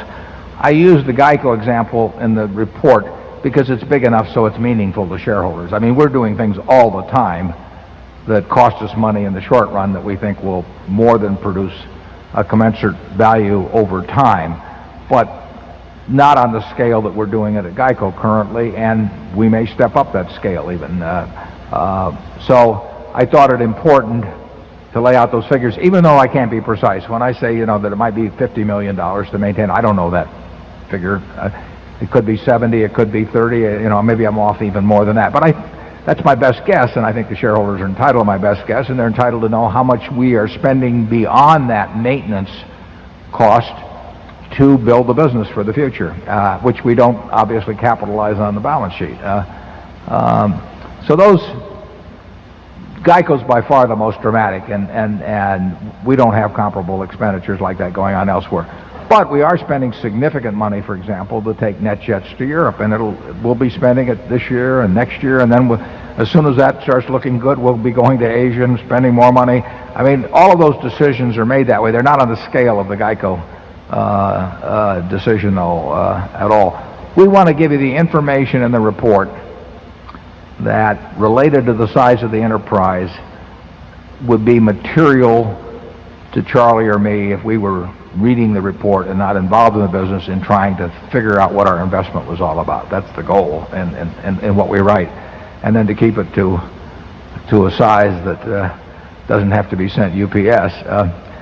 Incidentally, I'm glad I got wandering along on that line, because we did have a lot of shareholders this year that got their reports even later than they received them in past years. Now, they were delivered, the reports that go to registered holders were put in the mail a few days after we go up on the internet here in Omaha, and they seem to get delivered okay.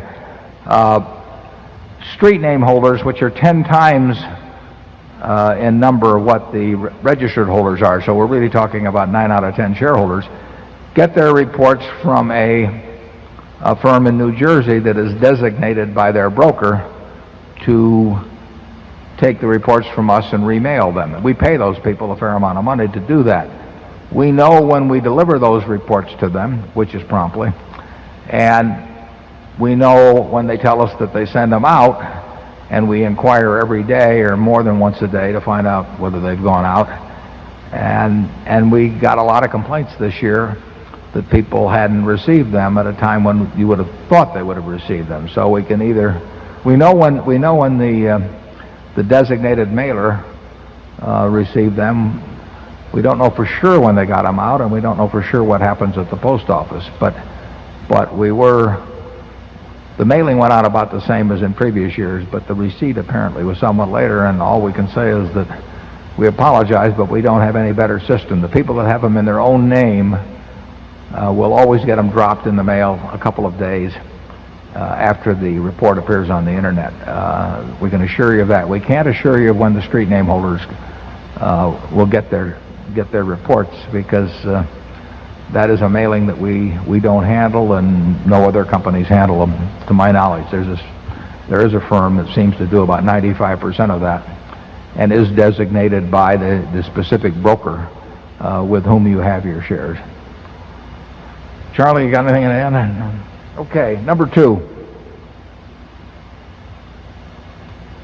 Hi, Mr. Buffett and Mr. Munger. My name is Will Obendorf. I'm from San Francisco, California, and I'm 11 years old. I have been a shareholder for 6 years at Berkshire Hathaway. My questions are, what are Geico's sustainable competitive advantages? And my other one is, what are the implications of the internet on pricing for the auto insurance industry? Well, we're going to get your name and send it to Human Relations or whatever they call those departments. We want to hire you. The sustainable competitive advantage at Geico is to be the low-cost producer providing very good service. And there will be a number of companies that provide good service. So that does not distinguish us from a great many competitors. Having the low cost is crucial.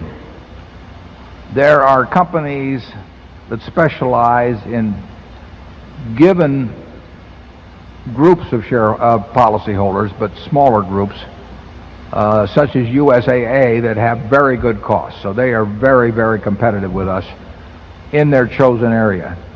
There's another company in Los Angeles that geographically, called 21st Century Insurance, that has costs like ours. And so they are extremely competitive within that geographic area. I don't think anybody is any better than us who operates nationwide. We don't operate in Massachusetts or New Jersey, but in the other 40 states, we will have a quote for about anyone. So in terms of a broad-based auto insurance competitor, our competitive advantage has to be low cost over time. Now, we also have to be as good at distinguishing among the risks posed by different kinds of drivers as other people. In other words, we have to be able to select people who are going to be better than average drivers, and we have to be able to understand who was likely to be a poorer than average driver.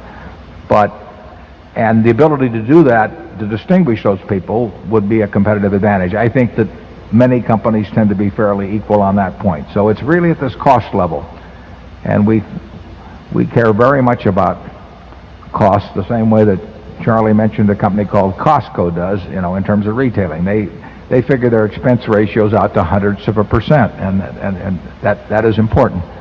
So that is the competitive advantage. Now, when you get, and we have to sustain and widen that if possible. The question of the internet, it's going to be very important. It already is important to GEICO. It will be more and more important. It will be important to the insurance industry. Because when you have the internet, you have a situation where somebody thinking about insuring a car can click to one place, find out what that rate will be. They can click to someplace else and find out what that rate will be. So in effect, they can shop all around without going from place to place to place and driving all over town or calling lots of agents. They can just do it right there in their den. And that makes it very important, again, that we be the low-cost company. I think it's going to be an advantage for us over time. For one thing, I think it makes brand very important, because we want people to be thinking of GEICO as one of the possibilities to call. And if you've got the XYZ company that nobody's ever heard of, nobody's going to think about clicking on them. And GEICO's brand is becoming extremely familiar to people throughout the country, and we're spending a lot of money to make it even more familiar. So you've asked two very good questions, and I think we're in pretty good shape on both of them. Thank you. Charlie? Number 3. Good afternoon, Mr. Berkshire, Mr. Hathaway. My name is Anthony Priest. I'm from Washington, D.C. A couple months ago, I saw an ad in the Wall Street Journal where it said Berkshire Hathaway wants to see real estate finance opportunities in excess of $100 million. I was curious about your thoughts in this area, real estate field, some of your goals, if you can talk about any of the deals you may have made, and if Donald Trump has given you a call yet. I don't think Donald Trump will give us a call. We have got about, 3 deals that we've put on in the last couple of years in real estate, and they are in this $100 million and up category. And we're willing to put billions and billions of dollars in if we can find the right sort of opportunities, or nothing may happen depending on the market. We don't have, a lot of places have a mortgage department, or they have a real estate department, and they sort of have a budget, and they put money out based on using up the budget, and they have a whole bunch of people that don't have a job unless they do that. That's not the way we operate at Berkshire. We're willing, if the deals are right, we'll do many billions. If the deals aren't right, we don't have anybody whose job is dependent on keeping busy in a field like that. So we look at the deals when they come in. Mike Goldberg is in charge of that operation, and we kick things around. He's in the office right next to mine, so if he hears about a deal, we'll discuss it for 3 minutes, and we'll sort of know whether it passes the first threshold, and then we'll go on to the second and the third. But we don't waste a lot of time on things, and we don't care whether we make another deal or not. We'd like to if the terms are right. And that ad produced some inquiries, not from Donald Trump, and there's one or two, a couple of them are alive at the present time, and we'll see whether they work out. Real estate deals, by their nature, take longer to put to bed than the kind of thing we normally do. In fact, I can buy a business faster than we can make a real estate deal usually. That's just the way they work. But but we could end up with I mean, we're very happy with the 3 deals that we've got. They're good uses of money, and I hope we find a lot more. But if we don't, I won't be upset. Charlie, do you have anything to add? Charlie's our real estate expert. Huh? Hardly.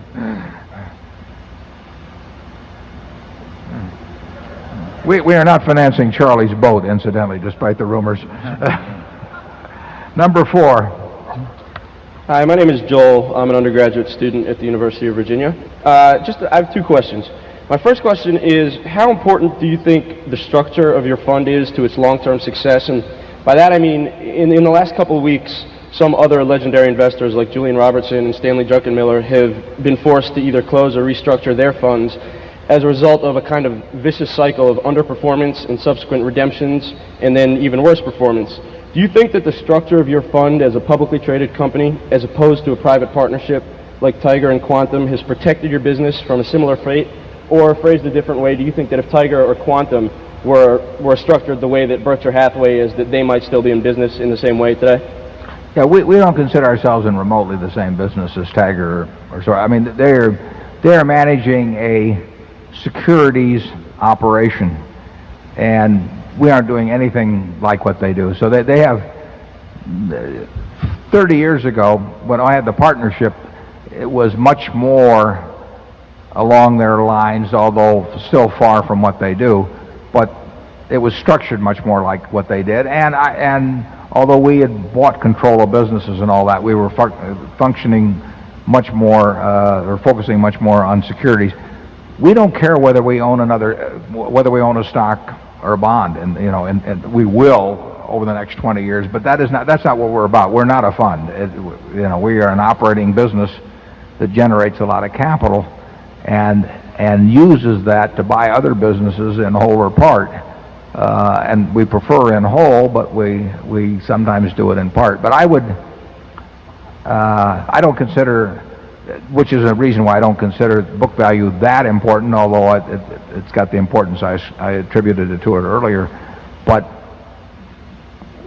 we could easily have 90% of the value of Berkshire 10 years from now be represented by businesses that we own, and 10% by securities, or we could very easily have 60 or 70% represented by securities, depending on how markets develop. I hope it develops in the former way, but I'm perfectly willing to go the other way too. But it just has no relationship to the kind of funds you talk about. And we are structured poorly from a tax standpoint compared to those fellows, and compared to what I used to have. That's a decision we made, and we're stuck with it more or less. It's not a great tax structure if you're going to own securities, but we may not own that many securities over time. Charlie? Well, I do think that the people in the relative performance game who are trying to attract so-called hot money are living in a totally different world from ours. I mean, Soros in the end was not willing to have a lot of people make a lot of money in high-tech stocks and not be part of that game, and they got killed. We're perfectly willing to let something we don't understand very well rage on while a lot of other people make a lot of money we don't.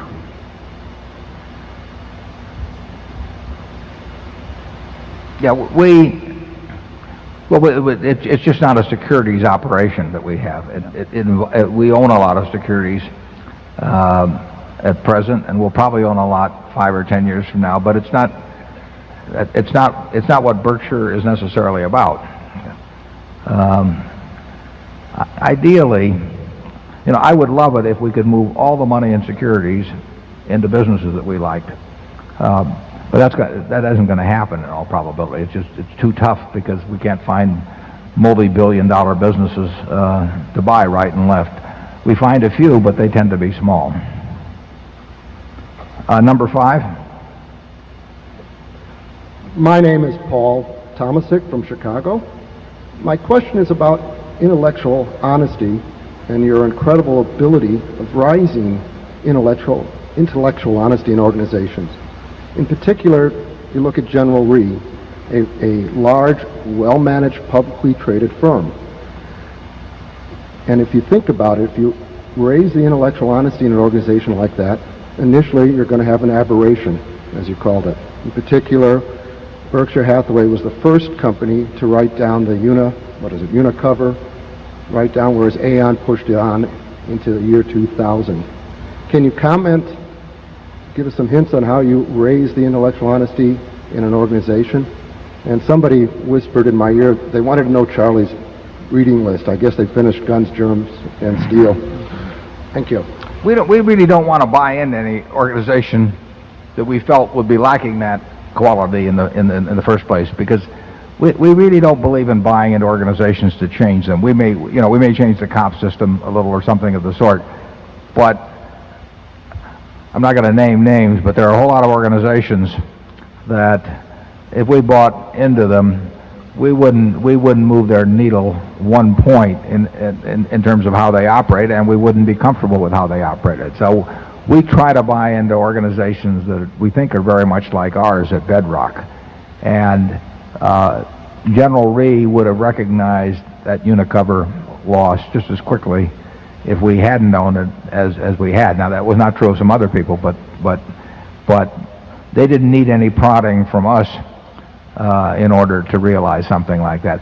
We want people joining us who already are the type that face reality and that tell us, that basically tell us the truth, but tell themselves the truth, which is even more important. And once you get an organization that lies to itself, and there are plenty that do, I just think you get into all kinds of problems. And people know it throughout the organization, and they adopt the norms of what they think is happening up above them. And particularly in a financial organization, really in any organization, but particularly in a financial organization, you know, that is death over time. You know, we wouldn't buy into something that we felt had that problem with the idea that we would correct it, because we wouldn't. Charlie and I have had a little experience with some organizations that have had that sort of problem, and it's not correctable. At least, you know, based on the lifespan of humans, it's too much to commit to. Charlie? Well, I think you're totally right about General Re. We didn't improve behavior at General Re. They already had a behavior just like ours. And regarding a reading list, I didn't read one book last year that I thought was a lollapalooza. And therefore, I didn't make any recommendations to that bookstore at the airport. Charlie, how many books do you think you read, though? He reads a lot. Yeah. Well, I don't count, and some of them I skim through pretty fast. But there was no lollapalooza. A book like Guns, Germs, and Steel, it doesn't come along every year. Okay. And by the way, that guy was a little nuts in one way. It's hard to get an A from Charlie. Okay, is it 6 we're going to? Hello, my name is James Armstrong from Pittsburgh, Pennsylvania. Thanks for having us. I'd like you to comment, please, on the reinsurance business and how it might look over the next 10 or 20 years. At Berkshire, we've usually bought businesses that are insulated to some degree from easy entry by new competitors and from commodity-type pricing.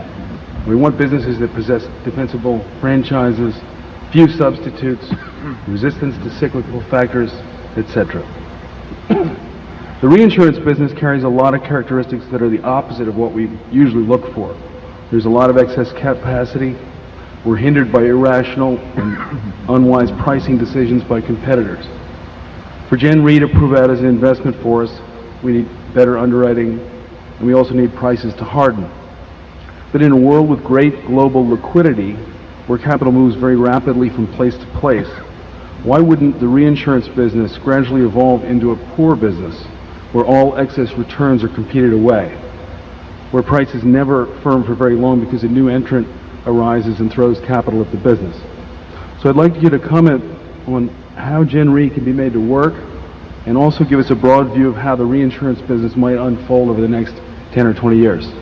Thanks. Okay, you've made some good points, and we have been actually in the reinsurance business at Berkshire Hathaway for 30 years, so it's a business obviously that we've paid a lot of attention to, and we've gotten some scars from it at times, but overall we've done extremely well. And the reason we've done extremely well is because we've had an absolutely sensational manager in Ajit Jain, who I wrote about, running that business. But Ajit is a good example of what somebody with brains and energy and discipline and the right temperament and some capital behind him can do in a business. It's not the world's most efficient business, and it never will be the world's most efficient business, because it's not strictly actuarial. All excess returns will not be competed away. There will be people that will earn very subnormal returns in the business. There will be people that get killed in the business, and that means there will be quite a deviation from the mean in terms of the results of individual insurers. And we think that both at National Indemnity under Ajit and at General Re, that we have advantages so that our returns will be significantly better than average. But both of our businesses are subject to getting killed in any single year, will get killed in specific years, but also, in our view, will do better than average and more than satisfactory in terms of Berkshire Hathaway's results. I can't prove that to you now. I can show you what's happened over the past years. I don't think the situation in reinsurance is way different than some years back. There are always dumb competitors. There's always a lot of capital in the business. In the 1985, 1986 period, people felt very poor. But it wasn't really a lack of financial capital. It was psychological capital that disappeared. People were just plain scared. And that was the best of times to be writing business, obviously.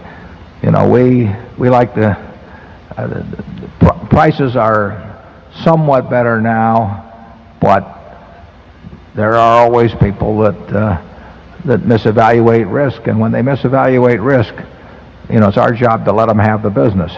That's easier to do with Ajit's business at National Indemnity than it is with General Re, because General Re has long-term relationships with many accounts, and the question of what you do when your competitor offers a price that's a little too low, doing business with for 50 years is a very tough decision to make. And so sometimes they probably do some business that might be labeled as necessarily evil. And Charlie always says that he doesn't mind an occasional transaction like that as long as you underline evil and not necessary. The nature of people in the business usually, particularly the frontline guy who is calling on the account, is to underline necessary, and as owners our tendency is to underline evil. Gen Re has done a terrific job over the years of balancing the necessity of continuing relationships along with the discipline of making sure they get paid enough. That was not done perfectly last year, and the conditions were very difficult for doing it perfectly, I might add, too. But I think that both at Ajit's operation and at General Re, we have two businesses that will do very well in terms of what we get out of them, and very well compared to their competition.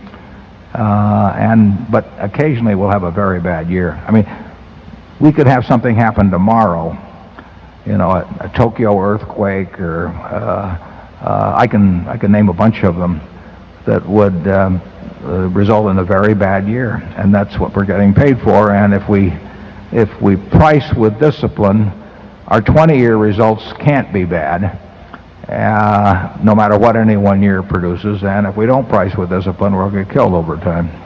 Charlie? Yeah, I don't think the reinsurance business is quite as much of a commodity business as might first appear. it's not like an execution transaction when you sell government bonds or something, where one broker is roughly just as good as another. There's such a huge time lag between the time the premium is paid and the time the performance is given that you're making the customer is making a big prediction about the insurer's willingness to pay what it really owes, and B, its ability to pay what it really owes. I think we have a huge edge in reputation and actuality with reference to both those two factors. Yeah, we have a reputational advantage, and I think that in actuality, it's even stronger than the reputational advantage. I mean, I can't think of a case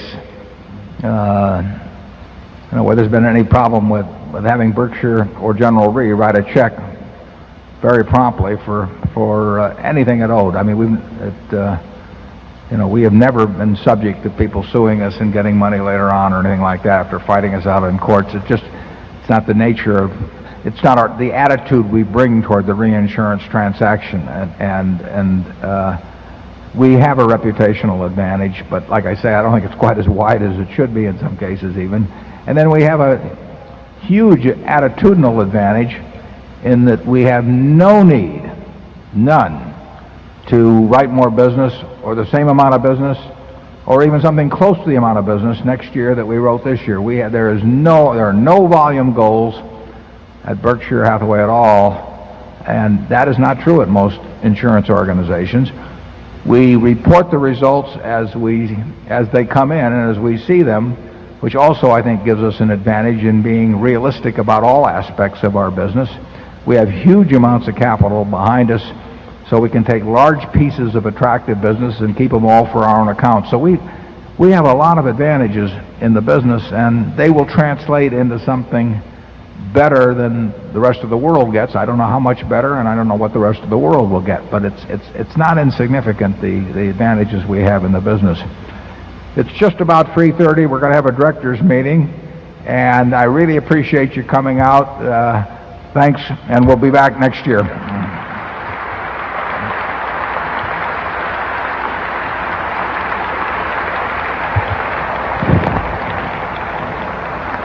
Careful, you don't